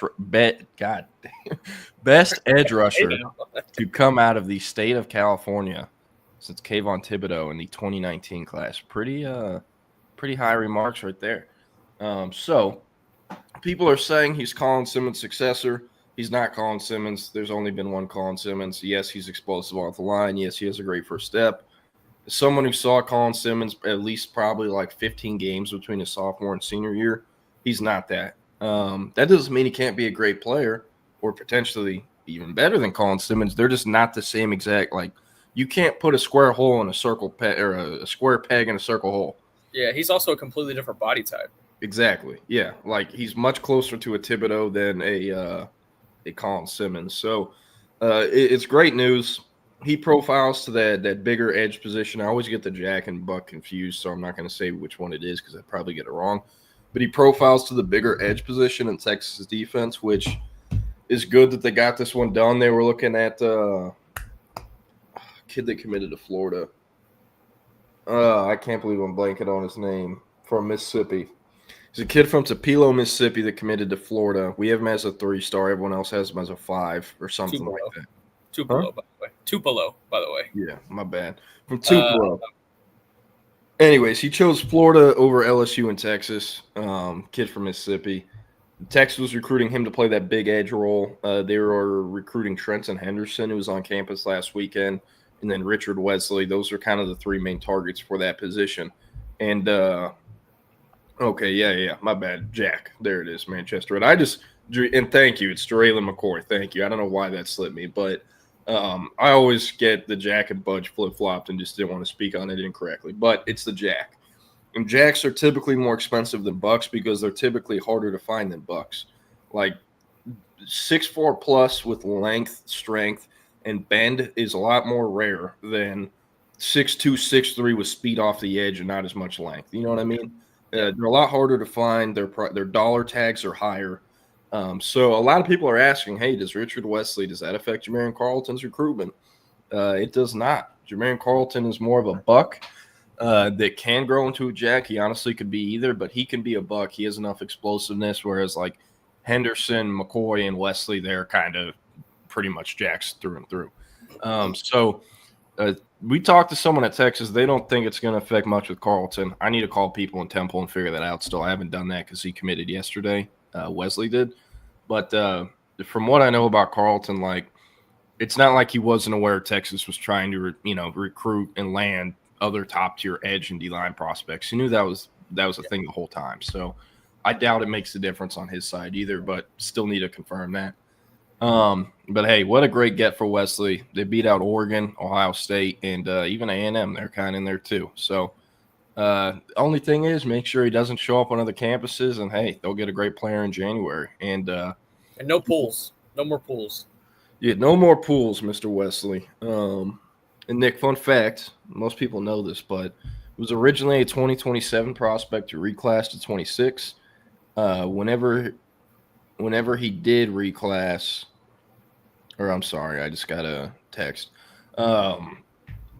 Before the reclass, he was the number 2 overall prospect in the state, or the number 2 overall prospect in the nation for 2027, and the number 1 edge.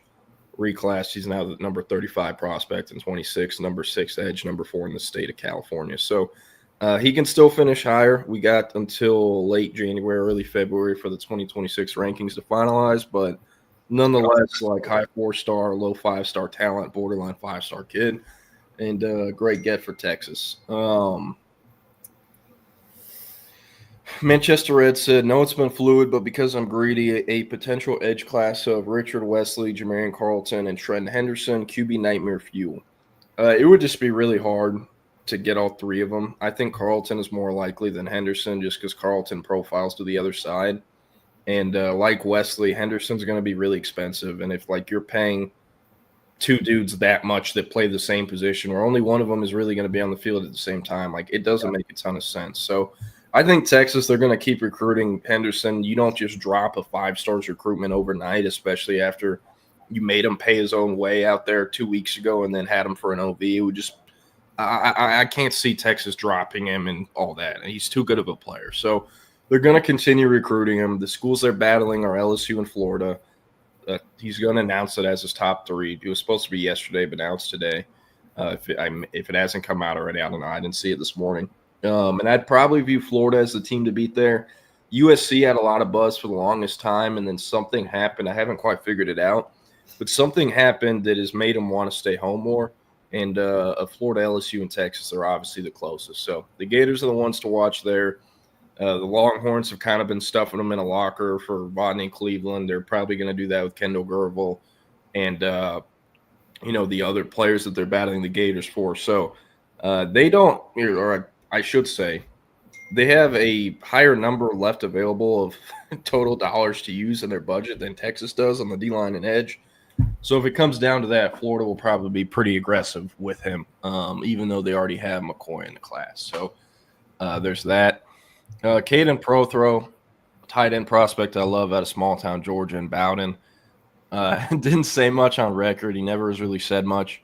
Only his second visit to Texas, and still after talking to some people yesterday, I'm still under the impression it would be near impossible for anyone to keep him from going to Georgia. It's going to be tough, especially after they lost out on Mark Bowman too. Like they really want Prothro, and when Kirby Smart really wants in-state guys, he usually gets them. So there's that.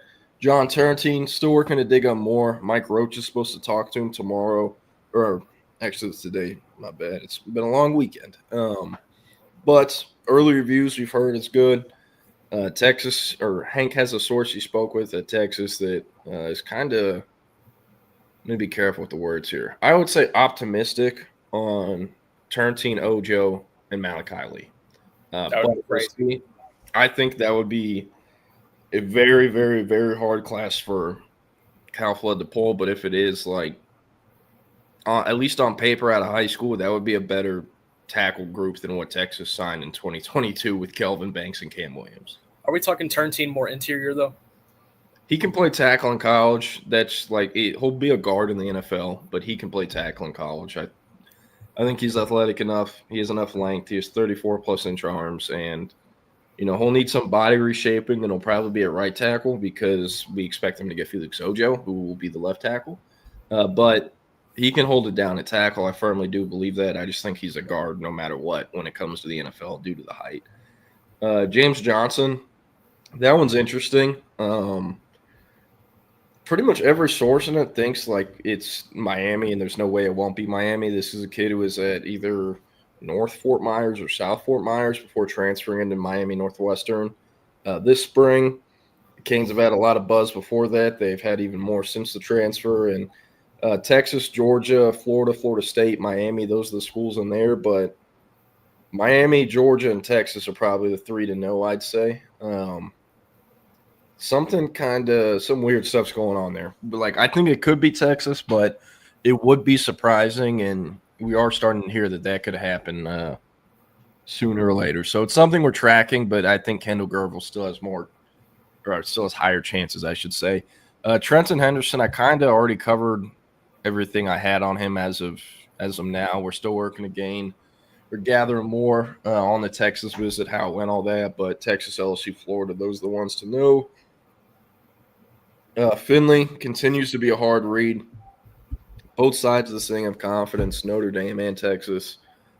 Still need to find out more before I say who I'm leaning towards because he's not committing until the 4th of July, and the Finley family's doing a really good job of keeping things in-house. So all I can say right now is it's Texas or Notre Dame. My crystal ball's on Texas. I'm riding with that. If he goes to Notre Dame, I think Texas is recruiting him all the way until signing day and trying to flip him. But the way the Finley family has handled everything, the way Caden and his father have handled everything, I view him kind of similarly to Atkinson, where once he commits, like he's gone to that school, he's going to sign with them. So yeah, we will see. We've seen crazier things before. I mean, I viewed Colton Vosick the same way. He took a left turn, went to Oklahoma, and still ended up as a Longhorn eventually. So there's that. Jermaine Bishop, 5-star Texas committed. Shout out to Guy. Haven't spoke with him, but found it very interesting. He's an athlete prospect. We are hearing receiver is probably a little bit more likely as of the position room he'd start in, but all of his official visit photos, he was taking photos with the Jim Thorpe Award. Hey. Not the other awards. So I thought that was very interesting, but did hear from some other kids who were on campus, some people who were on campus. He was doing a lot of peer recruiting, so always love that. He's locked in with Texas, not going anywhere, and super, super excited to see him in College Station next weekend for the state 7-on-7 tournament. Kendall Gerville, this is a very interesting recruitment in the way that he named Texas as his leader to both Georgia and Florida reporters after taking official visits to Georgia and Florida. And then, hey, he said the same thing, doubled down on it once again. So Texas is my leader. My first trip here in April on the unofficial was a 10 out of 10, but this was even better. Like he raved about it. I wasn't at the airport, so I couldn't see him, but it's like one of those interviews where you can almost like hear the kid smile through the phone. Yeah. They just seem happy about it or whatever, upbeat, the tone in their voice. I mean, with him, he announced a commitment date on Saturday evening when he was still on his official visit to Texas. He's going to commit July 2nd. Texas, they get the last visit because the dead period has already started. And, I mean, hey, that's good news. This is a kid who was saying he wanted to commit in the fall, possibly even on signing day in December. So the fact that he's moving up is great. Texas, they love him. They'd love to have him in the class to be the 4th D lineman in the class or 4th D lineman to commit. And, James Johnson is possible, but I'd say Gerville's more likely. And, hey, I see Antoine asking why would they be recruiting more DTs, only 2 going to lose eligibility. Well, like you said, Sean, Cole Brevard, they'll be gone. Hero Canoe has a chance to leave. I think Levon Johnson could theoretically leave for the NFL. I doubt that would happen. And then Barad Watson, he has 2 more seasons till he's eligible. So it is a great question. But I think part of it is just throwing numbers at the position. Texas, they're always going to cut the fat, let the cream rise to the top. And if that's pushing out a player or two in the portal next spring, that's pushing out a player or two in the portal next spring. Every school does it. You got to keep your roster as healthy and as best as it can possibly be. And, that's part of it. Also, another thing, I feel like I brought this up several times this month, but the SEC is still at 85 scholarships as the cap for their programs in football. Every other Power 4 conference, ACC, Big 10, Big 12, they're all doing 105 scholarships. That might not seem like an advantage because only 11 players can be on the field at the same time, and it is just more depth. But it's definitely an advantage, especially since if you make it to the championship game now, these teams are playing 15, 16 games in a season. It's an NFL schedule. So what I'm trying to say, at some point the SEC is going to change that. They're not going to like having a competitive disadvantage just because they have a competitive disadvantage. Like, there's no really good reason. It's not like the other schools can't afford in the SEC 20 more football scholarships. So I do think eventually Texas is going to move to 105.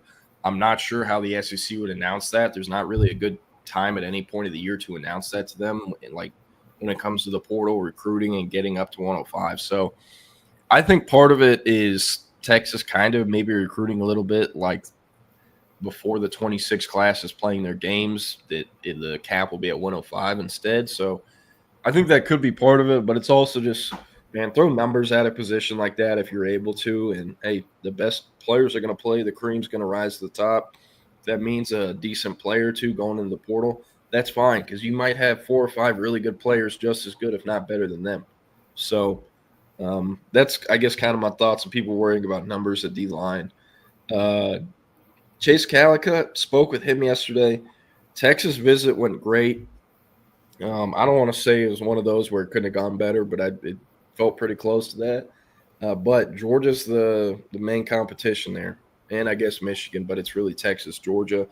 He is committing on Friday, June 27th at OT7 is doing like this national championship tournament or whatever BS. He's announcing it there. Where are they doing that? Vegas? It's at St. Thomas Aquinas. Gotcha. Yeah. Future 50 is also going on the same weekend at IMG. Ooh. Yeah, wish I lived in Florida during times like that. But outside of that, I would definitely prefer Texas over Florida. But anyways, Georgia is pitching Calicut at corner.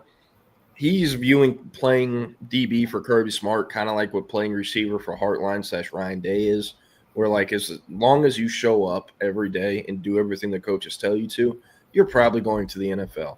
And is he wrong with Georgia and defensive backs under Kirby Smart? No, he's not. So with Texas, I still think they can win this thing and kind of turn the tides a bit maybe. It's very competitive going into Friday, the commitment date, but I'm definitely leaning Georgia as of Monday morning. Not that Texas can't do it, but I would lean Georgia for him. And if Calicut doesn't end up at Texas, I'd say Texas's chances with Devon Benjamin go up. He's the other kind of top-tier safety, corner tweener, similar to Calicut. And, I mean, both of them had significant costs where Texas was never really going to be able to afford. I mean, not that they couldn't. I just don't think they would try to afford both of them. So there's that. Chris Stewart, he formally shut down his recruitment over the weekend. He called me last Sunday, 8 days ago, asking how I thought he should do it. And I was like, well, you can hit this guy up, get a graphic or whatever. When do you want to do this? Like tonight, I can have a story ready. He was like, I would do it tonight, but I'm in Knoxville still on my Tennessee OV. And I was like, why are you still there? Didn't you go in there on Friday? And he's like, yeah, but there's storms in Houston or something, so our flights got delayed today, and I just think it'd be really shitty if I'm like still in a hotel on their dollar and I posted I'm not going there, you know. I was like, no, I mean, it makes sense. So the plan was to do it Monday, and then he called me Monday evening and told me he was just going to tell the rest of the staff on the OV and would post it sometime during the weekend because he had told Chris Jackson that Sunday and asked him not to tell Sark or the other coaches. So, you know, it's whatever. I was honestly never really worried about his commitment status. Like, yes, he took visits elsewhere, but he always said the right things and always, I would say, did the right things behind the scenes, at least that we heard. And he, you know, never really sweated his commitment. Calvin Thomas and Kosik Pollard, 2 linebackers, have visited over the weekend from the Houston area. Calvin Thomas is a recruitment that's been very hard to get a hold of, but, my kind of thoughts going into the OV were, hey, if Texas pushes here and he's a take, I do think that's where he ends up. From what we've heard, they've pushed, and I would I am expecting him eventually to end up in the class. Not sure on the timeline. He did tweet a few days before the Texas OV he'd be committing soon. He doesn't have a date. He hates picking up the phone or text or responding to anything. It's like they want to keep everything in-house and from it getting spoiled or whatnot. But from what we put together, Texas, I would say, has the highest chances. And the other schools in the top 5 are North Carolina, SMU, Nebraska, and Michigan. But Nebraska seemed to have the most buzz coming into the weekend, but it was pretty open. Kind of a wild card because they keep everything in-house. Kosik Pollard, Texas has led for him since they offered in January of 2024. They went into the OV as the leader. They came out of the OV as the leader. He is announcing his commitment date sometime like today or tomorrow or the day after. The commitment day will be one of the first few days of July, and he's going to be announcing his commitment in a ceremony at his high school. So in the same commitment date announcement, it'll be a top 4. Nonetheless, feel great about Texas's chances. And love the versatility with Paula. I think will be a great player in Austin if he ends up there like we expect. Haven't heard much on Max Wright and Nick Robertson besides their peer recruiting John Turntine, a few other players, but they're locked in. They're not going anywhere. And then last but not least, Keave Brown, tight end, edge kind of tweener prospect. He's going to play tight end in college. Yes. Did Ronda Rousey make it to campus this weekend? She was not there, per Hank. Damn. I did reach out to my guys at the airport to ask about it, but hey, if I was Travis Brown, I would have had some fun with them, like at the airport. Like, which one of you motherfuckers put in crystal balls, huh? And make like Hank and Will shit their pants. Like, I would so take advantage of that if I was in their shoes. Like, you didn't even talk to my son, and you put in a crystal ball or whatever. I don't know. It would have been fun. I'm glad God did not make you a bully. Yeah, for real. But with Keave Brown, sounds like it went really well. His only OV of the summer. We like Texas' chances here.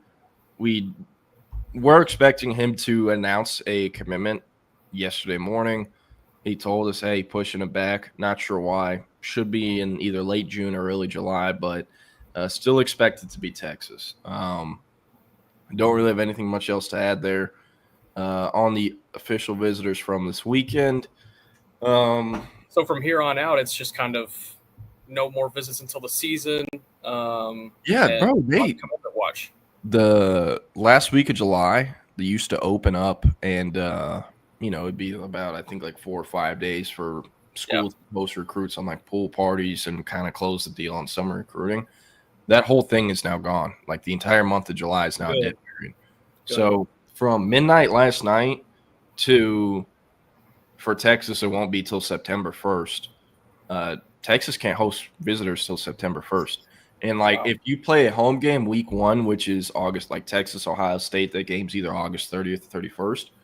If you have a home game week 1 in August, you're allowed to host visitors up to 48 hours before the game till 48 hours after the game. That's the window you have to do it.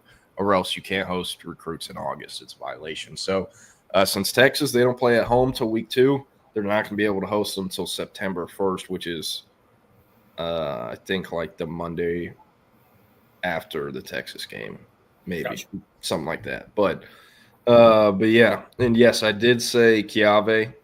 That is how I've been told it's pronounced. I know it's spelled Keawe, but have been told it is Keave. So there's that. CB with a good nugget there on 3 years ago today, Arch committed. Yeah. Jake Bayless, I wouldn't pencil in Ojo and Turntine.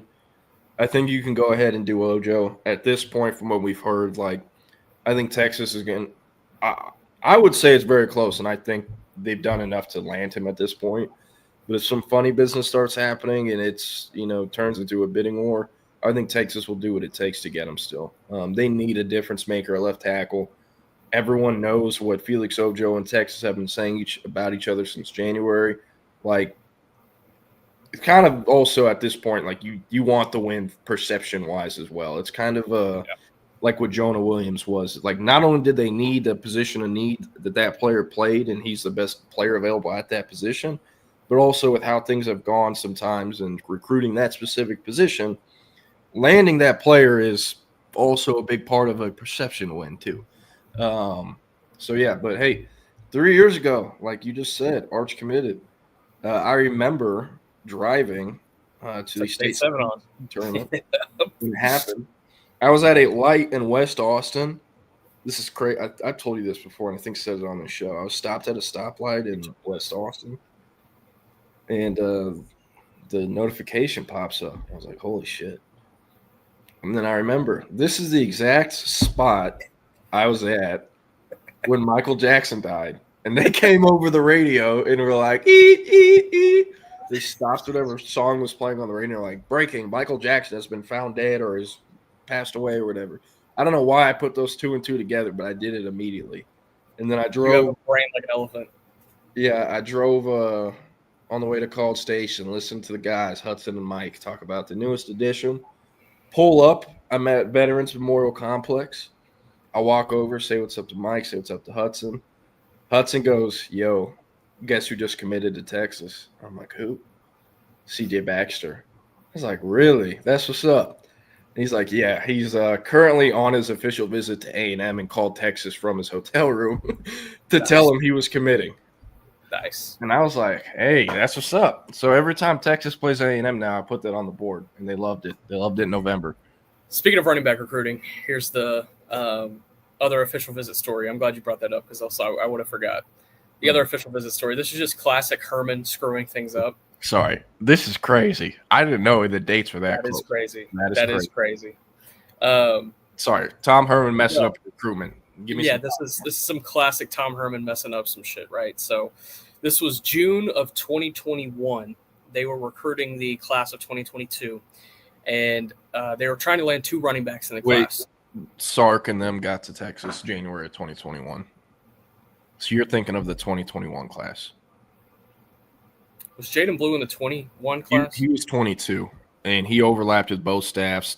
Sark and them got in January 2021, re-offered him, and I think he was committed by the end of February or March of 2021. Okay, then sorry for the Tom Herman slander. The timelines don't match up. Anyway, this was let's just say classic. In that era of Texas, because that first year of recruiting under Sark was definitely tough until all those offensive linemen committed the day before signing day. If that doesn't happen, that class finishes probably outside the top 10. But anyway, they were trying to land 2 running backs in this class, and Jaden Blue was committed for most of the process, and they had him wrapped in. And they wanted another guy. So on the first weekend of June, they bring in DeAnthony Gatson. He was from Newton. I want to guess where he's playing right now. Louisiana Tech. No? Bro, he lasted like 1 year at La Tech, went to like Butler Community College, and like you can't find anything on him since like the 2023 season. He might be at Newton. That's what I'm saying. I think he is. He probably is back in Newton. But yeah, he committed. He gave a silent commitment to Texas on the first weekend. So Texas is like, good, we have our second running back. We're good. So they cancel the rest of their running back visits for the rest of the month. They cancel them all. Wasn't it Tavoris Jones and Jam Miller? Tavoris Jones. Jam Miller did not have one scheduled yet, technically. But it was looking like if they pushed, they would get him in the last weekend. Mm-hmm. So they canceled Tavoris Jones. And Tavoris Jones had told me, he's like, I'm committing to Texas when I get there. Like, that's where I'm going. That's going to be it, blah, blah. And so they call him and they cancel his visit. He was going to come in the next weekend.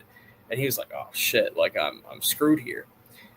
So DeAnthony Gatson goes to USC the next week on like Wednesday. It was like a midweek OV.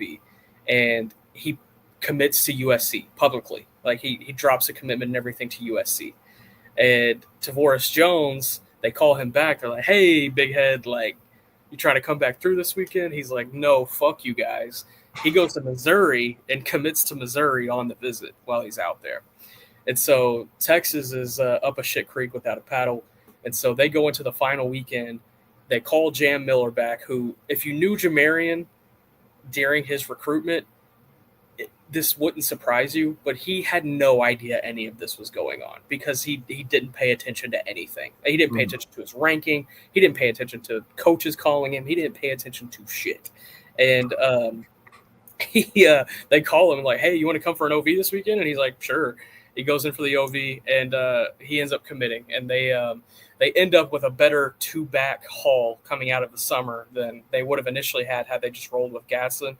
And then obviously Jam Miller flips to Alabama in November, and they only land Jaden Blue in that recruiting cycle. Hey, but they got Savion Red, who played receiver. That is technically right. They did get Savion Red. They did get Savion. Yeah. Hey, I don't know if you know what this reference is. That'll be a story for another day because we're already running late. But at least no one's toilet got clogged. Hey, I think you told me this. I forgot. Oh, was it like a? It was Walker Little's toilet got bombed by Derek Warheim, the former Texas O-line coach. I highly doubt he would have played for Texas under that time, anyways. But that was apparently the nail in the coffin for Texas's chances. Will say, based off how you just described Jamarian Miller, like, do you think Nick Saban just showed up to like a home visit and was like, "Yeah, well, I'm basically Nick fucking Saban, and I want you to play for me"? And he was like, "Yes, sir." Hey, man, it was like a 3-year run where if Nick Saban touched foot in East Texas, he was getting whoever he wanted. He was getting whoever he wanted. It was him, Casey Poe, Jalen Hale, Aaron Hampton. I mean, he went crazy. Man, Bubba Hampton, I can't believe Texas took him back. Yeah. I do not believe it because I'm like, y'all know this isn't sticking. What are y'all doing? And he ends up obviously decommitting. There was someone who was talking about how late in the cycle, Texas tried to be like, hey, you can't early enroll. Like, you need this other credit. You have to take this now. And he didn't want to do that because Bama was telling him through their like academic stuff they could early enroll him no matter what. And he wanted to early enroll and graduate early. So apparently that's what he did. But, like, I don't know how much I buy that.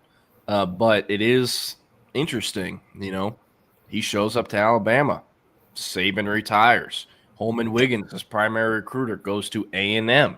So he's now there with the DeBoer staff, who we did not know throughout his recruitment. It's the same thing as, God, what is his name? Brandon Brown out of Florida last year. Texas D-line commit under Bo Davis. Bo Davis leaves. He stays committed to Texas for whatever reason, even though everyone knows he's not signing there since Bo Davis left. Flips to LSU, enrolls at LSU, and like within a month of him enrolling at LSU, Bo Davis leaves for the Saints. Like the same thing happened he's still playing for Brian Kelly, but like the same thing damn near happened to both of them. So just crazy. In recruiting, you have to commit to the school. You can't commit to the coaches, and some kids figure that out, and some kids don't, and it's tough for the ones that don't. Yeah. I don't know what CB is talking about here, but did anyone else see those losers at Florida State? Thomas Castellanos, like 5'8" ass, handing the keys to Jaden O'Neal. Did you see that? I did not. Let me pull this up. This is how we're gonna close it, because it's just like, dude, what are y'all doing? Like, get Norvell to dance with one of these kids or something if we're gonna be this cringy. Here we go. Went to at a boy's Twitter. Passing the keys. Gross. You know how many games Thomas Castellanos has played for Florida State? Yeah, I know He's that. taken 0 snaps. Where do these keys go to? Yeah. Like, the Kings go to a 1-11 season. Man, I can't wait till the Bama defense just kills these dudes, and that week between week 1, Florida State, Bama, and whatever bum FCS program Florida State plays in week 2, it's gonna be a hilarious week of being on the Florida State message boards. Yeah, the keys with absolutely. Keys with 05 Impala. But hey, anyways, we appreciate everyone who tuned in to us today. Those on the podcast platforms listening to us after the morning. Appreciate that as well. Up next is Longhorn Republic, continuing its preview of Texas's 2025 opponents by taking a look at the Georgia Bulldogs. So, hey, there you have it. And then at 2 p.m., Chip and Zay, they're going to be back on the live stream YouTube, Facebook, Twitter, Twitch, wherever you get a live stream. And Nick, anything you want to close it out with? Nothing here. Have a good week. All right. Well, we will see you on Friday. I'll see you all tomorrow with Will Turboff. And until then, stay safe. And hey, y'all have a great Monday. Peace.